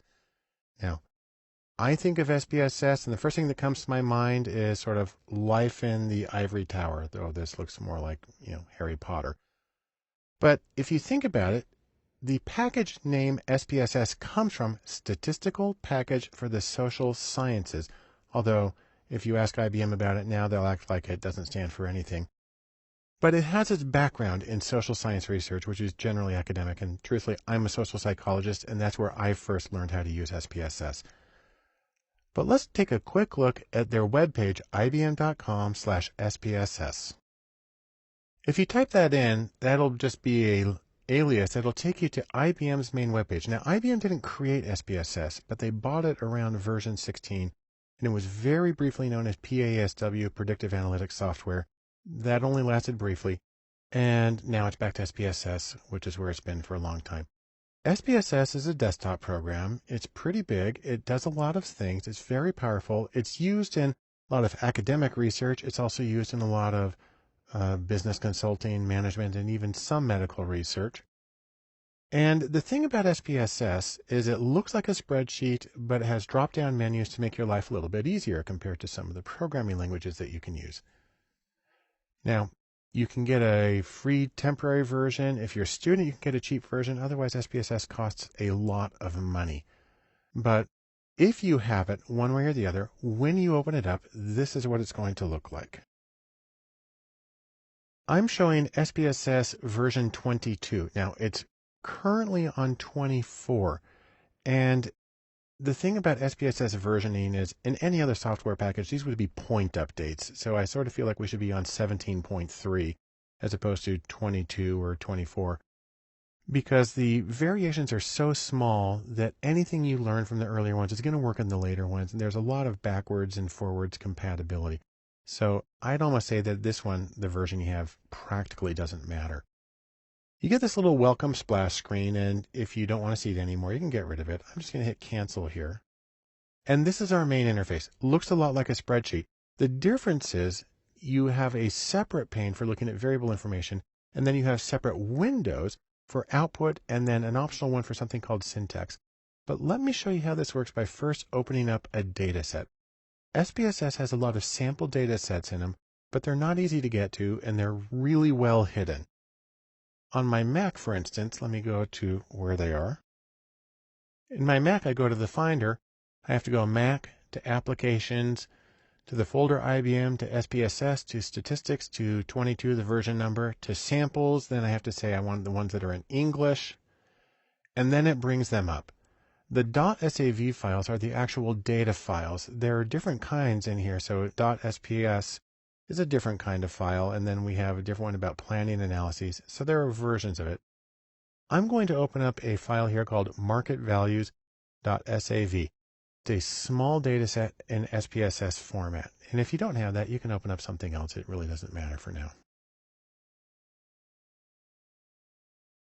By the way, in case you haven't noticed, SPSS tends to be really, really slow when it opens. It also, despite being at version 24, tends to be kind of buggy and crashes. And so when you work with SPSS, you want to get in the habit of saving your work constantly and also being patient when it's time to open the program. So here's a data set that just shows addresses and house values and square feet for some information. This, I don't even know if this is real information. It looks artificial to me. But SPSS lets you do point and click analyses, which is unusual for a lot of things. So I'm going to come up here and I'm going to say, for instance, make a graph. I'm actually going to use what's called a legacy dialog to get a histogram of house prices. So I simply click values, put that right there, and I'll put a normal curve on top of it and hit OK. And then it's going to open up a new window, and it opened up a microscopic version of it here. So I'm going to make that bigger. This is the output window. And so this is a separate window, and it has a navigation pane here on the side. It tells me where the data came from, and it saves the command here. And then, there's my default histogram. And so we see most of the houses were right around $125,000, and then they went up to at least $400,000.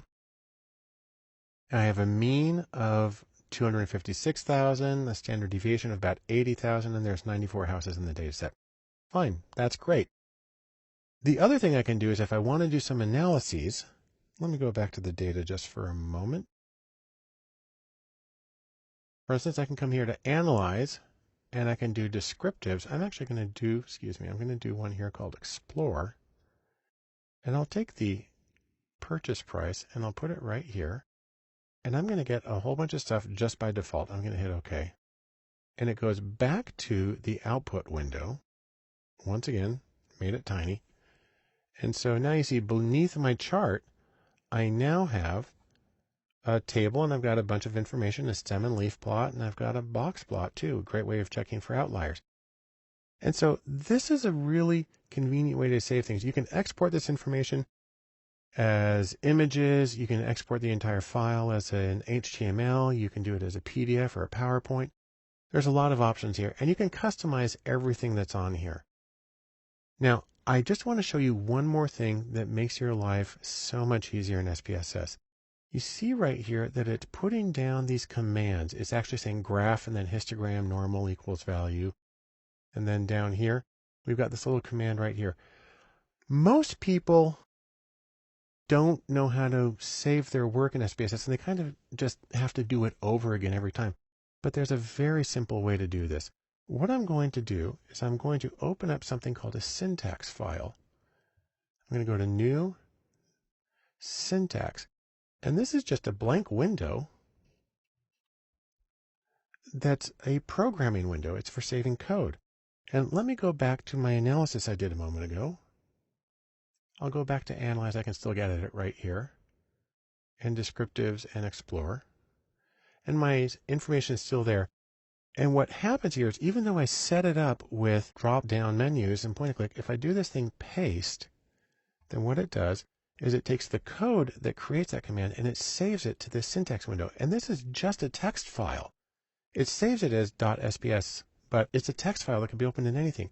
And what's beautiful about this is it's really easy to copy and paste, and you can even take this into like Word and do find and replace on it. And it's really easy to replicate the analyses. And so for me, SPSS is a good program, but until you use syntax, you don't know the true power of it, and it makes your life so much easier as a way of operating it. Anyhow, this is my extremely brief introduction to SPSS.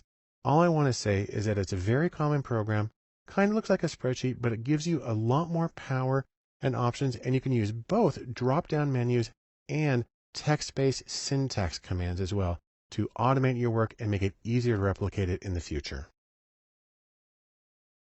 I want to take a look at one more application for coding and data science that's called JASP. This is a new application, not very familiar to a lot of people and still in beta, but with amazing promise. You can basically think of it as a free version of SPSS, and you know what? We love free. But JASP is not just free, it's also open source, and it's intuitive, and it makes analyses replicable, and it even includes Bayesian approaches. And so take that all together, we're pretty happy and we're jumping for joy. So before we move on, you just may be asking yourself, JASP, what is that? Well, the creators emphatically deny that it stands for just another statistics program, but be that as it may, we'll just go ahead and call it JASP and use it very happily. You can get to it by going to jasp-stats.org, and let's take a look at that right now. JASP is a new program. They say a low-fat alternative to SPSS, but it is a really wonderful, great way of doing statistics. You're going to want to download it, specifying your platform. It even comes in Linux format, which is beautiful. And again, it's beta, so stay posted. Things are updating regularly. And if you're on Mac, you're going to need to use Xquartz, but that's an easy thing to install. It makes a lot of things work better. And it's a wonderful way to do analyses. When you open up JASP, it's going to look like this. It's a pretty blank interface, but it's really easy to get going with it. So for instance, you can come over here to File, and you can even choose some example data sets. So for instance, here's one called Big Five. That's personality factors. And you've got data here that's really easy to work with. Let me scroll this over here for a moment. So there's our 5 variables. And let's do some quick analyses with these. Say, for instance, we want to get descriptives. We can pick a few variables. Now, if you're familiar with SPSS, the layout feels very much the same, and the output looks a lot the same. all I have to do is select what I want and it immediately pops up over here. And then I can choose additional statistics. I can get quartiles, I can get the median, and you can choose plots. Let's get some plots. All I do is click on it and they show up. And that's a really beautiful thing. And you can modify these things a little bit. So for instance, I can take the plots and let's see if I can drag that down. And if I make it small enough, I can see the 5 plots. Well, I went a little too far on that one.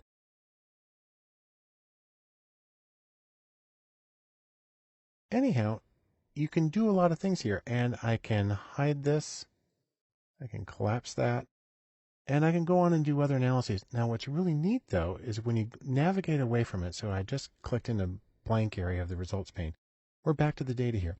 But if I click on one of these tables, like this one right here, it immediately brings up the commands that produced it, and I can just modify it some more if I want. Say I want skewness and kurtosis. Boom, they're in there. It's an amazing thing. And then I can come back out here. I can click away from that, and I can come down to the plots, expand those, and if I click on that, it brings up the commands that made them. It's an amazingly easy and intuitive way to do things. Now, there's another really nice thing about JASP. And that is that you can share the information online really well through a program called osf.io. That stands for the Open Science Foundation. That's its web address, osf.io. So let's take a quick look at what that's like. Here's the Open Science Framework website, and it's a wonderful service. It's free, and it's designed to support open, transparent, accessible, accountable, collaborative research. And I really can't say enough nice things about it. What's neat about this is once you sign up for OSF, you can create your own area, and I've got one of my own. I'll go to that right now. So for instance, here's the Data Lab page in Open Science Framework. And what I've done is I created a version of this JASP analysis, and I've saved it here. In fact, let's open up my JASP analysis in JASP, and then I'll show you what it looks like in OSF. So let's first go back to JASP. And when we're here, we can come over to File and click Computer. And I just saved this file to the desktop. Click on Desktop. And you should have been able to download this with all the other files. DSO324JASP. I'm going to double click on that to open it. And now it's going to open up a new window. And you see I was working with the same data set, but I did a lot more analyses. I've got these graphs. I have correlation scatter plots. Come down here, I did a linear regression. And we just click on that, and you can see the commands that produced it, as well as the options. Didn't do anything special for that, but I did do some confidence intervals and specified that. And it's really a great way to work with all this. I'll click back in an empty area, and you can see the commands go away. And so I've got my output here in JASP. When I saved it, though, I had the option of saving it to OSF. In fact, if you go to this web page, osf.io/3t2jg, you'll actually be able to go to a page where you can see and download the analysis that I conducted. Let's take a look. This is that page. There's the address I just barely gave you. And what you see here is the same analysis that I conducted. It's all right here. So if you're collaborating with people, or if you want to show things to people, this is a wonderful way to do it. Everything's right there. Now, this is a static image, but up at the top, people have the option of downloading the original file and working with it on their own. So, in case you can't tell, I'm really enthusiastic about JASP and about its potential. Still in beta, still growing rapidly. I see it really as an open source, free, and collaborative replacement to SPSS, and I think it's going to make data science work so much easier for so many people. I strongly recommend you give JASP a close look. Let's finish up our discussion of coding and data science, the applications part of it, by just briefly looking at some other software choices. And I'll have to admit, it gets kind of overwhelming because there are just so many choices. Now, this is in addition to the spreadsheets and Tableau and SPSS and JASP that we've already talked about. I mean, there's so much more than that. I'm going to give you a range of things that I'm aware of, and I'm sure I've left out some important ones or things that other people like really well. But these are some common choices and some less common but interesting ones. Number one, in terms of things that I did not mention, is SAS. SAS is an extremely common analytical program, very powerful, used for a lot of things. It's actually the first program that I learned. And on the other hand, it can be kind of hard to use and it can be expensive. But there's a couple of interesting alternatives. SAS also has something called the SAS University Edition. If you're a student, this is free. And it's slightly, reduced in what it does. But the fact that it's free, and also it runs in a virtual machine, which makes it an enormous download, but it's a good way to learn SAS if it's something that you want to do. SAS also makes a program that I really love were it not so extraordinarily expensive, and that is called JUMP. And it's a visualization software. Think a little bit of like Tableau, how we saw you work with it visually, and this one you can drag things around. It's a really wonderful program. I personally find it prohibitively expensive. Another very common choice among working analysts is Stata, and some people use Minitab. Now, for mathematical people, there's MATLAB, and then, of course, there's Mathematica itself, but that's really more a language than a program. On the other hand, Wolfram, who makes Mathematica, is also the people who give us Wolfram Alpha. Most people don't think of this as a stats application because you can run it on your iPhone. But Wolfram Alpha is in fact incredibly capable, and especially if you pay for the Pro account, you can do amazing things in this, including analyses, regression models, visualizations, and so it's worth taking a little closer look at that also, because it actually provides a lot of the data that you need. So Wolfram Alpha is an interesting one. Now, several applications that are more specifically geared towards data mining, so you don't want to do your regular, little t-tests and stuff on these. But there's RapidMiner, and there's Nime, and Orange. And those are all really nice to use because they are control languages where you drag nodes onto a screen and you connect them with lines and you can see how things run through. All three of them are free or have free versions, and all three of them work in pretty similar manners. There's also BigML, which is for machine learning, and this is unusual because it's browser-based. It runs on their servers. There's a free version, although you can't download a whole lot.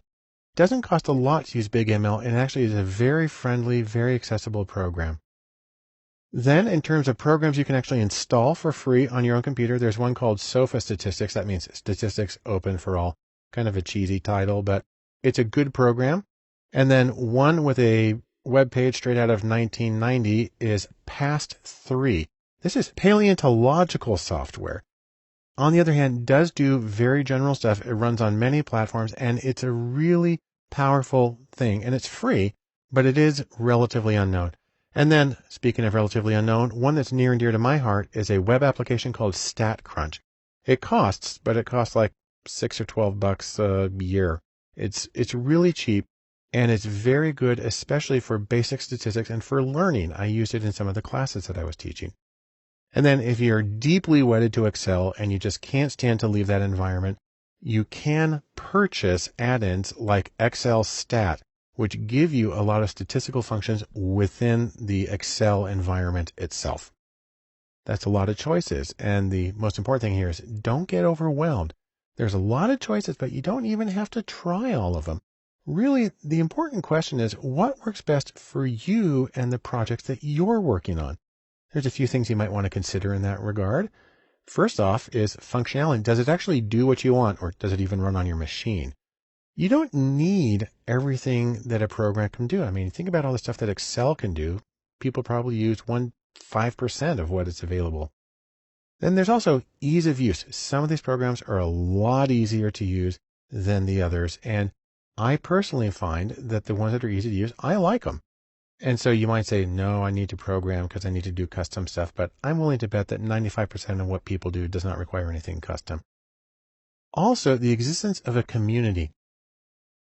Constantly, when you're working, you come across problems, don't know how to solve it. And being able to simply get online and do a search for an answer and have enough of a community that there are people there who have put answers up and discuss these things. Those are wonderful. Some of these programs have very substantial communities. Some of them it's practically non-existent, and you get to decide how important that is to you. And then finally, of course, there's the issue of cost. Many of these programs I mentioned are free. Some of them are very cheap. Some of them run on sort of a freemium model, and some of them are outrageously expensive. So you don't buy them unless somebody else is paying for it. So these are some of the things that you want to keep in mind when you're trying to look at various programs. Also, let's mention this. Don't forget the 80-20 rule. You're going to be able to do most of the stuff that you need to do with only a small number of tools. 1 or 2, maybe 3 will probably be all that you ever need. So you don't need to explore the range of every possible tool. Find something that does what you need, find something you're comfortable with, and really try to extract as much value as you can out of that. So, in sum, in our discussion of available applications for coding and data science, first remember, applications are tools. They don't drive you, you use them. And that your goals are what drive the choice of your applications and the way that you do it. And the single most important thing is to remember what works for you may work well for somebody else. If you're not comfortable with it, if it's not the questions you address, then it's more important to think about what works for you and the projects that you're working on as you make your own choices for tools for working in data science. When you're coding in data science, one of the most important things you can do is be able to work with web data. And if you work with web data, you're going to be working with HTML. Now, in case you're not familiar with it, HTML is what makes the World Wide Web go round. What it stands for is Hypertext Markup Language. And if you've never dealt with web pages before, here's a little secret. Web pages are just text. It's just a text document, but it uses tags to define the structure of the document, and a web browser knows what those tags are and it displays them in the right way. So, for instance, some of the tags, they look like this. They're in angle brackets, and you have angle bracket and then a beginning tag, so body. Then you have the body, the main part of your text, and then you have in angle brackets and a backslash body to let the computer know that you're done with that part. You also have P and backslash P for paragraphs. H1 is for header 1, and you put it in between that text. TD is for table data, or the cell in a table, and you mark it off that way. If you want to see what it looks like, just go to this document, DSO331HTML.text. I'm going to go to that one right now. Now, depending on what text editor you open this up, it may actually give you the web preview. I've opened it up in TextMate, and so it actually is showing the text the way I typed it. I typed this manually, I just typed it all in there, and I have HTML to say what a document is. I have an empty header, but that sort of needs to be there. This I say what the body is, and then I have some text. LI is for list items. I have headers. This is for a link to a web page. Then I have a small table. And if you want to see what this looks like when it's actually displayed as a web page, we'll just go up here to Window and Show Web Preview. This is the same document, but now it's in a browser. And that's how you make a web page. Now, I know this is very fundamental stuff, but the reason this is important is because if you're going to be extracting data from the web, you have to understand how that information is encoded in the web and is going to be in HTML most of the time for a regular web page. Now, I will mention something that there's another thing called CSS, and web pages use CSS to define the appearance of a document. HTML is theoretically there to give the content, and CSS gives the appearance, and that stands for Cascading Style Sheets. I'm not going to worry about that right now because we're really interested in the content. And now you have the key to being able to read web pages and pull data from web pages for your data science projects. So, in sum, first, the web runs on HTML. That's what makes the web pages that are there. HTML defines the page structure and the content that's in the page. And you need to learn how to navigate the tags and the structure in order to get data from the web pages for your data science projects. The next step in coding in data science when you're working with web data is to understand a little bit about XML. I like to think of this as the part of web data that follows the imperative Data define thyself. XML stands for Extensible Markup Language. And what it is, XML is semi-structured data. What that means is that tags define data so a computer knows what a particular piece of information is. But unlike HTML, the tags are free to be defined any way you want. And so you have this enormous flexibility in there, but you're still able to specify it so the computer can read it. Now, there's a couple of places where you're going to see XML files. Number one is in web data. HTML defines the structure of a web page, but if they're feeding data into it, then that will often come in the form of an XML file. Interestingly, Microsoft Office files, if you have docx or XLSX, X part at the end stands for a version of XML that's used to create these documents. If you use iTunes, the library information that has all of your artists and your genres and your ratings and stuff, that's all stored in an XML file. And then finally, data files that often go with particular programs can be saved as XML as a way of representing the structure of the data to the program. And for XML, tags use opening and closing angle brackets just like HTML did. Again, the major difference is that you're free to define the tags however you want. So for instance, thinking about iTunes, you can define a tag that's genre, and you have the angle brackets and genre to begin that information, and then you have the angle brackets with the backslash to let it know you're done with that piece of information. Or you can do it for composer, or you can do it for rating, or you can do it for comments, and you can create any tags you want, and you put the information in between those two things. Now, let's take an example of how this works. I'm going to show you a quick data set that comes from the web. It's at airgast.com and API. This is a website that stores information about automobile Formula One racing. Let's go to this webpage and take a quick look at what it's like. So here we are at airgast.com, and it's the API for Formula One. And what I'm bringing up is the results of the 1957 season in Formula One racing. And here you can see who the competitors were in each race and how they finished and so on. So this is a data set that's being displayed in a web page. If you want to see what it looks like in XML, all you have to do is type XML onto the end of this .xml. I've done that already, so I'm just going to go to that one. You see, it's only this little bit that I've added, .xml.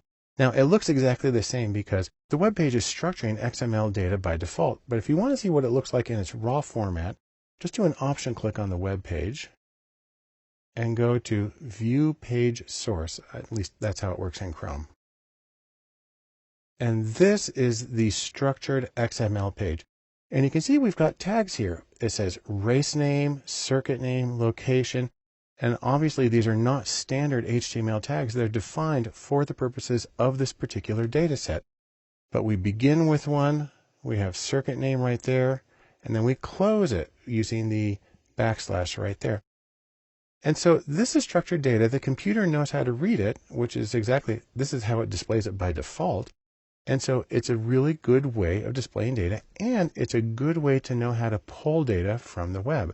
You can actually use what's called an API, an application programming interface, to access this XML data, and it pulls it in along with its structure, which makes working with it really easy.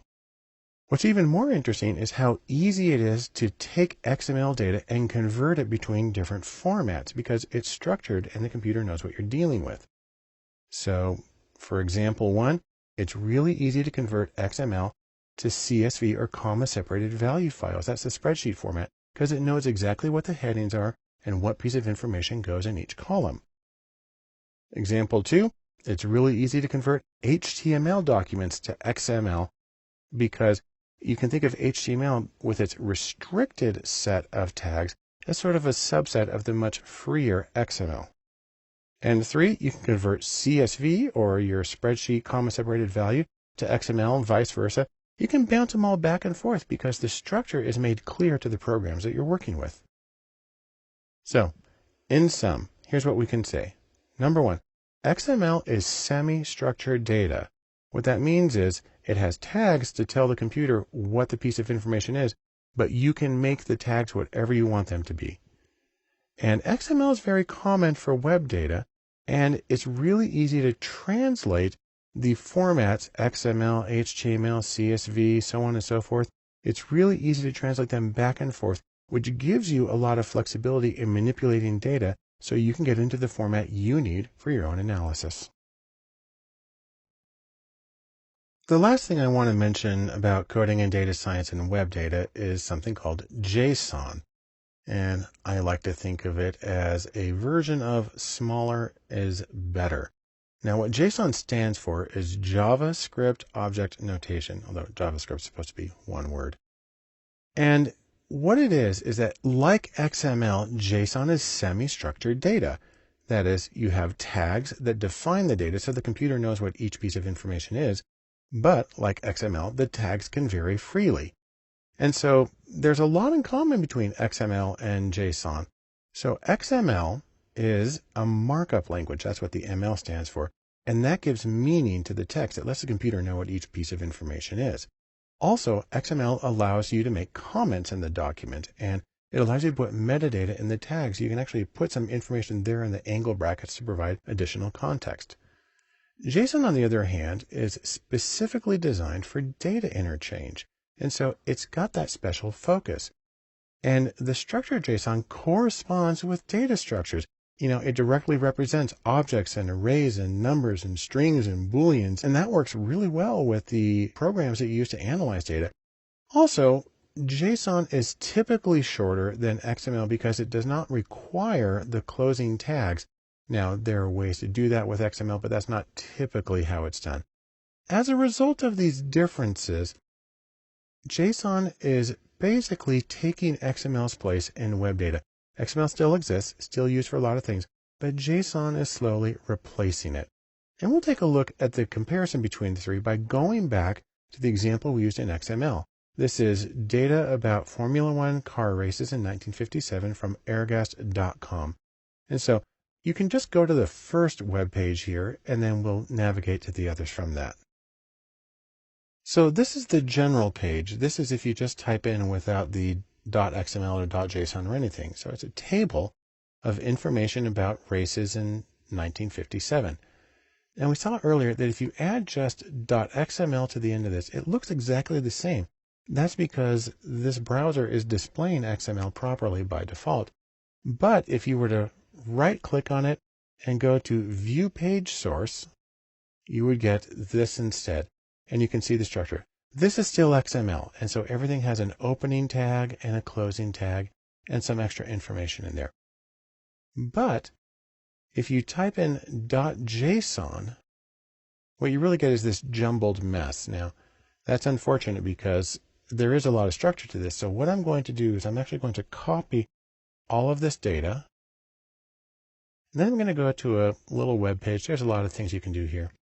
And it's a cute phrase. It's called JSON Pretty Print. And that is make it look structured so it's easier to read. I just paste that in there and hit Pretty Print JSON. And now you can see the hierarchical structure of the data. The interesting thing is that the JSON tags only have tags at the beginning. So it says series in quotes and then a colon. And then it gives the piece of information in quotes and a comma, and it moves on to the next one. And this is a lot more similar to the way that data would be represented in something like R or Python. And so it's also more compact. Again, there's things you can do with XML, but this is one of the reasons that JSON is generally becoming preferred as a data carrier for websites. And as you might have guessed, it's really easy to convert between the formats.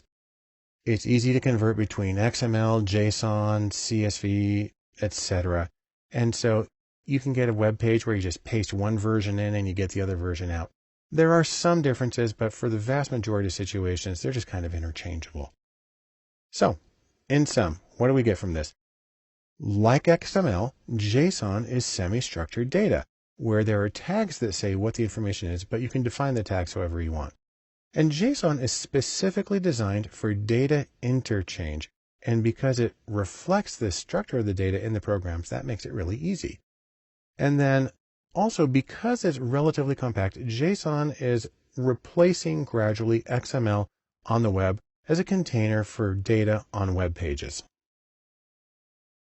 If we're going to talk about coding and data science and the languages that are used, then first and foremost is R. The reason for that is, according to many standards, R is the language of data and data science. For example, take a look at this chart. This is a ranking based on a survey of data mining experts of the software that they use in doing their work. And R is right there at the top. R is first. And in fact, that's important because there's Python, which is usually taken hand in hand with R for data science. But R sees 50% more use than Python does, at least in this particular list.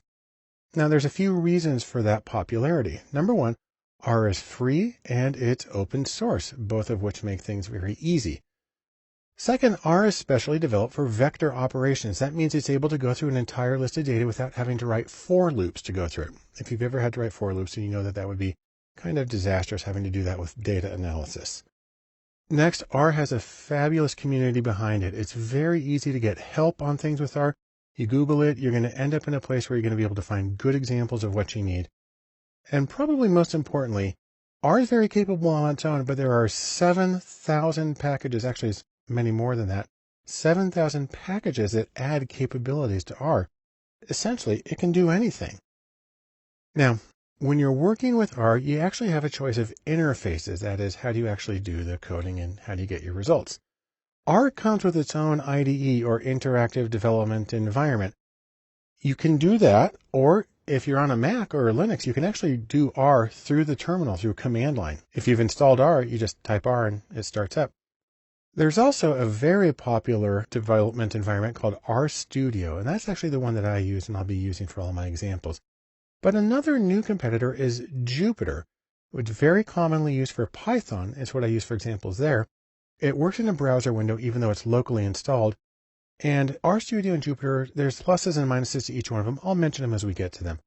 But no matter what interface you use, R's command line, you are typing lines of code in order to get the commands. Some people get really scared about that, but really there's some advantages to that in terms of the replicability and really the accessibility, the transparency of your commands. So for instance, here's a short example of some commands in R. You can enter them into what's called the console, and that's just like one line at a time. That's called an interactive way. Or you can save scripts and run bits and pieces of them selectively. That makes your life a lot easier. No matter how you do it, if you're familiar with programming in other languages, then you're going to find that R is a little weird. It has an idiosyncratic model.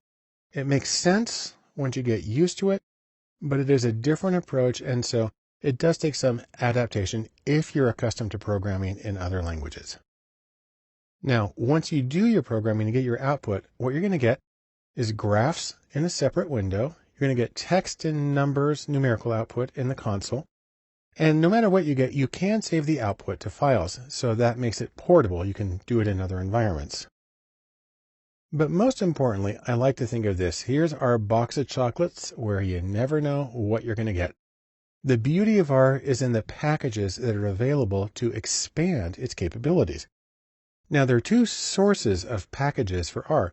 One goes by the name of CRAN, and that stands for the Comprehensive R Archive Network.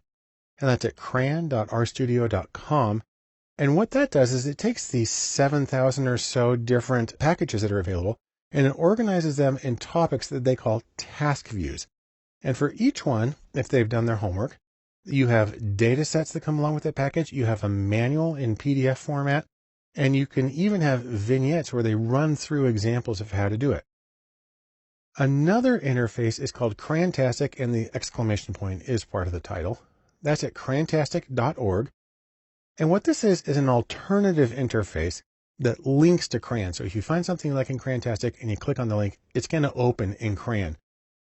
But the nice thing about Crantastic is it shows the popularity of packages, and it also shows how recently they were updated. And that can be a nice way of knowing that you're getting sort of the latest and greatest. Now, from this very abstract presentation, we can say a few things about R.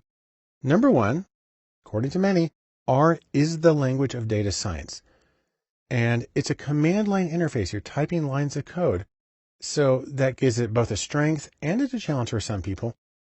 But the beautiful thing is the thousands and thousands of packages of additional code and capability that are available for R that make it possible to do nearly anything in this statistical programming language. When talking about coding and data science in the languages, along with R, we need to talk about Python. Now, Python, the snakes, is a general purpose program that can do it all, and that's its beauty. If we go back to this survey of the software used by data mining experts, you see that Python's there. It's number 3 on the list. And what's significant about that is on this list, Python is the only general purpose programming language. It's the only one that can theoretically be used to develop any kind of application that you want. That gives it some special power compared to all these others, most of which are very specific to data science work. So the nice things about Python are, number one, it's general purpose. It's also really easy to use. And if you have a Macintosh or a Linux computer, Python is built into it. Also, Python has a fabulous community around it with hundreds of thousands of people involved. And also, Python has thousands of packages. Now, it actually has something like 70 or 80,000 packages, but in terms of ones that are specific to data, there are still thousands available that give it some incredible capabilities. Now, a couple of things to know about Python. First is about versions. There are 2 versions of Python that are in wide circulation. There's 2.x, so that means like 2.5, 2.6, and there's 3.x, 3.1, 3.2. Version 2 and version 3 are similar, but they're not identical. And in fact, the problem is this.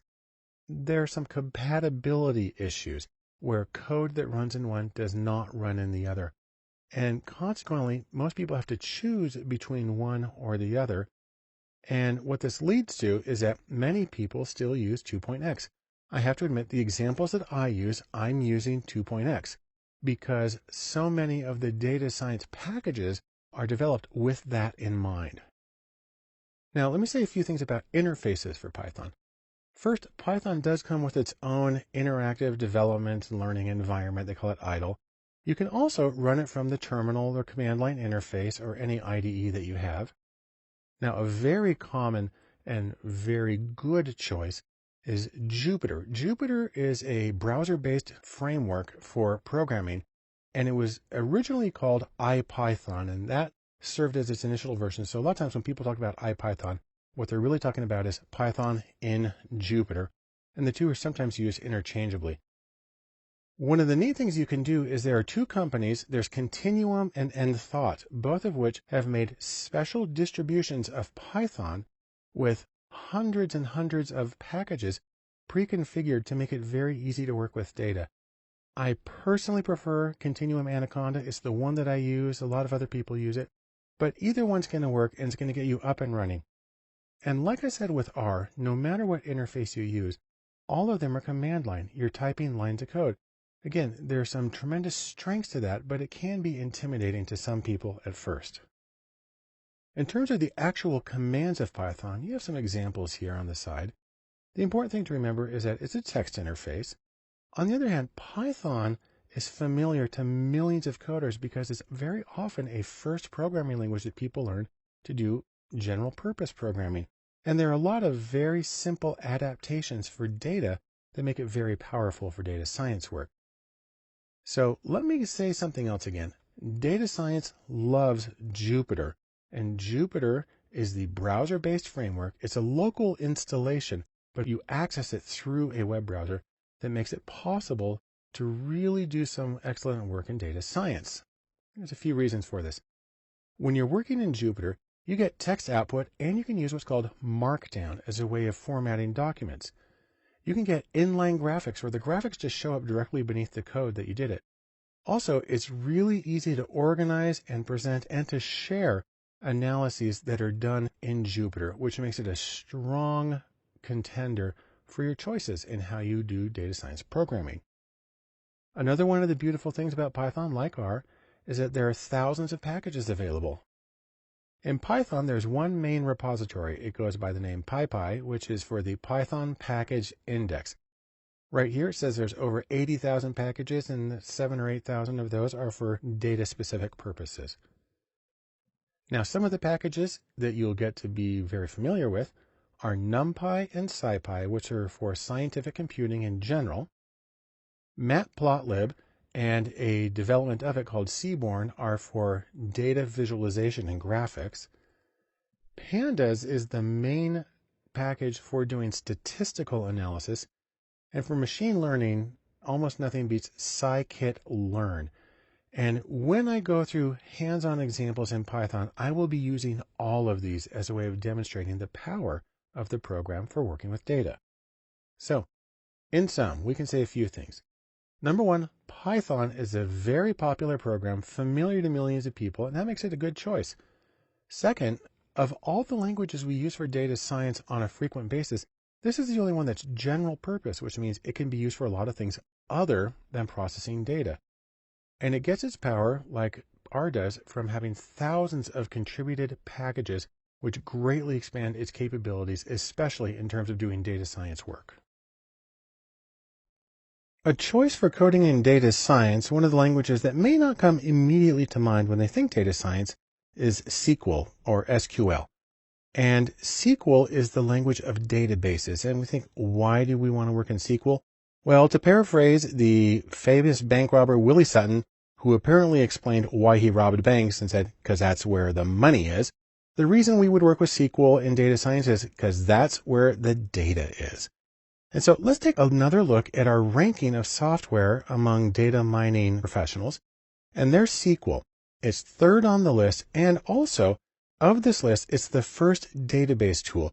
Other tools in there, for instance, get much fancier and they're much newer and shinier, but SQL's been around for a while and is very, very capable. Now, there's a few things to know about SQL. By the way, you'll notice I'm saying SQL, even though that stands for something. It stands for Structured Query Language. SQL is a language. It's not an application. There's not a program SQL. It's a language that can be used in different applications. Primarily, SQL is designed for what are called relational databases. And those are special ways of storing structured data that you can pull in, you can put things together, you can join them in special ways, you can get some summary statistics. And then what you usually do is you then export that data into your analytical application of choice. So the big word here is RDBMS. And that stands for Relational Database Management System. And that's where you will usually see SQL as a query language being used. In terms of relational database management systems, there are a few very common choices. In the industrial world where people have some money to spend, there's Oracle Database is a very common one, and Microsoft SQL or SQL Server. In the open source world, two very common choices are MySQL. Even though we generally say SQL, when it's here, you generally say MySQL. And then another one is PostgreSQL. These are both open source free versions of the language. They're sort of dialects of each that make it possible for you to be working with databases and get your data out. The neat thing about them, no matter what you do, is that databases minimize data redundancy by using connected tables.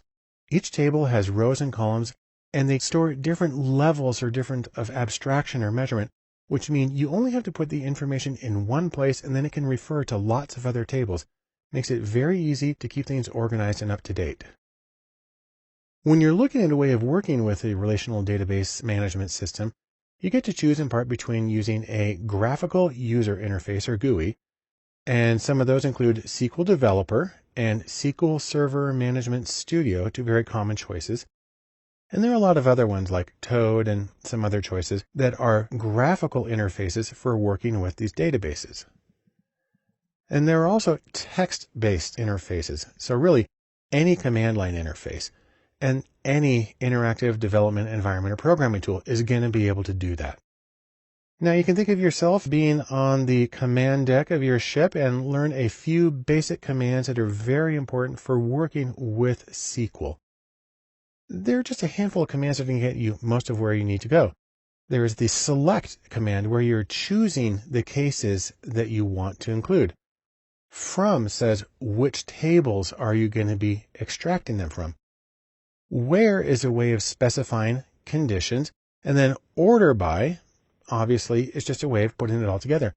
This works because usually when you're in a SQL database, you're just pulling out the information. You want to select it, you want to organize it, and then what you're going to do is you're going to send the data to your program of choice for further analysis, like R or Python or whatever. So, in sum, here's what we can say about SQL. Number one, as a language, it's generally associated with relational databases, which are very efficient and well-structured ways of storing data. Just a handful of basic commands can be extremely useful when working with databases. You don't have to be a super ninja expert. Really, a handful, 5-10 commands will probably get you everything you need out of a SQL database. And then once you get the data organized, it's typically exported to some other program for analysis. When you talk about coding in any field, one of the languages or one of the groups of languages that come up most often are C, C++, and Java. Now, these are extremely powerful applications and very frequently used for sort of professional production level coding. In data science, the place where you're going to see these languages most often is in the bedrock, the absolute fundamental layer that makes the rest of data science possible. So, for instance, C and C++. C is from the 60s, C++ is from the 80s, and they have extraordinarily wide usage. And their major advantage is that they're really, really fast. In fact, C is usually used as the benchmark for how fast is a language. They're also very, very stable, which makes them really well suited to production level code and, for instance, server use. What's really neat is that in certain situations, if time is really important, if speed's important, then you can actually use C code in R or other statistical languages. Next is Java. Java is based on C++. Its major contribution was the WARA, or write once, run anywhere. The idea that you're going to be able to develop code that is portable to different machines and different environments.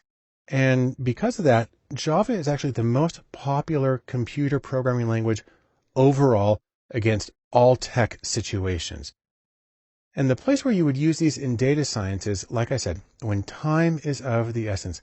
When something has to be fast, it has to get the job accomplished quickly, and it has to not break, then these are the ones that you're probably going to use.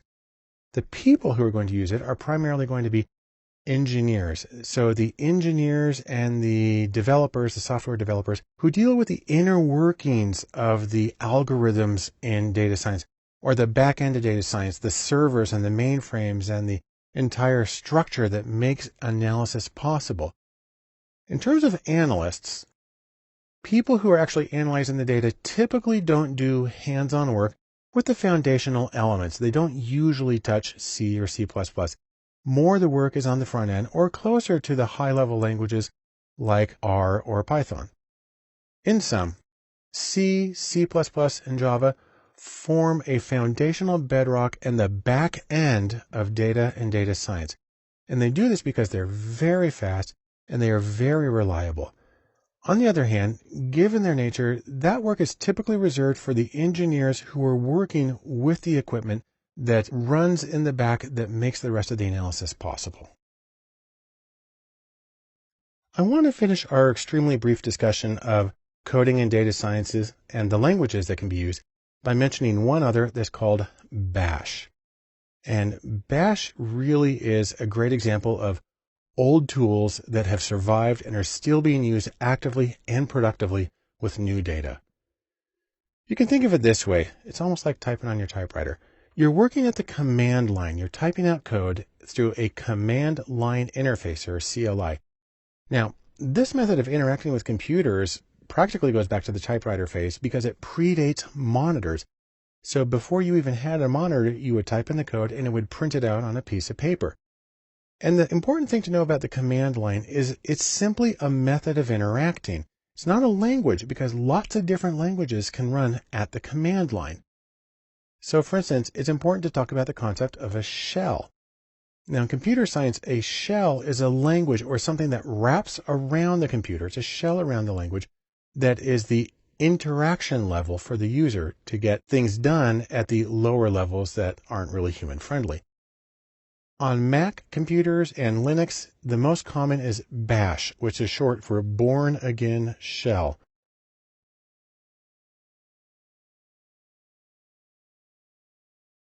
On Windows computers, the most common version is PowerShell.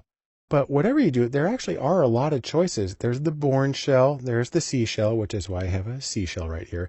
The Z shell, there's Fish for friendly interactive shell, and a whole bunch of other choices. But Bash is the most common on Mac and Linux, and PowerShell is the most common on Windows as a method of interacting with the computer at the command line level. Now there's a few things you need to know about this. First, you have a prompt of some kind. In Bash, it's a $sign. And that just means type your command here. Then the other thing is you type one line at a time. It's actually amazing how much you can get done with what's called a one-liner program by sort of piping things together so one feeds into the other. You can run more complex commands if you use a script. And so you call a text document that has a bunch of things in it, and you can get much more elaborate analyses done. Now we have our tools here. In Bash, we talk about utilities. And what these are specific programs that accomplish specific tools.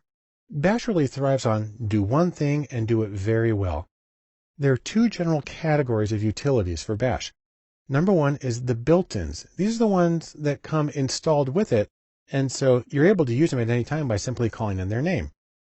Some of the most common ones are cat, which is for catenate, and that's to put information together. There's awk, which is its own interpreted programming language, but it's often used for text processing from the command line. By the way, the name awk comes from the initials of the people who created it. Then there's grep, which is for global search with a regular expression, and print. It's a way of searching for information. And then there's sed, which stands for stream editor. And its main use is to transform text. You can do an enormous amount with just these four utilities. A few more are head and tail that display the first or last 10 lines of a document. Sort and unique, which sort and count the number of unique answers in a document. WC, which is for word count. And printf, which formats the output that you get in your console. And while you can get a huge amount of work done with just this small number of built-in utilities, there are also a wide range of installables or other command line utilities that you can add to Bash or to whatever program you're using. So for instance, some really good ones that have been recently developed are JQ, which is for pulling in JSON or JavaScript object notation data from the web. And then there's JSON to CSV, which is a way of converting JSON to CSV format, which is what a lot of statistical programs are going to be happier with. There's Rio, which allows you to run a wide range of commands from the statistical programming language R in the command line as part of Bash. And then there's BigMLer, and this is a command line tool that allows you to access BigML's machine learning servers through the command line. Normally you do it through a web browser and it accesses their servers remote. It's an amazingly useful program, but to be able to just pull it up when you're in the command line is an enormous benefit. What's interesting is that even though you have all these opportunities, all these different utilities, you can do amazing things, and that there still is active development of utilities for the command line. So let's say this, in sum. Despite being, in one sense, as old as the dinosaurs, the command line survives because it is extremely well evolved and well suited to its purpose of working with data. The utilities, both the built-in and the installables, are fast and they are easy. And generally they do one thing and they do it very, very well. And then surprisingly, there is an enormous amount of very active development of command line utilities for these purposes, especially with data science. One critical task when you're coding in data science is to be able to find the things that you're looking for. And regex, which is short for regular expressions, is a wonderful way to do that. You can think of it as the supercharged method for finding needles in haystacks. Now, regex tends to look a little cryptic. So for instance, here's an example of something that's designed to determine whether something is a valid email address. And it specifies what can go in the beginning. You have the @ sign in the middle. Then you've got a certain number of numbers and letters, and then you have to have a dot something at the end. And so this is a special kind of code for indicating what can go where. Now, regular expressions, or regex, are really a form of pattern matching in text, and it's a way of specifying exactly what needs to be where, what can vary, and how much it can vary. And you can write both specific patterns, say I only want a one-letter variation here, or very general, like the email validator that I showed you. And the idea here is you can write this search pattern, your little wildcard thing, you can find the data, and then once you identify those cases, then you can export them into another program for analysis. So here's a short example of how it can work. What I've done is I've taken some text documents. They're actually the text to Emma and to Pygmalion, 2 books I got off of Project Gutenberg.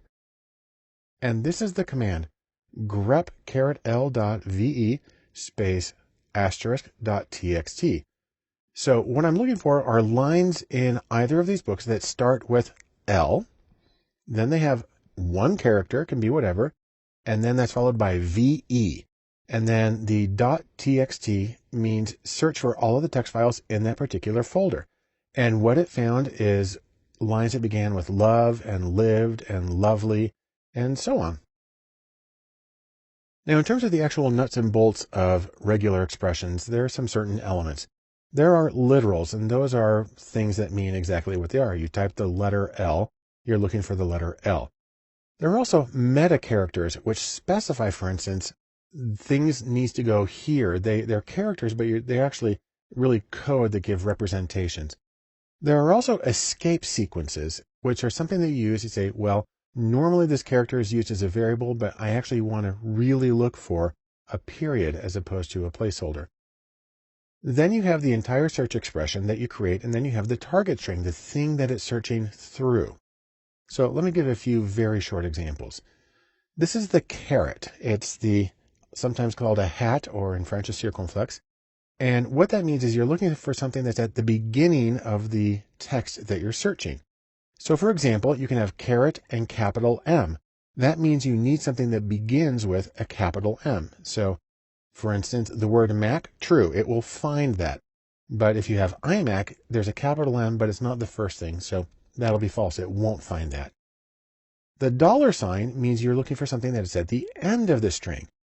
So for example, ing and then $sign, that'll find the word fling because it ends with ing, but it won't find the word flings because it actually ends with an S. And then the dot, the period, simply means we're looking for one letter, and it can be anything. So for example, you can write AT period, and that will find data because it has an A, a T, and then one letter after it. But it won't find flat because flat doesn't have anything after the AT.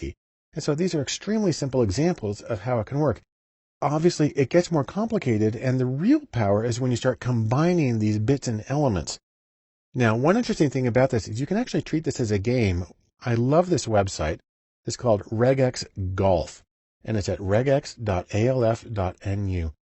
And what it does is it brings up lists of words, 2 columns, and your job is to write a regular expression in the top that matches all the words on the left column and none of the words on the right, and that uses the fewest characters possible. And you get a score. And it's a great way of learning how to do regular expressions and learning how to search in a way that's going to get you the data that you need for your projects.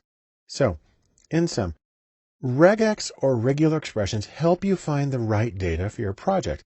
They're very powerful and they're very flexible. Now, on the other hand, they are cryptic, at least when you first look at them. But at the same time, it's like a puzzle, and it can be a lot of fun if you practice it and you see how you can find what you need.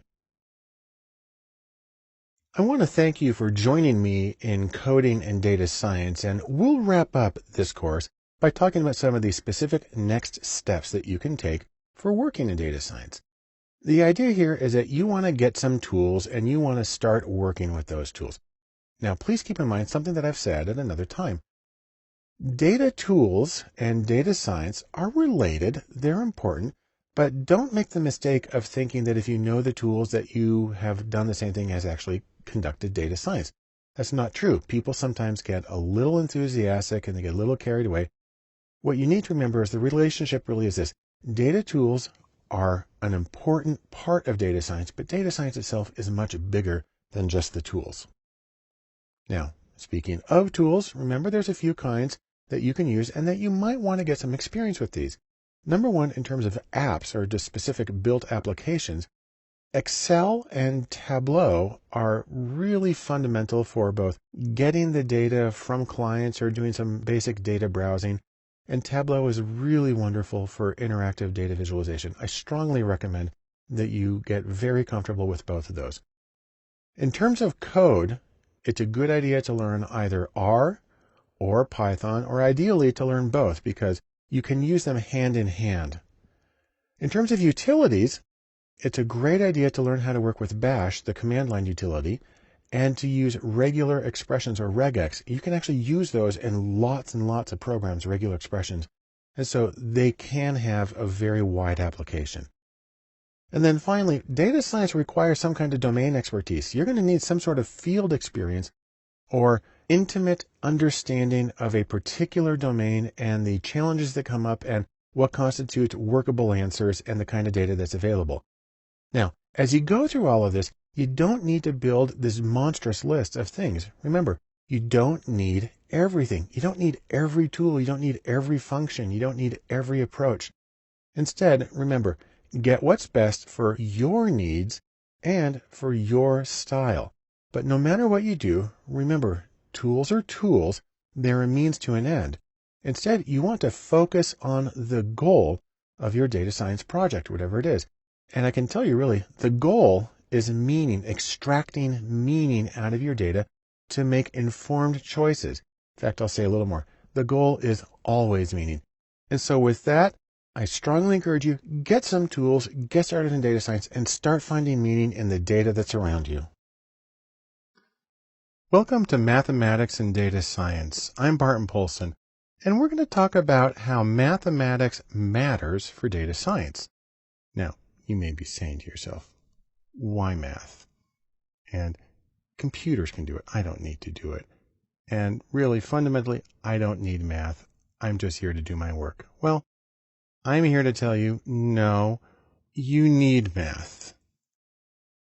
That is, if you want to be a data scientist, and I assume that you do. So we're going to talk about some of the basic elements of mathematics, really at a conceptual level, and how they apply to data science. There are a few ways that math really matters to data science. Number one, it allows you to know which procedures to use and why, so you can answer your questions in a way that's the most informative and most useful. Two, if you have a good understanding of math, then you know what to do when things don't work right, that you get impossible values or things won't compute, and that makes a huge difference. And then three, an interesting thing is that some mathematical procedures are easier and quicker to do by hand than by actually firing up the computer. And so for all three of these reasons, it's helpful to have at least a grounding in mathematics if you're going to do work in data science. Now, probably the most important thing to start with is algebra. And there are three kinds of algebra that we want to mention. The first is elementary algebra. That's the regular x plus y. Then there's linear or matrix algebra, which looks more complex, but is conceptually simpler and is used by computers to actually do the calculations. And then finally, I'm going to mention systems of linear equations where you have multiple equations simultaneously that you're trying to solve. Now, there's more math than just algebra. A few other things that I'm going to cover in this course. A little bit of calculus. A little bit of big O or order, which has to do with the speed or the complexity of operations. A little bit of probability theory, and a little bit of Bayes' theorem, which is used for getting posterior probabilities and changes the way that you interpret the results of an analysis. And for the purposes of this course, I'm going to demonstrate the procedures by hand. Of course, you would use software to do this in the real world, but we're dealing with simple problems at conceptual levels. And really the most important thing to remember is, even though a lot of people get put off by math, really, you can do it. And so, in sum, let's say these three things about math. First off, you do need some math to do good data science. It helps you diagnose problems, it helps you choose the right procedures, and interestingly, you can do a lot of it by hand, or you can use software, computers to do the calculations as well. As we begin our discussion of the role of mathematics in data science, we'll of course begin with the foundational elements. And in data science, nothing is more foundational than elementary algebra. Now, I'd like to begin this with really just a little bit of history. In case you're not aware, the first book on algebra was written in 820 by Muhammad ibn Musa al-Khwarizmi, and it was called The Compendious Book on Calculation by Completion and Balancing. Actually, it was called this, which if you transliterate that comes out to this, but look at this word right here.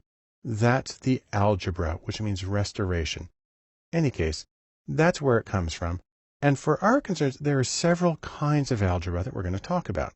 There's elementary algebra, there's linear algebra, and there are systems of linear equations. We'll talk about each of those in different videos. But to put it into context, let's take an example here of salaries. Now, this is actually based on real data from a survey of the salary of people employed in data science. And to give a simple version of it, the salary was equal to a constant, that's sort of an average value that everybody started with. And to that, you added years, and then you added some measure of bargaining skills and how many hours they worked per week. And that gave you a prediction, but because it wasn't exact, there's also some error to throw into it to get to the precise value that each person has. Now, if you want to abbreviate this, you can write it kind of like this. S plus C plus Y plus B plus H plus E. Although it's more common to write it symbolically like this. And let's go through this equation very quickly. The first thing we have is outcome. We call that Y, the variable Y, for person I. I stands for each case in our observations. So here's outcome Y for person I. This letter right here is a Greek beta, and it represents the intercept or the average. That's why it has a 0, because we don't multiply it times anything. But right next to it, we have the coefficient for variable 1. So beta, which means a coefficient, sub 1 for the first variable. And then we have variable 1, and then x1 means variable 1, and then the I means it's the score on that variable for person I, whoever we're talking about. Then we do the same thing for variables 2 and 3, and then at the end, we have little epsilon here with an I for the error term for person I, which says how far off the prediction was from their actual score. Now I'm going to run through some of these procedures and we'll see how they can be applied to data science. But for right now, let's just say this in sum. First off, algebra is vital to data science. It allows you to combine multiple scores, get a single outcome, do a lot of other manipulations. And really, the calculations are easy for one case at a time, especially when you're doing it by hand. The next step in mathematics for data science foundations is to look at linear algebra, or an extension of elementary algebra. And depending on your background, you may know this by another name, and I like to think, welcome to the matrix, because it's also known as matrix algebra, because we're dealing with matrices. Now, let's go back to an example I gave in the last video about salary, where salary is equal to a constant plus years plus bargaining plus hours plus error. Okay, that's a way to write it out in words. And if you want to put it in symbolic form, it's going to look like this. Now, before we get started with matrix algebra, we need to talk about a few new words. Maybe you're familiar with them already. The first is scalar, and this means a single number. And then a vector is a single row or a single column of numbers that can be treated as like a collection. That usually means a variable. And then finally, a matrix consists of many rows and columns, sort of a big rectangle of numbers. The plural of that, by the way, is matrices. And the thing to remember is that machines love matrices.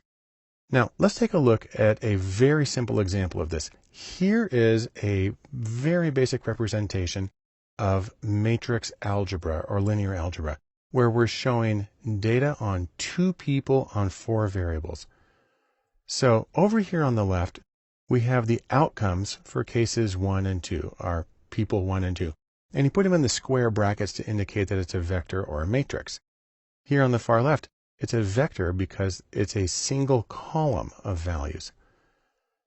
Next to that is a matrix that has here on the top the scores for case 1, which I've written as x's. x1 is for variable 1, x2 is for variable 2, and the second subscript is to indicate that it's for person 1. Below that are the scores for case 2, the second person, and then over here in another vertical column are the regression coefficients. That's a beta there that we're using. And then finally, we've got a tiny little vector here at the end, which contains the error terms for cases 1 and 2. Now, even though you would not do this by hand, it's kind of helpful to run through the procedure. So I'm going to show it to you by hand. And we're going to take two fictional people. This will be fictional person number 1. We'll call her Sophie. We'll say that she's 28 years old, and we'll say that she has good bargaining skills, a 4 on a scale of 5, and that she works 50 hours a week, and that her salary is $118,000. Our second fictional person, we'll call him Lars, and we'll say that he's 34 years old, and he has moderate bargaining skills, 3 out of 5, works 35 hours per week, and has a salary of $84,000. And so, if we're trying to look at salaries, we can go back to our matrix representation that we had here with our variables indicated with their Latin and sometimes Greek symbols. And we're going to replace those variables with actual numbers so we can get the salary for Sophie, our first person. So let me plug in the numbers here. And let's start with the result here. Sophie's salary is $118,000. And here's how these numbers all add up to get that. The first thing here is the intercept, and we just multiply that times 1, so that's sort of the starting point. And then we get this number 10, which actually has to do with years over 18. She's 28, so that's 10 years over 18. We multiply each year by 1395. Next is bargaining skill. She's got a 4 out of 5, and for each step up, you get $5,900. By the way, these are real coefficients from study of survey of salary of data scientists. And then finally, hours per week. For each hour, you get $382. Now, we can add those up and we can get a predicted value for her, but it's a little low. It's 30,000 low, which you may say, well, that's really messed up. Well, that's because there's like 40 variables in the equation, including she might be the owner. And if she's the owner, yeah, she's going to make a lot more. And then we do a similar thing for the second case. But what's neat about matrix algebra or linear algebra is that you can use matrix notation. And this means the same stuff. And what we have here are these bolded variables that stand in for entire vectors or matrices. So for instance, this y, a bold y, stands for the vector of outcome scores. This bolded x is the entire matrix of values that each person has on each variable. This bolded beta is all of the regression coefficients, and then this bolded epsilon is the entire vector of error terms. And so it's really super compact way of representing the entire collection of data and coefficients that you use in predicting values. So in sum, let's say this. First off, computers use matrices. They like to do linear algebra to solve problems. And it's conceptually simpler because you can put it all there in this tight formation. In fact, it's a very compact notation, and it allows you to manipulate entire collections of numbers pretty easily, and that's the major benefit of learning a little bit about linear or matrix algebra. Our next step in Mathematics for Data Science Foundations is systems of linear equations. And maybe you're familiar with this, but maybe you're not. And the idea here is there are times when you actually have many unknowns, and you're trying to solve for all of them simultaneously. And what makes this really tricky is a lot of these are interlocked. Specifically, that means x depends on y, but at the same time, y depends on x. What's funny about this is it's actually pretty easy to solve these by hand, and you can also use linear matrix algebra to do it. So let's take a little example here of sales. Let's imagine that you've got a company and you've sold 1,000 iPhone cases so they're not running around naked like in this picture. And that some of the cases sold for $20 and others sold for $5. You made a total of $5,900, and so the question is, how many were sold at each price?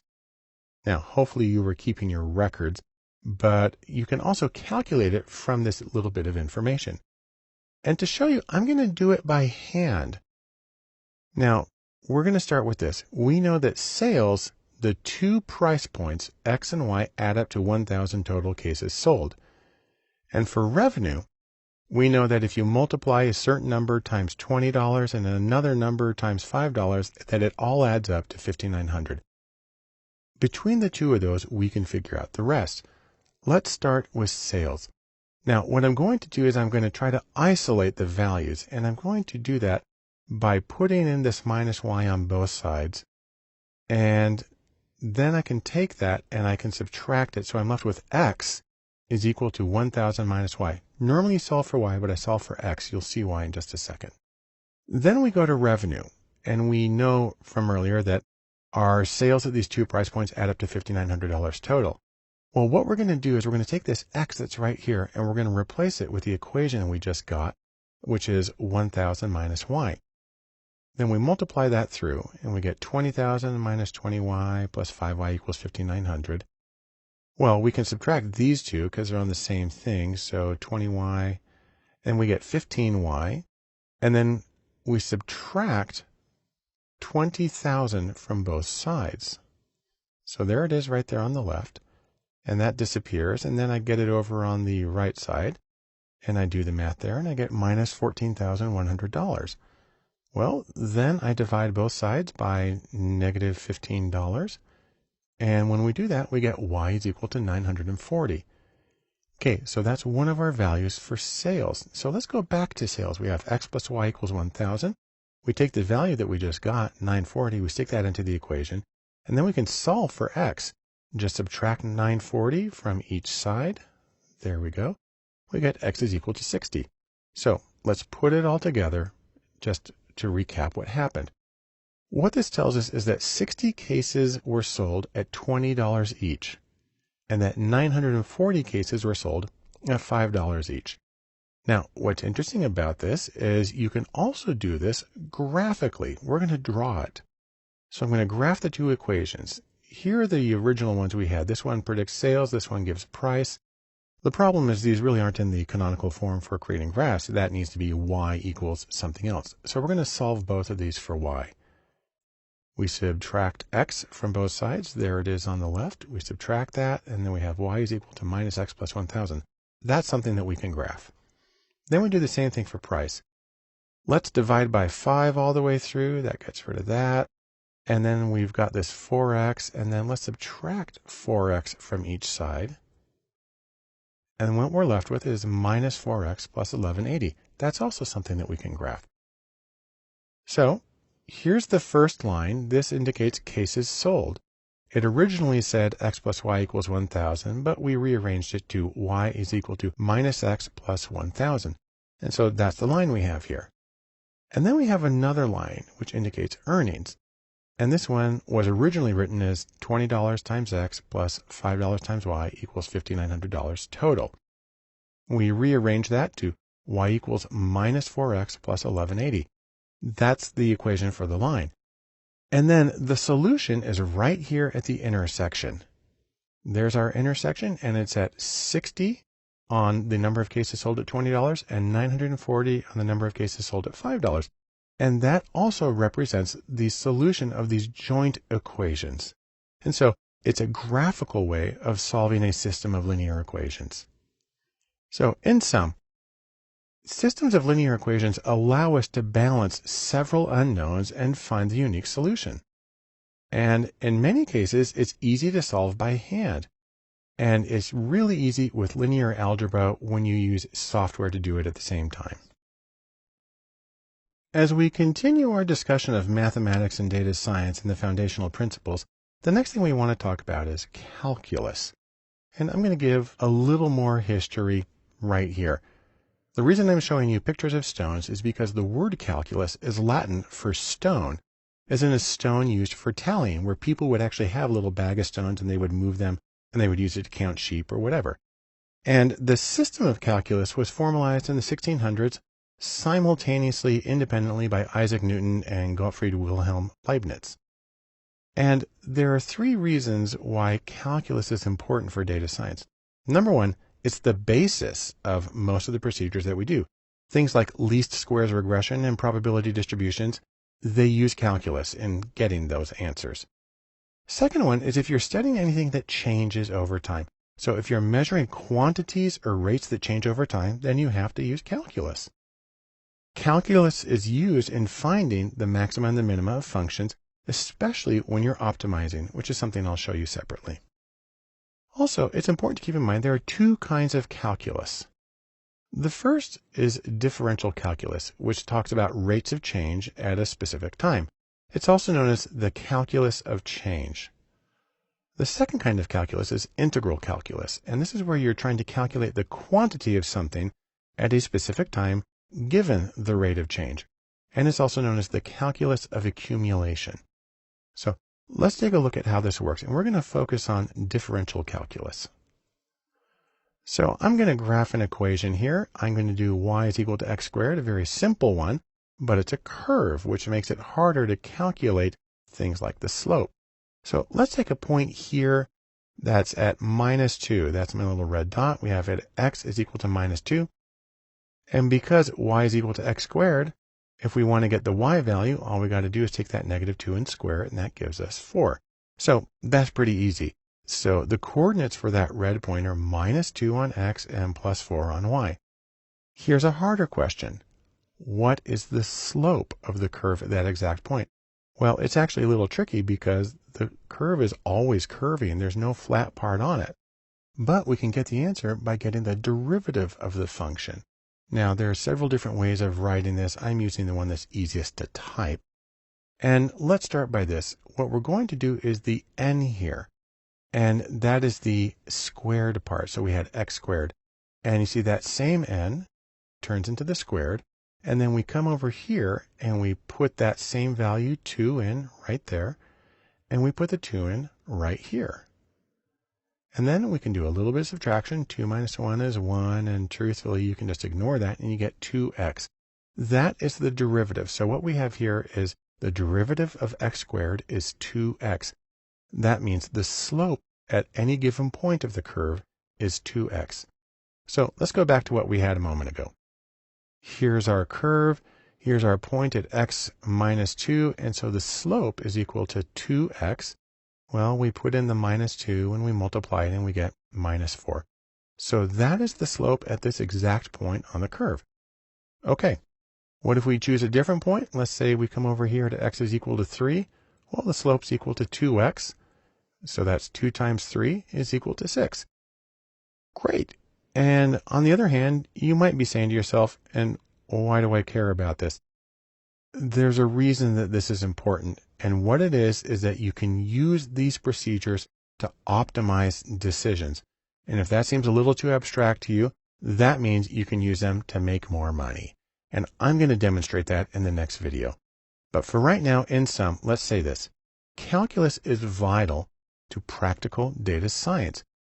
It's the foundation of statistics, and it forms the core that's needed for doing optimization. In our discussion of mathematics and data science foundations, the last thing I want to talk about right here is calculus and how it relates to optimization. I like to think of this, in other words, as the place where math meets reality, or it meets Manhattan or something. Now, if you remember this graph I made in the last video, y is equal to x squared. That shows this curve here, and we have the derivative that the slope can be given by 2x. And so when x is equal to 3, the slope is equal to 6. Fine. And this is where this comes into play. Calculus makes it possible to find values that maximize or minimize outcomes. And if you want to make something a little more concrete out of this, let's think of an example here. By the way, that's Cupid and Psyche. Let's talk about pricing for online dating. Let's assume you've created a dating service and you want to figure out how much can you charge for it that will maximize your revenue. So let's get a few hypothetical parameters involved.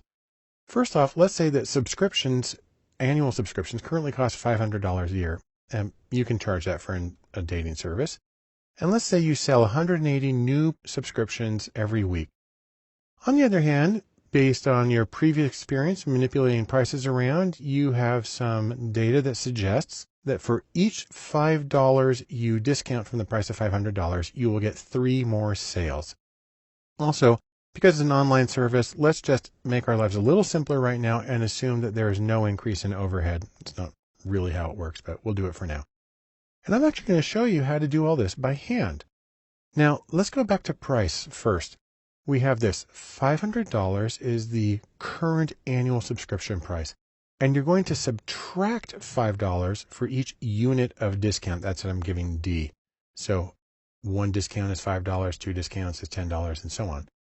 And then we have a little bit of data about sales, that you're currently selling 180 new subscriptions per week, and that you will add 3 more for each unit of discount that you give.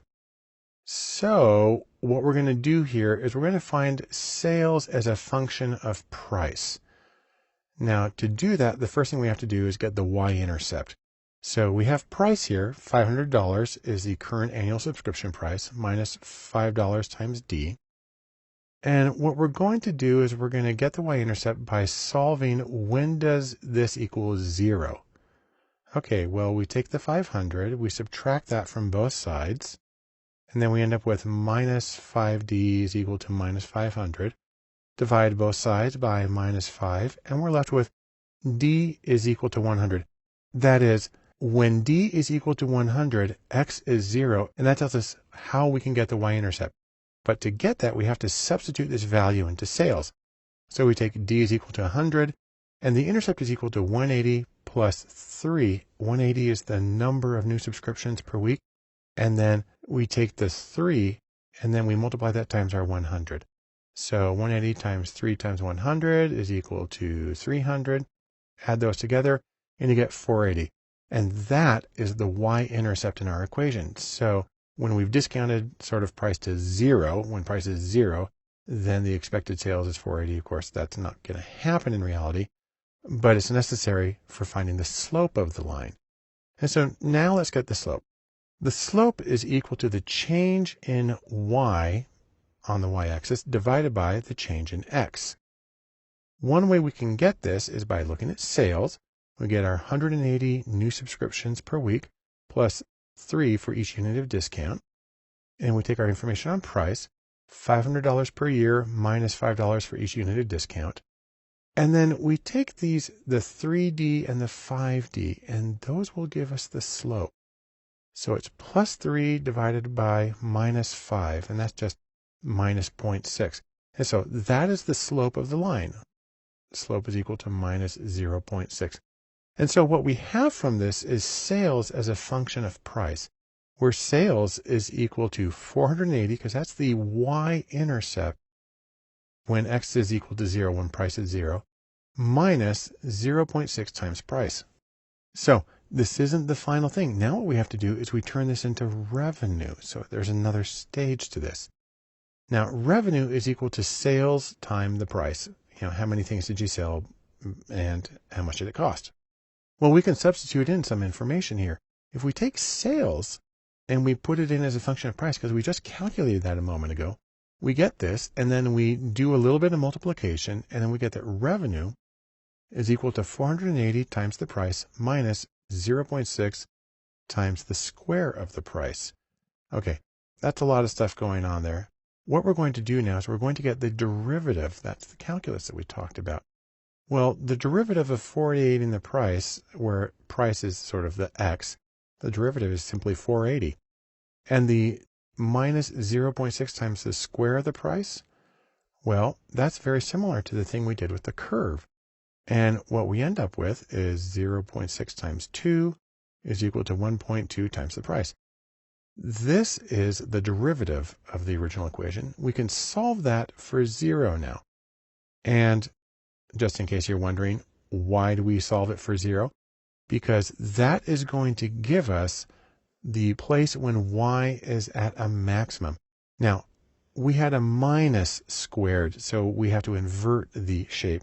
And we're trying to look for this value right here when It's at the very tippy top of the curve because that will indicate maximum revenue.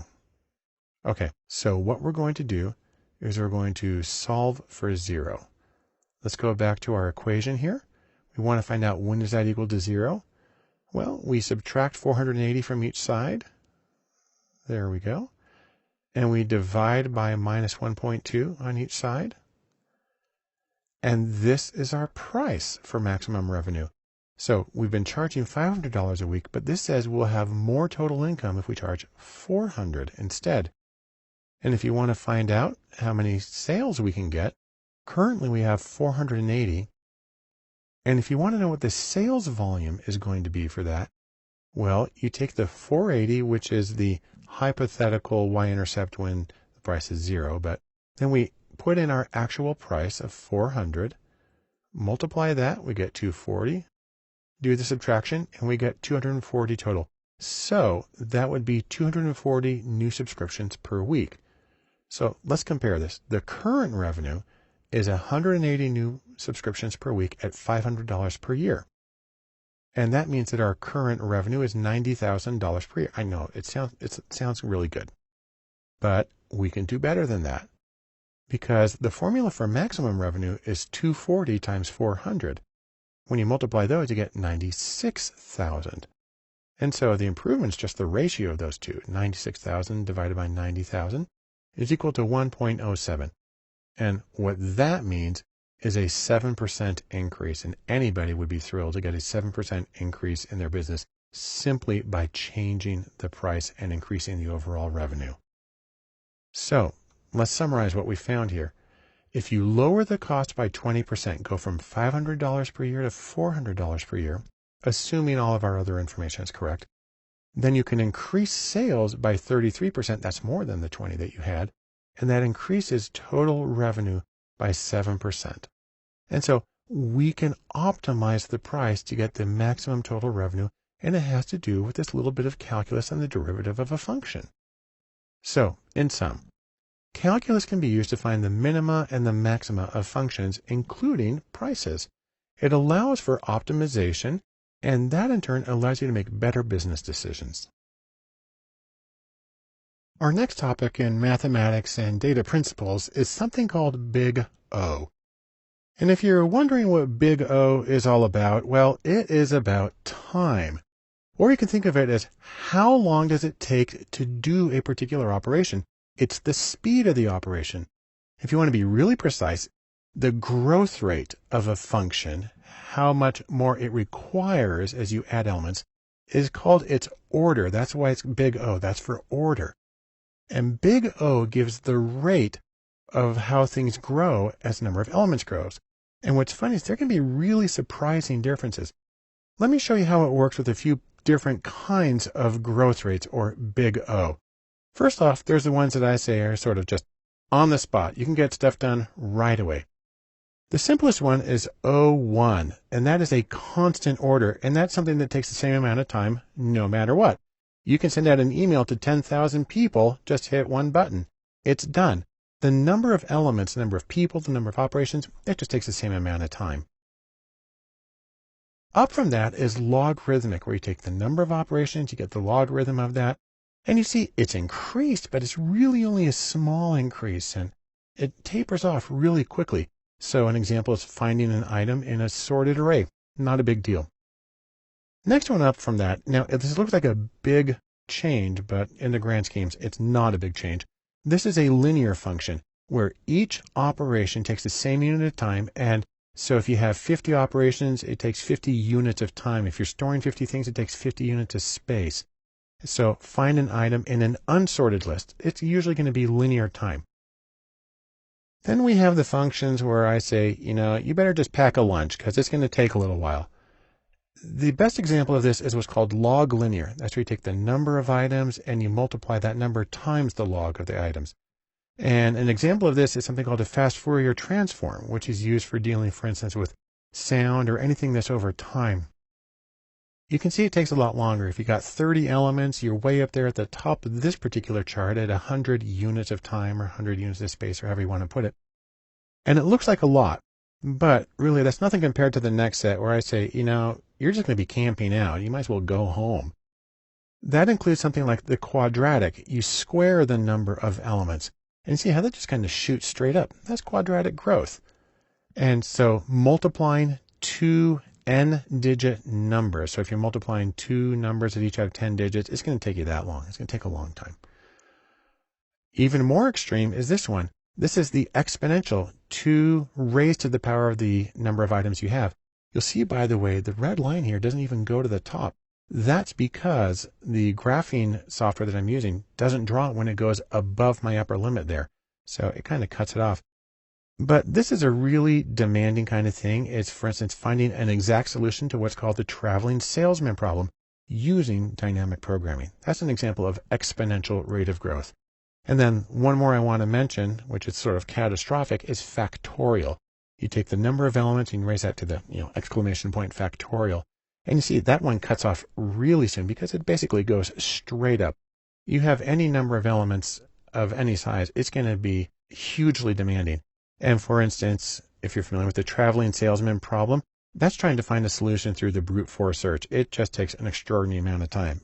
And so, before something like that's done, you're probably just going to, turn to stone and wish you never even started. The other thing to know about this is not only do some things take longer than others, some of these methods, some functions are more variable than others. So for instance, if you're working with data that you want to sort, there are different kinds of sorts or sorting methods. So for instance, there's something called an insertion sort. And what you find is that on its best day, it's linear. It's O of n. That's not bad. On the other hand, the average is quadratic, and that's a huge difference between the two. Selection sorts, on the other hand, the best is quadratic and the average is quadratic. It's always consistent. So it's kind of funny. It takes a long time, but at least you know how long it's going to take versus the variability of something like an insertion sort. So in sum, let me say a few things about Big O. Number one, you need to know that certain functions or procedures vary in speed. And the same thing applies to making demands on a computer's memory or storage space or whatever. They vary in their demands. Also, some of them are inconsistent. Some of them are really efficient sometimes and really slow or really difficult the others. Probably the most important thing here is to be aware of the demands of what you're doing, that you can't, for instance, just run through every single possible solution or your company will be dead before you get an answer. So be mindful of that so you can use your time well and get the insight you need in the time that you need it. A really important element of the mathematics and data science, and one of its foundational principles, is probability. Now, one of the things that probability comes in intuitively for a lot of people is something like rolling dice or looking at sports outcomes. And really, the fundamental question, what are the odds of something? That gets at the heart of probability. Now, let's take a look at some of the basic principles. We got our friend Albert Einstein here to explain things. The principles of probability work this way. Probabilities range from 0 to 1. That's like 0% to 100% chance. When you put P, that stands for probability, and then in parentheses, here A, that means the probability of whatever in parentheses. So PA means the probability of A, and then P of B is the probability of B. When you take all of the probabilities together, you get what's called the probability space, and that's why we have S. And it all adds up to 1 because you've now covered 100% of the possibilities. Also, you can talk about the complement. The tilde here is used to say probability of not A is equal to 1 minus the probability of A, because those have to add up. So let's take a look at something also about conditional probabilities, which is really important in statistics. A conditional probability is the probability of something if something else is true.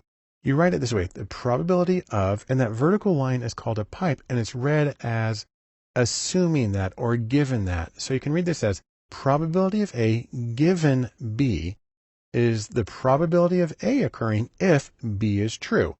And so you can say, for instance, what's the probability if something's orange? What's the probability that's a carrot, given this picture? Now, the place where this comes in really important for a lot of people is the probabilities of type 1 and type 2 errors in hypothesis testing, which we'll mention at some other point. But I do want to say a few things about arithmetic with probabilities, because it doesn't always work the way that people think it will. Let's start by talking about adding probabilities. Let's say you have two events A and B. And let's say you want to find the probability of either one of those events. So that's like adding the probabilities of the two events. Well, it's kind of easy. You take the probability of event A and you add the probability of event B. However, you may have to subtract something. You may have to subtract this little piece because maybe there is some overlap between the two of them. On the other hand, if A and B are disjoint, which means they never occur together, then that's equal to 0, and then you can, subtract 0, which is you get back to the original probabilities. But let's take a really easy example of this. I've created my super simple sample space. I have 10 shapes. I got 5 squares on the top, 5 circles on the bottom. I've got a couple of red shapes on the right side. Let's say we want to find the probability of a square or a red shape. So we are adding the probabilities, but we have to adjust for the overlap between the two.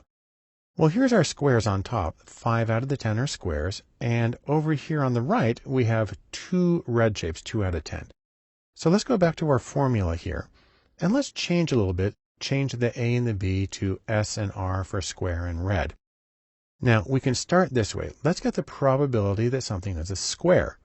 Well, we go back to our probability space. You see we have 5 squares out of 10 shapes total. So we do 5 over 10. That reduces to 0.5. Okay. Next up, the probability of something red in our sample space. Well, we have 10 shapes total. 2 of them on the far right are red. So that's 2 over 10. And you do the division, you get 0.2. Now the trick is the overlap between these two categories. Do we have anything that is both square and red? Because we don't want to count that twice. So we have to subtract it. So let's go back to our sample space. And we're looking for something that is square. There's the squares on top, and there's the things that are red on the side. And you see they overlap. And this is our little overlapping red square. So there's one shape that meets both of those, 1 out of 10. So we come back here, we do 1 out of 10. That reduces to 0.1.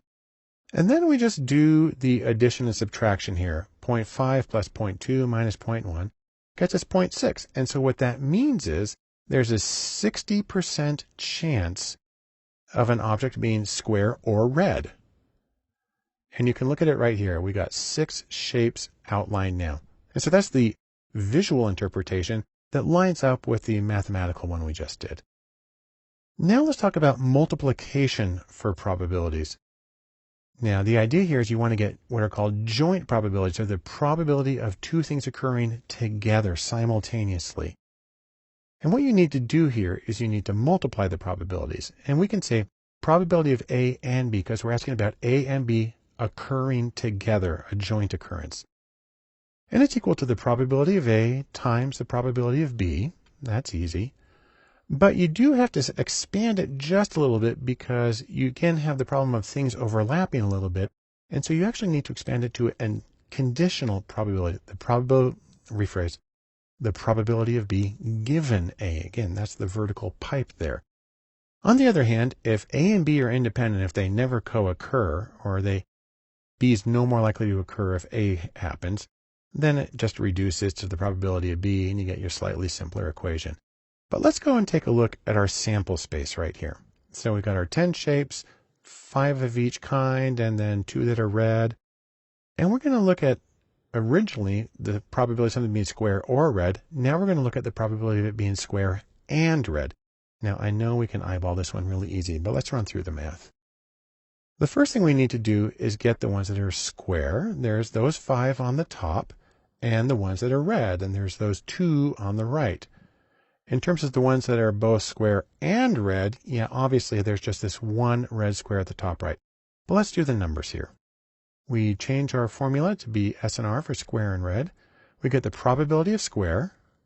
Again, that's those 5 out of 10. So we do 5 out of 10, reduces to 0.5. And then we need the probability of red given that it's a square. So we only need to look at the squares here. There's the squares, 5 of them. And 1 of them is red, so that's 1 over 5. That reduces to 0.2. You multiply those two numbers, 0.5 times 0.2, and what you get is 0.1, or a 10% chance, or 10% of our total sample space is red squares. And you come back and you look at it, you say, yeah, there's 1 out of 10. So that just confirms what we were able to do intuitively. So that's our short presentation on probabilities. And in sum, what do we get out of that? Number one, probability, it's not always intuitive. And also the idea that conditional values can help in a lot of situations, but they may not work the way you expect them to.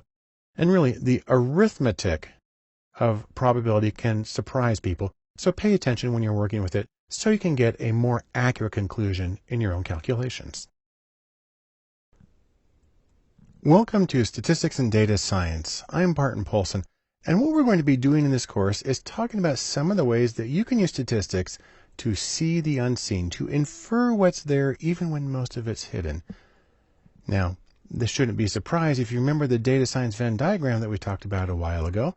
We have math up here in the top right corner, but if you were to go to the original description of this Venn diagram, its full name was Math and Stats. And let me just mention something, in case it's not completely obvious, about why statistics matters to data science. And the idea is this. Counting is easy. It's easy to say how many times a word appears in a document. It's easy to say how many people voted for a particular candidate in one part of the country. Counting is easy, but summarizing and generalizing, those things are hard.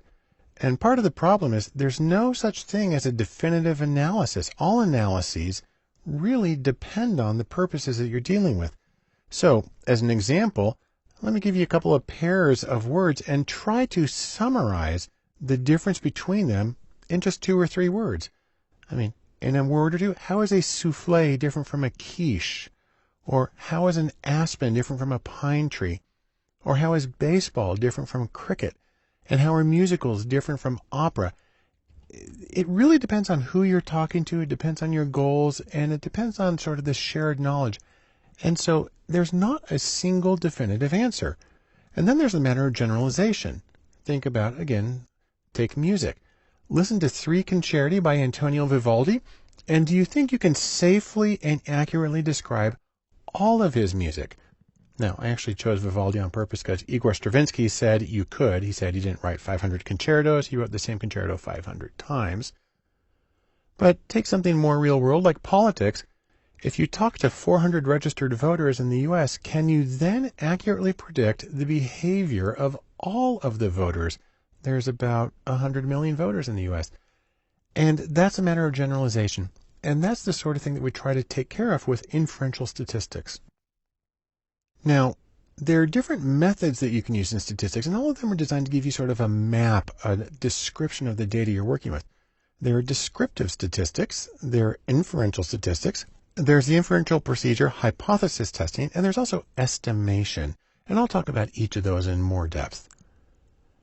There are a lot of choices that have to be made, and some of the things I'm going to discuss in detail are, for instance, the choice of estimators, that's different from estimation, different measures of fit, feature selection for knowing which variables are the most important in predicting your outcome, also common problems that arise when trying to model data, and the principles of model validation. But through this all, the most important thing to remember is that analysis is functional. It's designed to serve a particular purpose.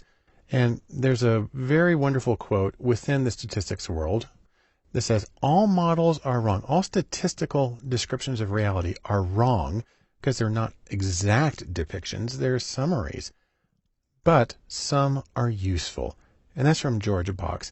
And so really the question is, you're not trying to be totally, completely accurate, because in that case you just wouldn't do an analysis. The real question is, are you better off doing your analysis than not doing it? And truthfully, I bet you are. So, in sum, we can say 3 things. Number 1, you want to use statistics to both summarize your data and to generalize from one group to another if you can. On the other hand, there's no one true answer with data. You got to be flexible in terms of what your goals are and the shared knowledge. And no matter what you're doing, the utility of your analysis should guide you in your decisions. The first thing we want to cover in statistics and data science is the principle of exploring data, and this video is just designed to give an exploration overview. So, we like to think of this, the intrepid explorers, they're out there exploring and seeing what's in the world. You can see what's in your data. More specifically, you want to see what your data set is like. You want to see if your assumptions are met so you can do a valid analysis with your chosen procedure. And really, something that may seem very weird is you want to listen to your data. If something's not working out, if it's not going the way you want, then you need to pay a little more attention, and exploratory data analysis is going to help you do that. Now, there are two general approaches to this. First off, there's a graphical exploration. So you use graphs and pictures and visualizations to explore your data. The reason you want to do this is that graphics are very dense in information. They're also really good, in fact, the best way to get the overall impression of your data. Second to that, there is a numerical exploration. I make it very clear, this is the second step. Do the visualization first, then do the numerical part. Now, you want to do this because it can give greater precision, and this is also an opportunity to try variations on the data. You can actually do some transformations, move things around a little bit, and try different methods and see how that affects the results and see how it looks. So let's go first to the graphical part. There are very quick and simple plots that you can do. Those include things like bar charts and histograms and scatter plots. Very easy to make and very quick way of getting an understanding of the variables in your data set. In terms of numerical analysis, again, after the graphical methods, you can do things like transform the data, that is, take like the logarithm of your numbers. You can do empirical estimates of population parameters, and you can use robust methods, and I'll talk about all of those in more length in later videos. But for right now, I can sum it up this way. The purpose of exploration is to help you get to know your data. And also, you want to explore your data thoroughly before you start modeling it, before you build statistical models. And all the way through, you want to make sure you listen carefully so that you can find hidden or unassumed details and leads in your data. As we move in our discussion of statistics and exploring data, the single most important thing we can do is exploratory graphics. In the words of the late great Yankees catcher Yogi Berra, you can see a lot by just looking. That applies to data as much as it applies to baseball. Now, there's a few reasons you want to start with graphics. Number one is to actually get a feel for the data. I mean, what's it distributed like? What's the shape? Are there strange things going on? Also, it allows you to check the assumptions and see how well your data match the requirements of the analytical procedures you hope to use. You can check for anomalies like outliers and unusual distributions and errors, and also you can get suggestions. If something unusual is happening in the data, that might be a clue that you need to pursue a different angle or do a deeper analysis. Now, we want to do graphics first for a couple of reasons. Number one is they're very information dense, and fundamentally humans are visual. It's our single highest bandwidth way of getting information. It's also the best way to check for shape and gaps and outliers. There are a few ways you can do this if you want to. The first is with programs that rely on code. So you can use the statistical programming language R, the general purpose programming language Python. You can actually do a huge amount in JavaScript, especially in D3.js, or you can use apps that are specifically designed for exploratory analysis. That includes Tableau, both the desktop and the public versions, Click, and even Excel is a good way to do this. And then finally, if you really want to know, you can do this by hand.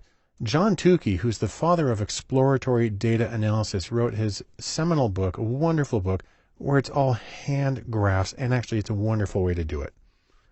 But let's start the process for doing these graphics. We start with one variable, that is, univariate distributions. And so you're going to get something like this. The fundamental chart is the bar chart. This is when you're dealing with categories and you're simply counting how many cases there are in each category. The nice thing about bar charts is they're really easy to read. Put them in descending order and maybe have them vertical, maybe have them horizontal. Horizontal can be nice to make the labels a little easier to read.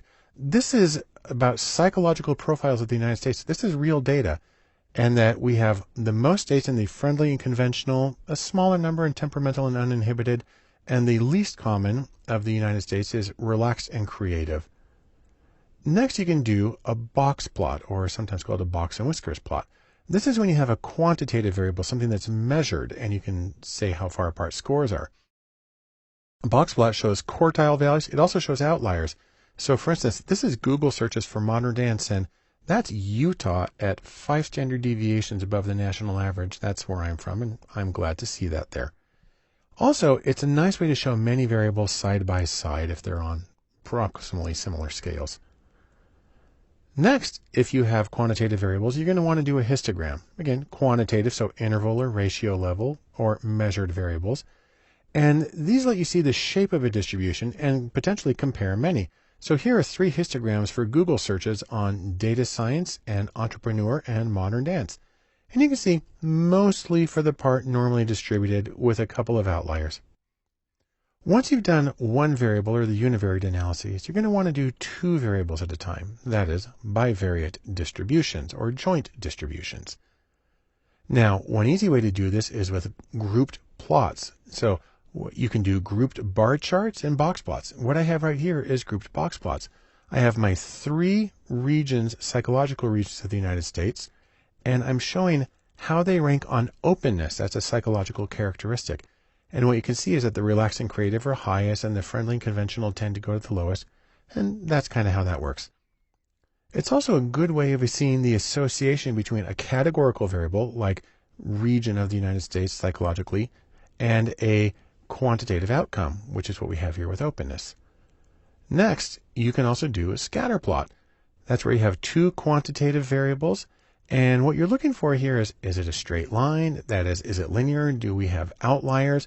And also the strength of association. How closely do the dots all come to the regression line that we have here in the middle?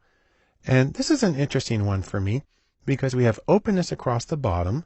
So more open as you go to the right, and agreeableness. And what we see is there's a strong downhill association. The states in the United States that are the most open apparently are also the least agreeable, so we're going to have to do something about that. And then finally, you want to go to many variables, that is, multivariate distributions. Now, one big question here is 3D or not 3D. Let me actually make an argument for not 3D. So what I have here is a 3D scatter plot of 3 variables about Google searches. Up the left, I have FIFA, which is for professional soccer. Down there on the bottom left, I have searches for NFL, and on the right, I have searches for NBA. Now, I did this in R, and what's neat about this is you can click and drag and move it around. And, that's kind of fun. You kind of spin around, and it gets kind of nauseating as you look at it. And this particular version, I'm using Plotly in R. It allows you to actually click on a point and see, let me see if I can get the floor in the right place. You got to click on a point and see where it ranks on each of these characteristics. You can see, however, this thing's hard to control. And once it stops moving, it's not much fun. And truthfully, most 3D plots I've worked with are just kind of nightmares. They seem like they're a good idea, but not really. So here's the deal. 3D graphics, like the one I just showed you, because they're actually being shown in 2D, they have to be in motion for you to tell what's going on at all. And fundamentally, they're hard to read and confusing. Now, it's true they might be useful for finding clusters in 3 dimensions. We didn't see that in the data we had. But generally, I just avoid them like the plague. What you want to do, however, is see the connection between several variables. You might want to use a matrix of plots. This is where you have, for instance, many quantitative variables. You can use markers for group membership if you want. And I find it to be much clearer than 3D. So here I have the relationship between 4 search terms: NBA, NFL, MLB for Major League Baseball, and FIFA. You can see the individual distributions. You can see the scatter plots. You can get the correlation. Truthfully, this for me is a much easier kind of chart to read and get the richness that we need from a multidimensional display. So the questions you're trying to answer overall are, number 1, do you have what you need? Do you have the variables you need? Do you have the variability that you need? Are there clumps or gaps in the distributions? Are there exceptional cases, anomalies that are really far out from everybody else, or spikes in the scores? And are there errors in data? Were there mistakes in coding? Did people forget to answer questions? Are there impossible combinations? And these kinds of things are easiest to see with a visualization that'll really just kind of put it right there in front of you. And so, in sum, I can say this about graphical exploration of data. It's a critical first step. It's basically where you always want to start. And you want to use the quick and easy methods. Again, bar charts, scatter plots are really easy to make, and they're very easy to understand. And once you're done with the graphical exploration, then you can go to the second step, which is exploring the data through numbers. The next step in statistics and exploring data is exploratory statistics, or numerical exploration of data. I like to think of this as go in order. First you do visualization, then you do the numerical part. And a couple of things to remember here. Number one is you're still exploring the data. You're not modeling yet, but you are doing a quantitative exploration. This might be an opportunity to get empirical estimates, that is, of population parameters as opposed to theoretically based ones. It's a good time to manipulate the data and explore the effects of manipulating the data, looking at subgroups, looking at transforming variables. Also, it's an opportunity to check the sensitivity of your results. Do you get the same general results if you test under different circumstances? So we're going to talk about things like robust statistics and resampling data and transforming data. So we'll start with robust statistics. This, by the way, is Hercules, a robust mythical character. And the idea with a robust statistics is that they are stable, is that even when the data varies in sort of unpredictable ways, you still get the same general impression. This is a class of statistics, it's an entire category, that's less affected by outliers and by skewness and kurtosis and other abnormalities in the data. So let's take a quick look. This is a very skewed distribution I created. The median, which is the dark line there in the box, is right around 1. And I'm going to look at two different kinds of robust statistics, the trimmed mean and the Windsor's mean. With the trimmed mean, you take a certain percentage of the data from the top and the bottom, you just throw it away, and you compute the mean for the rest. With the Windsor's, you take those and then you move those scores into the highest non-outlying score. Now, the 0% is exactly the same as the regular mean, and here it's 1.24.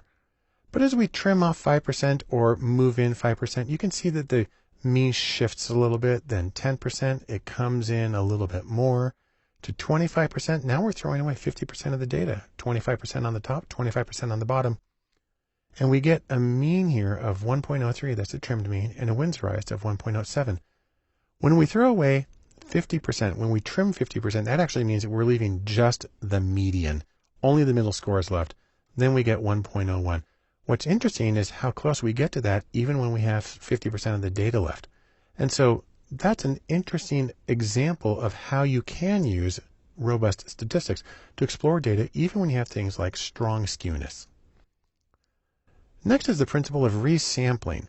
And that's like pulling marbles repeatedly out of a jar, counting the colors, putting them back in and trying again. That's an empirical estimate of sampling variability. So sometimes you get 20% red marbles, sometimes you get 30, sometimes you get 22, and so on. There are several versions of this. They go by the names the jackknife and the bootstrap and the permutation. And the basic principle of resampling is also key to the process of cross-validation. I'll have more to say about validation later. And then finally, there's transforming variables. Here's our caterpillars in the process of transforming into butterflies. But the idea here is you take a sort of difficult data set and then you do what's called a smooth function. There's no jumps in it. And something that preserves the order and allows you to work on the full data set. So you can fix skewed data, and in a scatter plot, you might have a curved line. You can fix that. And probably the best way to look at this is with something called Tukey's ladder of powers. I mentioned before John Tukey, the father of exploratory data analysis. He talked a lot about transformations. This is his ladder, starting at the bottom with the -1 over x squared up to the top with his x cubed. And here's how it works. This distribution over here is a symmetrical, normally distributed variable. And as you start to move in one direction and you apply the transformation, you take the square root, you see how it moves the distribution over to one end. Then the logarithm, and you get to the end, you get this -1 over the square of the score. And that pushes it way, way, way over. If you go the other direction, for instance, you square the scores, it pushes it down in the one direction, you cube it, and then you see how it can move it around in ways that allow you to, you can actually undo the skewness to get back to a more centrally distributed distribution. And so these are some of the approaches that you can use in the numerical exploration of data. In sum, let's say this. Statistical or numerical exploration allows you to get multiple perspectives on your data. It also allows you to check the stability, see how it works with outliers and skewness and mixed distributions and so on. And perhaps most importantly, it sets the stage for the statistical modeling of your data. As a final step of statistics and exploring data, I'm going to talk about something that's not usually considered exploring, but is basic descriptive statistics. I like to think of it this way. You've got some data and you are trying to tell a story. More specifically, you're trying to tell your data's story. And with descriptive statistics, you can think of it as trying to use a little data to stand in for a lot of data, using a few numbers to stand in for a large collection of numbers. And this is consistent with the advice that we get from good old Henry David Thoreau, who told us, simplify, simplify. If you can tell your story with more carefully chosen and more informative data, go for it. So there's a few different procedures for doing this. Number one, you want to describe the center of your distribution of data. That's, if you're going to pick a single number, use that. Two, if you can give a second number, give something about the spread or the dispersion or the variability. And three, it's also nice to be able to describe the shape of the distribution. Let me say more about each of these in turn. First, let's talk about center. We have the center of our rings here. Now, there are a few very common measures of center or location or central tendency of a distribution. There's the mode, and there's the median, and there's the mean. Now, there are many, many others, but those are the ones that are going to get you most of the way. Let's talk about the mode first.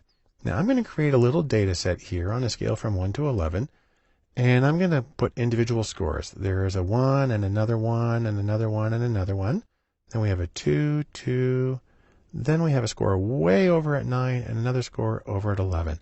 So we have 8 scores, and this is the distribution. This is actually a histogram of the data set. The mode is the most commonly occurring score or the most frequent score. Well, if you look at how tall each of these go, we've got more 1s than anything else, and so 1 is the mode because it occurs 4 times and nothing else comes close to that. The median is a little different. The median is looking for the score that is at the center if you split it into 2 equal groups. We have 8 scores, so we want to get one group of 4, that's down here, and then the other group of 4 is this really big one because it ranges way out. And the median is going to be the place on the number line that splits those into 2 groups. That's going to be right here at 1.5. Now the mean's a little more complicated, even though people understand means in general. It's the first one we have here that actually has a formula, where m for the mean is equal to the sum of x, that's our scores on the variable, divided by n, the number of scores.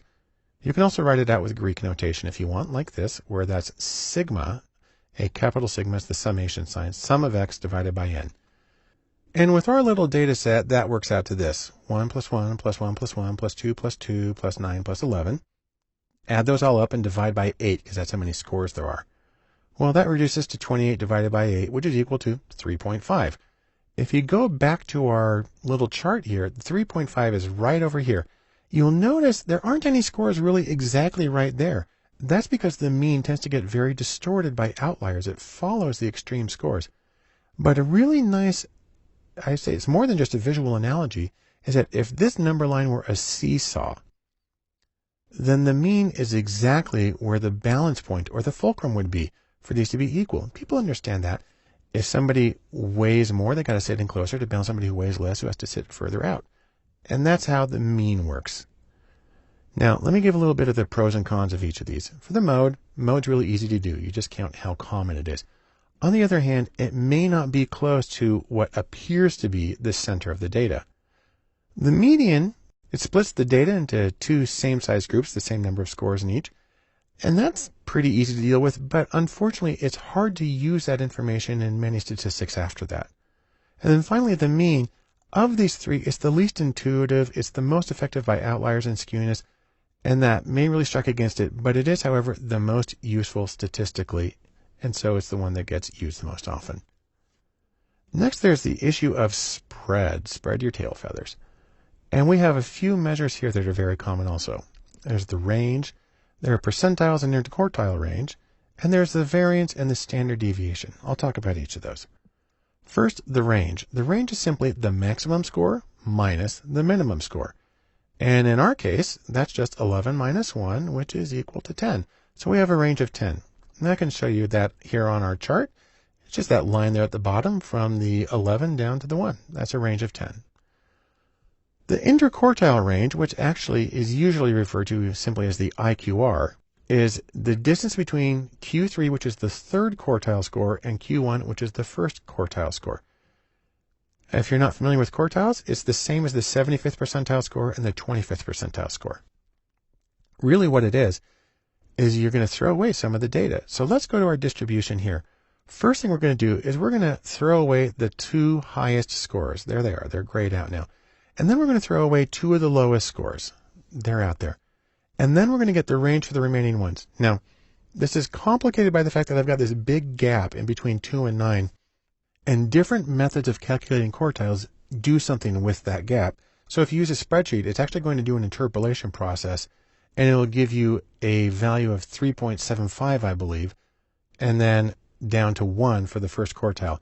So not so intuitive with this graph, but that is how it works usually. If you want to write it out, you can do it like this. The interquartile range is equal to Q3 minus Q1, and in our particular case, that's 3.75 minus 1. And that, of course, is equal to just 2.75, and there you have it. Now, our final measure of spread or variability or dispersion is 2 related measures, the variance and the standard deviation. These are a little harder to explain and a little harder to show. But the variance, which is at least the easiest formula, is this. The variance is equal to, that's the sum, the capital sigma is the sum of x minus m. That's how far each individual score is from the mean.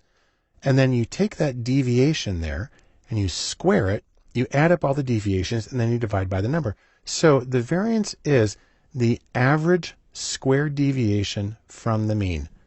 I'll try to show you that graphically. So here's our data set, and there's our mean right there at 3.5. Let's go to one of these 2's. We've got a deviation there of 1.5, and if we make a square that's 1.5 points on each side, well, there it is. We can do a similar square for the other score at 2. If we're going down to 1, then it's going to be 2.5 squared, and it's going to be that much bigger. And we can draw one of these squares for each of our 8 points. The squares for the scores at 9 and 11 are going to be huge and go off the page, so I'm not going to show them. But once you have all those squares, you add up the area, and you get the variance. So this is the formula for the variance, but now let me show the standard deviation, which is also a very common measure, is closely related to this. Specifically, it's just the square root of the variance. Now, there's a catch here. The formulas for the variance and the standard deviation are slightly different for populations and samples in that they use different denominators. But they give similar answers, not identical, but similar if the sample is reasonably large, say over 30 or 50, then it's going to be really just a negligible difference. So let's do a little pro and con of these 3 things. First, the range. It's very easy to do. It only uses 2 numbers, the high and the low, but it's determined entirely by those 2 numbers. And if they're outliers, you've got really a bad situation. The interquartile range, or IQR, it's really good for skewed data, and that's because it ignores extremes on either end. So that's nice. And the variance and the standard deviation, while they are the least intuitive, and they are the most affected by outliers, they are also generally the most useful because they feed into so many other procedures that are used in data science. Finally, let's talk a little bit about the shape of a distribution. You can have symmetrical or skewed distributions, unimodal, uniform, or U-shaped. You can have outliers. There's a lot of variations. Let me show you a few of them. First off is a symmetrical distribution. Pretty easy. They're the same on the left and on the right. And this little pyramid shape is an example of a symmetrical distribution. There are also skewed distributions where most of the scores are on one end and then they taper off. This right here is a positively skewed distribution where most of the scores are at the low end and the outliers are on the high end. This is unimodal. It's our same pyramid shape. Unimodal means it has one mode, or really kind of one hump in the data. That's contrasted, for instance, to bimodal, where you have 2 modes, and that usually happens when you have 2 distributions that got mixed together.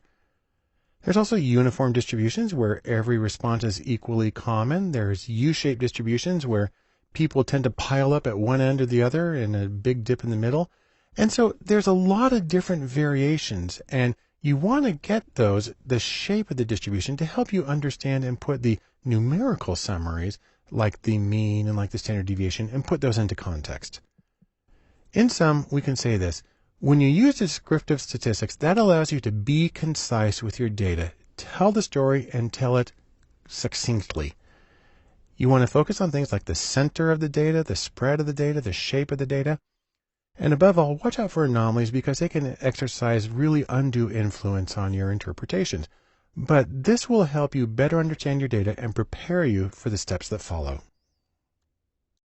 The next step in our discussion of statistics and inference is hypothesis testing, a very common procedure in some fields of research. I like to think of it as put your money where your mouth is and test your theory. Here's the Wright brothers out testing their plane. Now, the basic idea behind hypothesis testing is this. You start with a question, and it's something like, what is the probability of X occurring by chance if randomness or meaningless sampling variation is the only explanation? Well, the response is this. If the probability of that data arising by chance when nothing's happening is low, then you reject randomness as a likely explanation. Okay, there's a few things I can say about this. Number one, it's really common in scientific research. Say, for instance, in the social sciences, it's used all the time. Number two, this kind of approach can be really helpful in medical diagnostics where you're trying to make a yes-no decision, does a person have a particular disease? And three, really, anytime you're trying to make a go, no-go decision, which might be made, for instance, with a purchasing decision for a school district or implementing a particular law, you base it on the data and you have to make a yes-no. Hypothesis testing might be helpful in those situations. Now, you have to have hypotheses to do hypothesis testing. You start with H sub 0, which is the shorthand version for the null hypothesis. And what that is in lengthier terms is that there is no systematic effect between groups, there's no association between variables, and random sampling error is the only explanation for any observed differences that you see. And then contrast that with H sub A, which is the alternative hypothesis. And this really just says that there's a systematic effect, that there is in fact a correlation between variables, that there is in fact a difference between two groups, that this variable does in fact predict the other one. Let's take a look at the simplest version of this, statistically speaking. Now, what I have here is a null distribution. This is a bell curve. It's actually the standard normal distribution, which shows z-scores and relative frequency. And what you do with this is you mark off what are called regions of rejection. And so I've actually shaded off the highest 2.5% of the distribution and the lowest 2.5%. What's funny about this is even though I draw it to plus and minus 3 and it looks like it hits 0, it's actually infinite and asymptotic. But that's the highest and lowest 2.5%. Collectively, that leaves 95% in the middle. Now, the idea is then you gather your data, you calculate a score for your data, and you see where it falls in this distribution. And I like to think of that as you have to go down one path or the other. You have to make a decision. And you have to decide whether to retain your null hypothesis, maybe it is random, or reject it and decide, no, I don't think it's random. The trick is things can go wrong. You can get a false positive. This is when the sample shows some kind of statistical effect, but it's really randomness. And so, for instance, this scatter plot I have right here, you can see a little downhill association here, but this is in fact drawn from data that has a true correlation of 0. And I just kind of randomly sampled from it until I got this. It took about 20 rounds, but it looks negative, but there's really nothing happening. The trick about false positives is that's conditional on rejecting the null. The only way you can get a false positive is if you actually conclude that there's a positive result. It goes by the highly descriptive name of a type 1 error, but you get to pick a value for it, and 0.05 or 5% risk if you reject the null hypothesis, that's the most common value. Then there's a false negative. This is when the data looks random, but in fact it is systematic or there's a relationship. So for instance, this scatter plot, it looks like it's pretty much a 0 relationship, but in fact this came from two variables that were correlated at 0.25. That's a pretty strong association. Again, I randomly sampled from the data until I got a set that happened to look pretty flat. And a false negative is conditional on not rejecting the null. You can only get a false negative if you get a negative. You say there's nothing there. It's also called a type 2 error, And this is a value that you have to calculate based on several elements of your testing framework.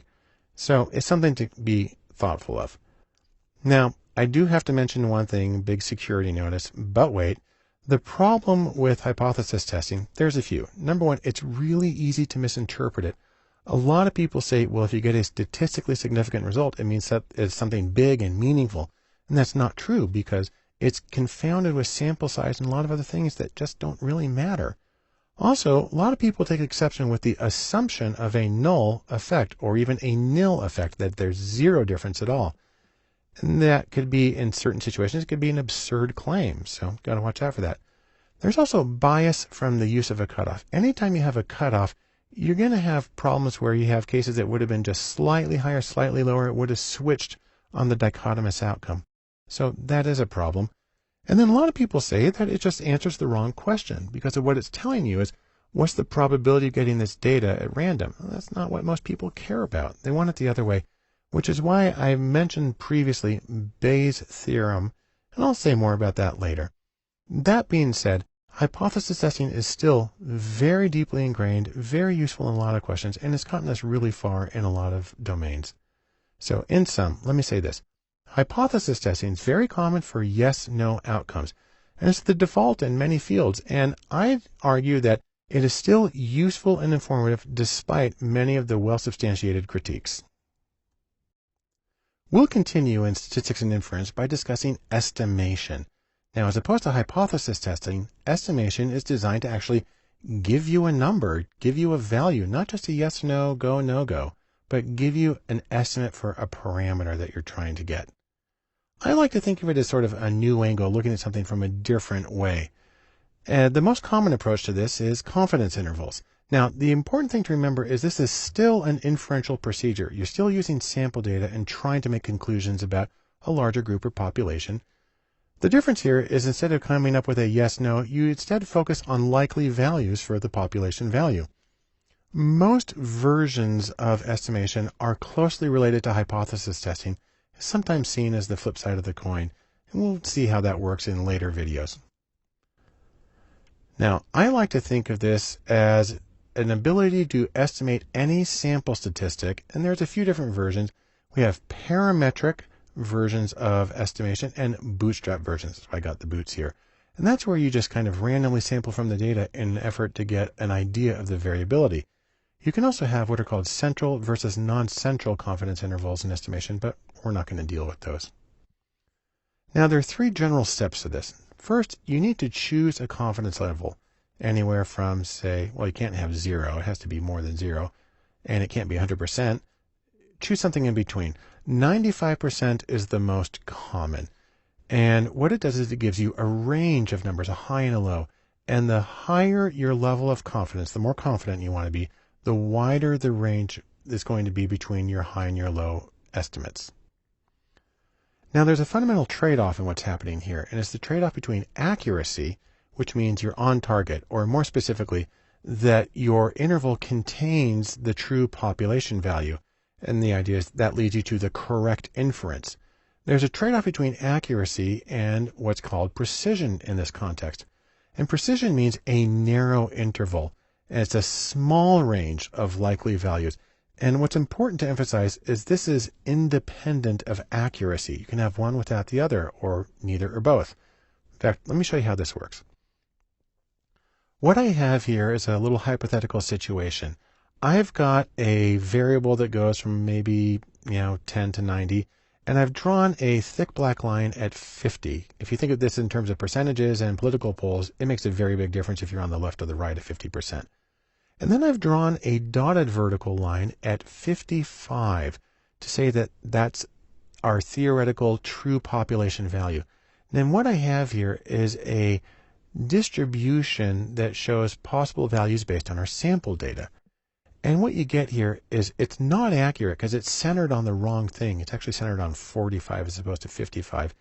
And it's not precise because it's spread way out from maybe 10 up to almost 80.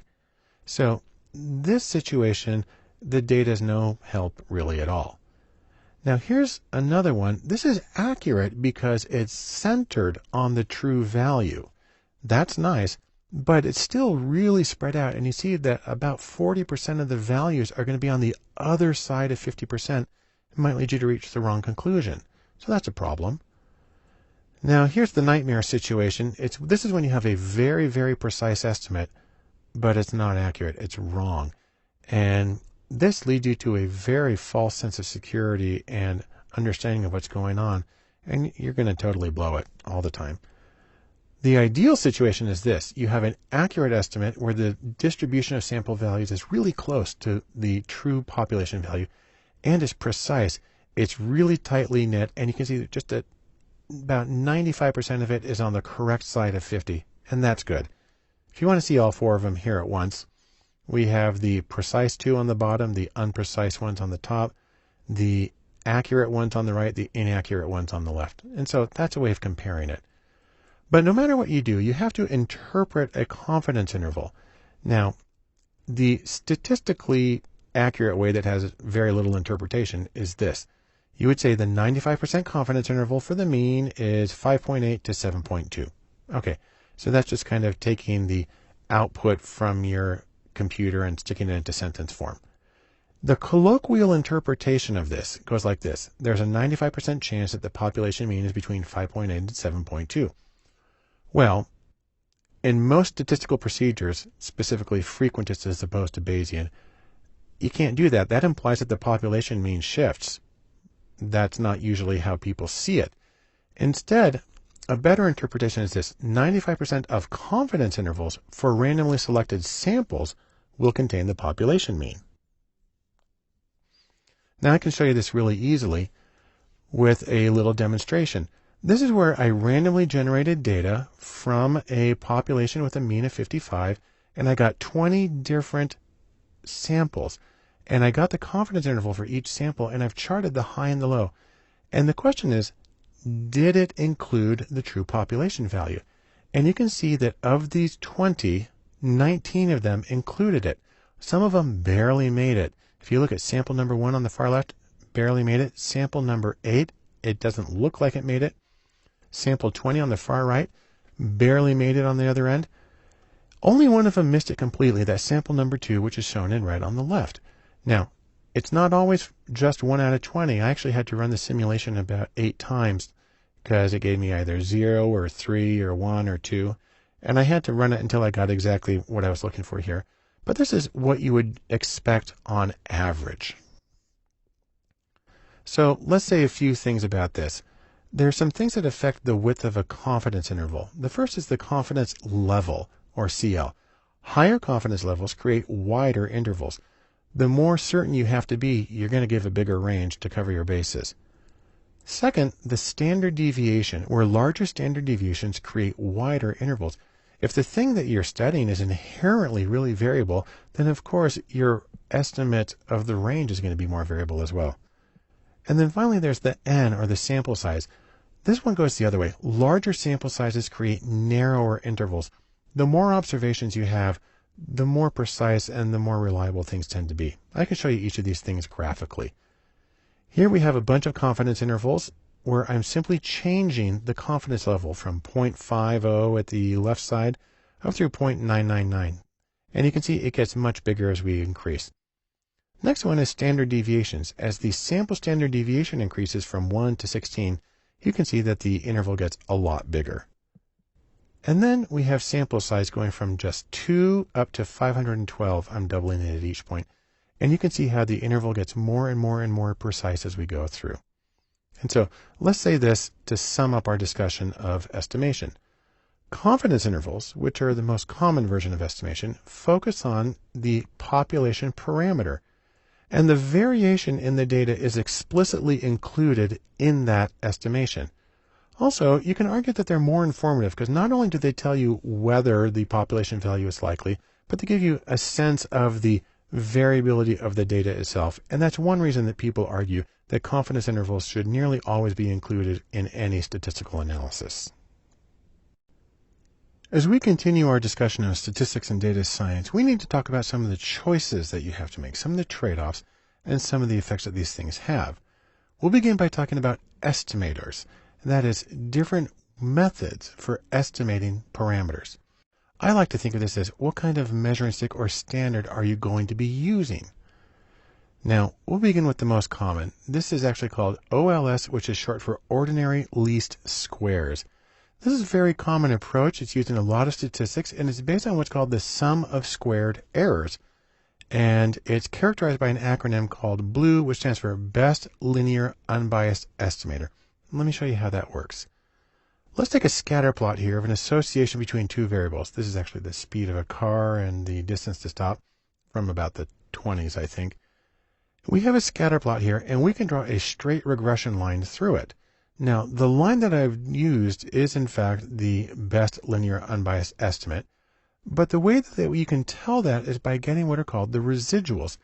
If you take each data point and draw a perfectly vertical line up or down to the regression line, because the regression line predicts what the value would be for that value on the x-axis, those are the residuals. Each of those individual vertical lines is a residual. You square those and you add them up, and this regression line, the gray angled line here, will have the smallest sum of squared residuals of any possible straight line that you can run through it. Now, another approach is ML, which stands for maximum likelihood. And this is when you choose parameters that make the observed data most likely. It sounds kind of weird, but I can demonstrate it. And it's based on a kind of local search. It doesn't always find the best. I like to think of it like a person here with binoculars, looking around them, trying hard to find something, but you could theoretically miss something. Let me give a very simple example of how this works.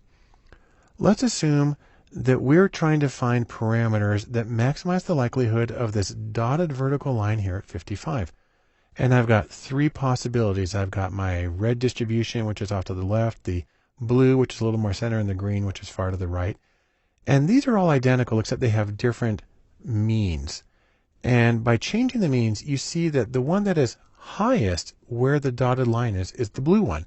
And so if only thing we're doing is changing the mean and we're looking at these three distributions, then the blue one is the one that has the maximum likelihood for this particular parameter.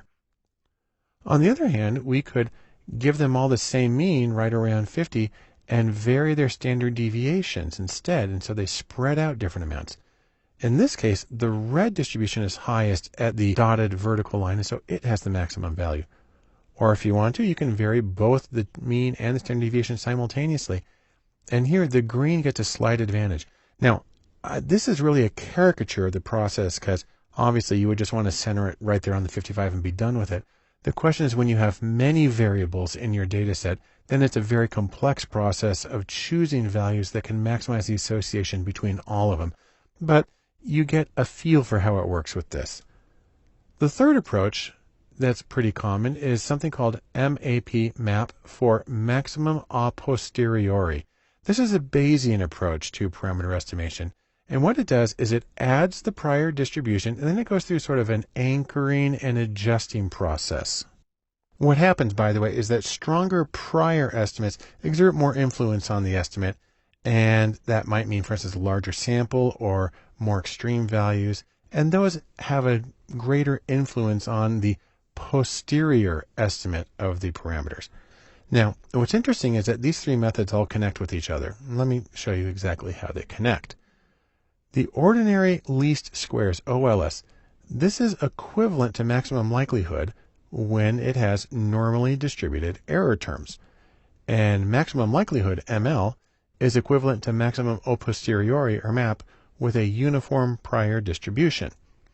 You want to put it another way, ordinary least squares, or OLS, is a special case of maximum likelihood. And then maximum likelihood, or ML, is a special case of maximum a posteriori. And just in case you like it, we can put it in set notation. OLS is a subset of ML, is a subset of MAP. And so there are connections between these three methods of estimating population parameters. Let me just sum it up briefly this way. The standards that you use, OLS, ML, MAP, they affect your choices and the ways that you determine what parameters best estimate what's happening in your data. Several methods exist, and there's obviously more than what I showed you right here, but many are closely related, and under certain circumstances, they're all identical. And so it comes down to exactly what are your purposes and what do you think is going to best work with the data that you have to give you the insight that you need in your own project. The next step we want to consider in our statistics and data science and the choices that we have to make has to do with measures of fit, or the correspondence between the data that you have and the model that you create. Now, it turns out there's a lot of different ways to measure this, and one big question is how close is close enough? Or how can you see the difference between the model and reality? Well, there's a few really common approaches to this. The first one is what's called R-squared. It's got a longer name. That's the coefficient of determination. There's a variation, adjusted R-squared, which takes into consideration the number of variables. Then there's minus 2LL, which is based on the likelihood ratio, and a couple of variations, the Akaike Information Criterion, or AIC, and the Bayesian Information Criterion, or BIC. And then there's also chi-squared. Now that's actually a Greek C there. It looks like an X, but it's a C, and it's chi-squared. And so let's talk about each of these in turn. First off is R-squared. This is the squared multiple correlation, or the coefficient of determination. And what it does is it compares the variance of y. So if you have an outcome variable, it looks at the total variance of that and compares it to the residuals on y after you've made your prediction. The scores on R-squared range from 0 to 1, and higher is better. The next is minus 2 log likelihood. That's the likelihood ratio, or as I just said it, the minus 2 log likelihood. And what this does is it compares the fit of nested models. We have a subset, then a larger set, then a larger set overall.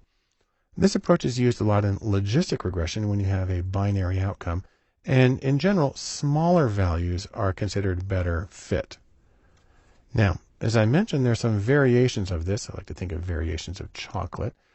The minus 2 log likelihood, there's the Akaike Information Criterion, the AIC, and the Bayesian Information Criterion, BIC. And what both of these do is they adjust for the number of predictors. Because obviously, if you have a huge number of predictors, you're going to get a really good fit, but you're probably going to have what's called overfitting, where your model is tailored too specifically to the data you currently have and doesn't generalize well. These both attempt to reduce the effect of overfitting. And then there's chi-squared again. It's actually a lowercase Greek c, looks like an X. And chi-square is used for examining the deviations between two data sets, specifically between the observed data set and the expected values, or a model you create of we expect this many frequencies in each category. Now, I'll just mention, like going to the store, there's a lot of other choices, but these are some of the most common standards, particularly the R-squared. And I just want to say, in sum, there are many different ways to assess the fit, the correspondence between a model and your data. And the choices affect the model, especially are you going to penalize for throwing in too many variables relative to your number of cases? Are you dealing with a quantitative or a binary outcome? Those things all matter. And so the most important thing, as always, my standing advice is keep your goals in mind and choose a method that seems to fit best with your analytical strategy and the insight you're trying to get from your data. The statistics and data science offers a lot of different choices. One of the most important is going to be feature selection, or the choice of variables to include in your model. It's sort of like confronting this enormous range of information and trying to choose what matters most, trying to get the needle out of the haystack.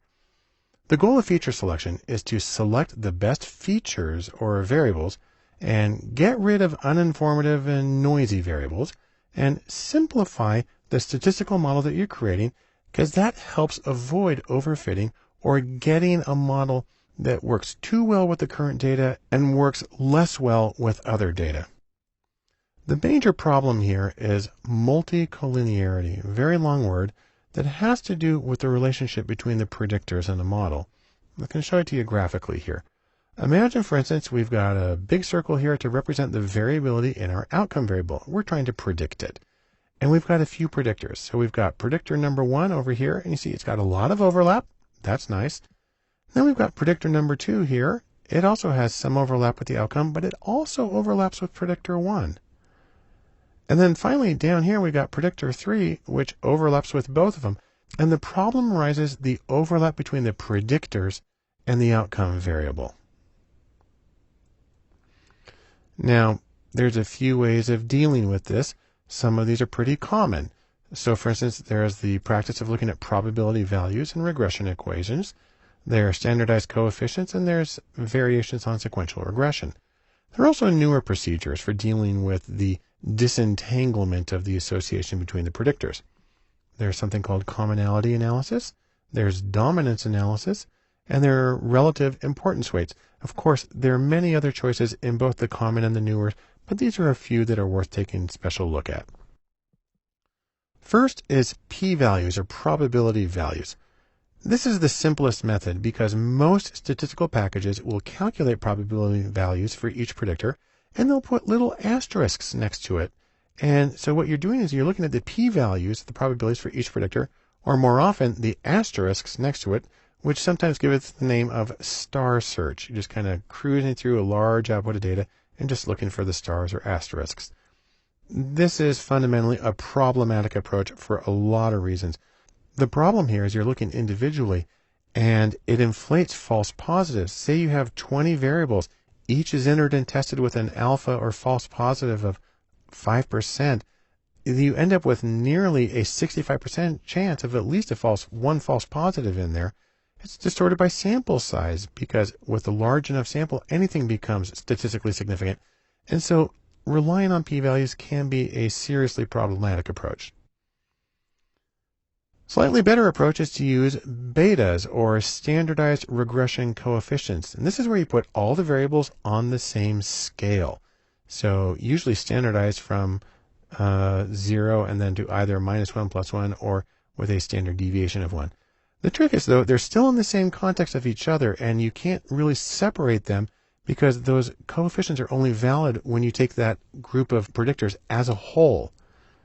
So one way to try to get around that is to do what they call stepwise procedures, where you look at the variables in sequence. There are several versions of sequential regression that allow you to do that. You can put the variables into groups or blocks and enter them in blocks and look at how the equation changes overall. You can examine the change in fit at each step. The problem with a stepwise procedure like this is it dramatically increases the risk of overfitting, which again is a bad thing if you want to generalize your data. And so to deal with this, there's a whole collection of newer methods. A few of them include commonality analysis, which provides separate estimates for the unique and shared contributions of each variable. Well, that's a neat statistical trick, but the problem is it just moves the problem of disentanglement to the analyst, so you're really not better off than you were as far as I can tell. There's dominance analysis, which compares every possible subset of predictors. Again, sounds really good, but you have the problem known as the combinatorial explosion. If you have 50 variables that you could use, and there are some that have millions of variables, with 50 variables, you have over 1 quadrillion possible combinations. You're not going to finish that in your lifetime. And it's also really hard to get things like standard errors and perform inferential statistics with this kind of model. And then there's also something that's even more recent than these others called relative importance weights. And what this does is it creates a set of predictors that are orthogonal or uncorrelated with each other, basing them off of the originals, and then it predicts the scores, and then it can predict the outcome without the multicollinear because these new predictors are uncorrelated. It then rescales the coefficients back to the original variables. That's the back transform. And then from that, it assigns relative importance or a percentage of explanatory power to each predictor variable. Now, despite this very different approach, it tends to have results that resemble dominance analysis. It's actually really easy to do. Their website, you just plug in your information and it does it for you. And so that's yet another way of dealing with the problem of multicollinearity and trying to disentangle the contribution of different variables. In sum, let's say this. What you're trying to do here is choose the most useful variables to include into your model. Make it simpler. Be parsimonious. Also, reduce the noise and distractions in your data. And in doing so, you're going to always have to confront the ever-present problem of multicollinearity or the association between the predictors in your model with several different ways of dealing with that. As we continue our discussion of statistics and the choices that are made, one important consideration is model validation. And the idea here is as you're doing your analysis, are you on target? More specifically, your model that you create through regression or whatever you do, your model fits the sample data beautifully, you've optimized it there, but will it work well with other data? Fundamentally, this is the question of generalizability, also sometimes called scalability, because you're trying to apply it in other situations. And you don't want to get too specific or it won't work in other situations. Now, there are a few general ways of dealing with this and trying to get some sort of generalizability. Number one is Bayes, a Bayesian approach. Then there's replication. Then there's something called holdout validation, and then there's cross-validation. I'll discuss each of these very briefly in conceptual terms. The first one is Bayes, and the idea here is you want to get what are called posterior probabilities. Most analyses give you a probability value for the data given the hypothesis, so you have to start with an assumption about the hypothesis. But instead, it's possible to flip that around by combining it with special kinds of data to get the probability of the hypothesis given the data. And that is the purpose of Bayes' theorem, which I've talked about elsewhere. Another way of finding out how well things are going to work is through replication. That is, do the study again. It's considered the gold standard in many different fields. The question is whether you need an exact replication or a conceptual one that is similar in certain respects. You can argue for both ways, but one thing you want to do is when you do a replication, then you actually want to combine the results. And what's interesting is the first study can serve as the Bayesian prior probability for the second study. So you can actually use meta-analysis or Bayesian methods for combining the data from the two of them. Then there's holdout validation. This is where you build your statistical model on one part of the data and you test it on another. I like to think of it as the eggs in separate baskets. The trick is that you need a large sample in order to have enough to do these two steps separately.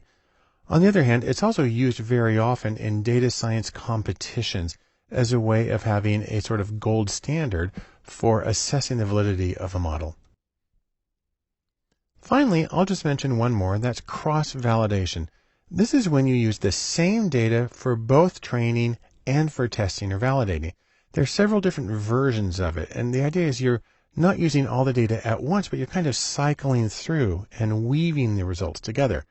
There's leave one out, where you leave out one case at a time, also called LOO, L-O-O. There's leave P out, where you leave out a certain number at each point. There's K-fold, where you split the data into, say, for instance, 10 groups, and you leave out one and you develop it on the other 9, and then you cycle through. And there's repeated random subsampling, where you use a random process at each point. Any of those can be used to develop the model on one part of the data and test it on another, and then cycle through to see how well it holds up under different circumstances. And so, in sum, I can say this about validation. You want to make your analysis count by testing how well your model holds up from the data you developed it on to other situations, because that's really what you're trying to accomplish. This allows you to check the validity of your analysis and your reasoning, and it allows you to build confidence in the utility of your results. To finish up our discussion of statistics and data science and the choices that are involved, I want to mention something that really isn't a choice, but more an attitude. It's DIY for do it yourself. The idea here is, really, you just need to get started. Remember, data is democratic. It's there for everyone. Everybody has data. Everybody works with data, either explicitly or implicitly. So data is democratic, so is data science. And really my overall message is you can do it.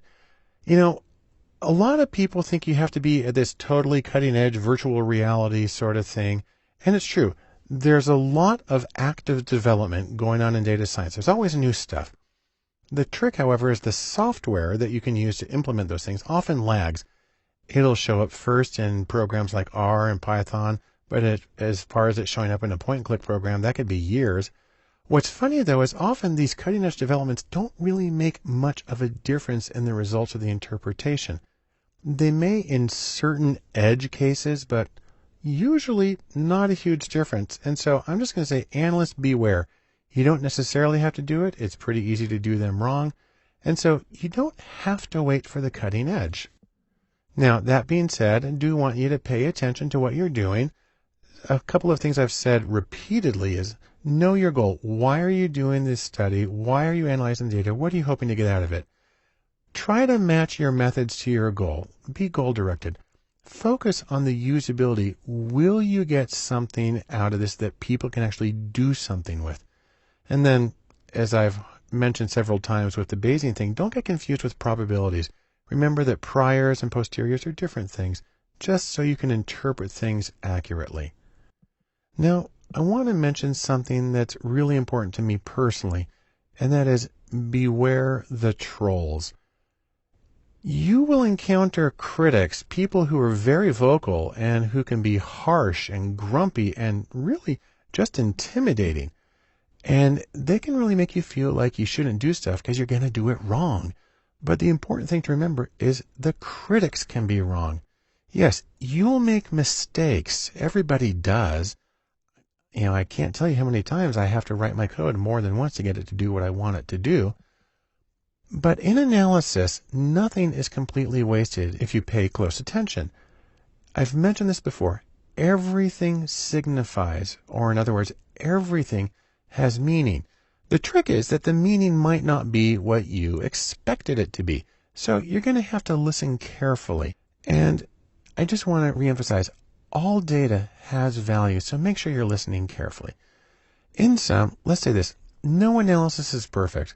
The real question is not, is your analysis perfect, but can you add value? And I'm sure that you can. And fundamentally, data is democratic, so I'm going to finish with one more picture here, and that is, just jump right in and get started. You'll be glad you did.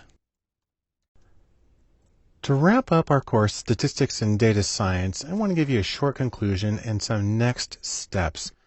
Mostly, I want to take a little piece of advice I learned from a professional saxophonist, Kirk Whalum, and he says, there's always something to work on. There's always something you can do to try things differently to get better. It works when practicing music. It also works when you're dealing with data. Now, there are additional courses here at datalab.cc that you might want to look at. There are conceptual courses, additional high-level overviews on things like machine learning, data visualization, and other topics. And I encourage you to take a look at those as well to round out your general understanding of the field. There are also, however, many practical courses. These are hands-on tutorials on the statistical procedures I've covered, and you learn how to do them in R and Python and SPSS and other programs. But whatever you're doing, keep this other little piece of advice from writers in mind, and that is write what you know. And I'm going to say it this way, explore and analyze and delve into what you know. Remember, when we talked about data science and the Venn diagram, we've talked about the coding and the stats, but don't forget this part here on the bottom. Domain expertise is just as important to good data science as the ability to work with computer coding and the ability to work with the numbers and quantitative skills. But all through it, remember this, you don't have to know everything. Your work doesn't have to be perfect. The most important thing is just get started. You'll be glad you did. Thanks for joining me, and good luck.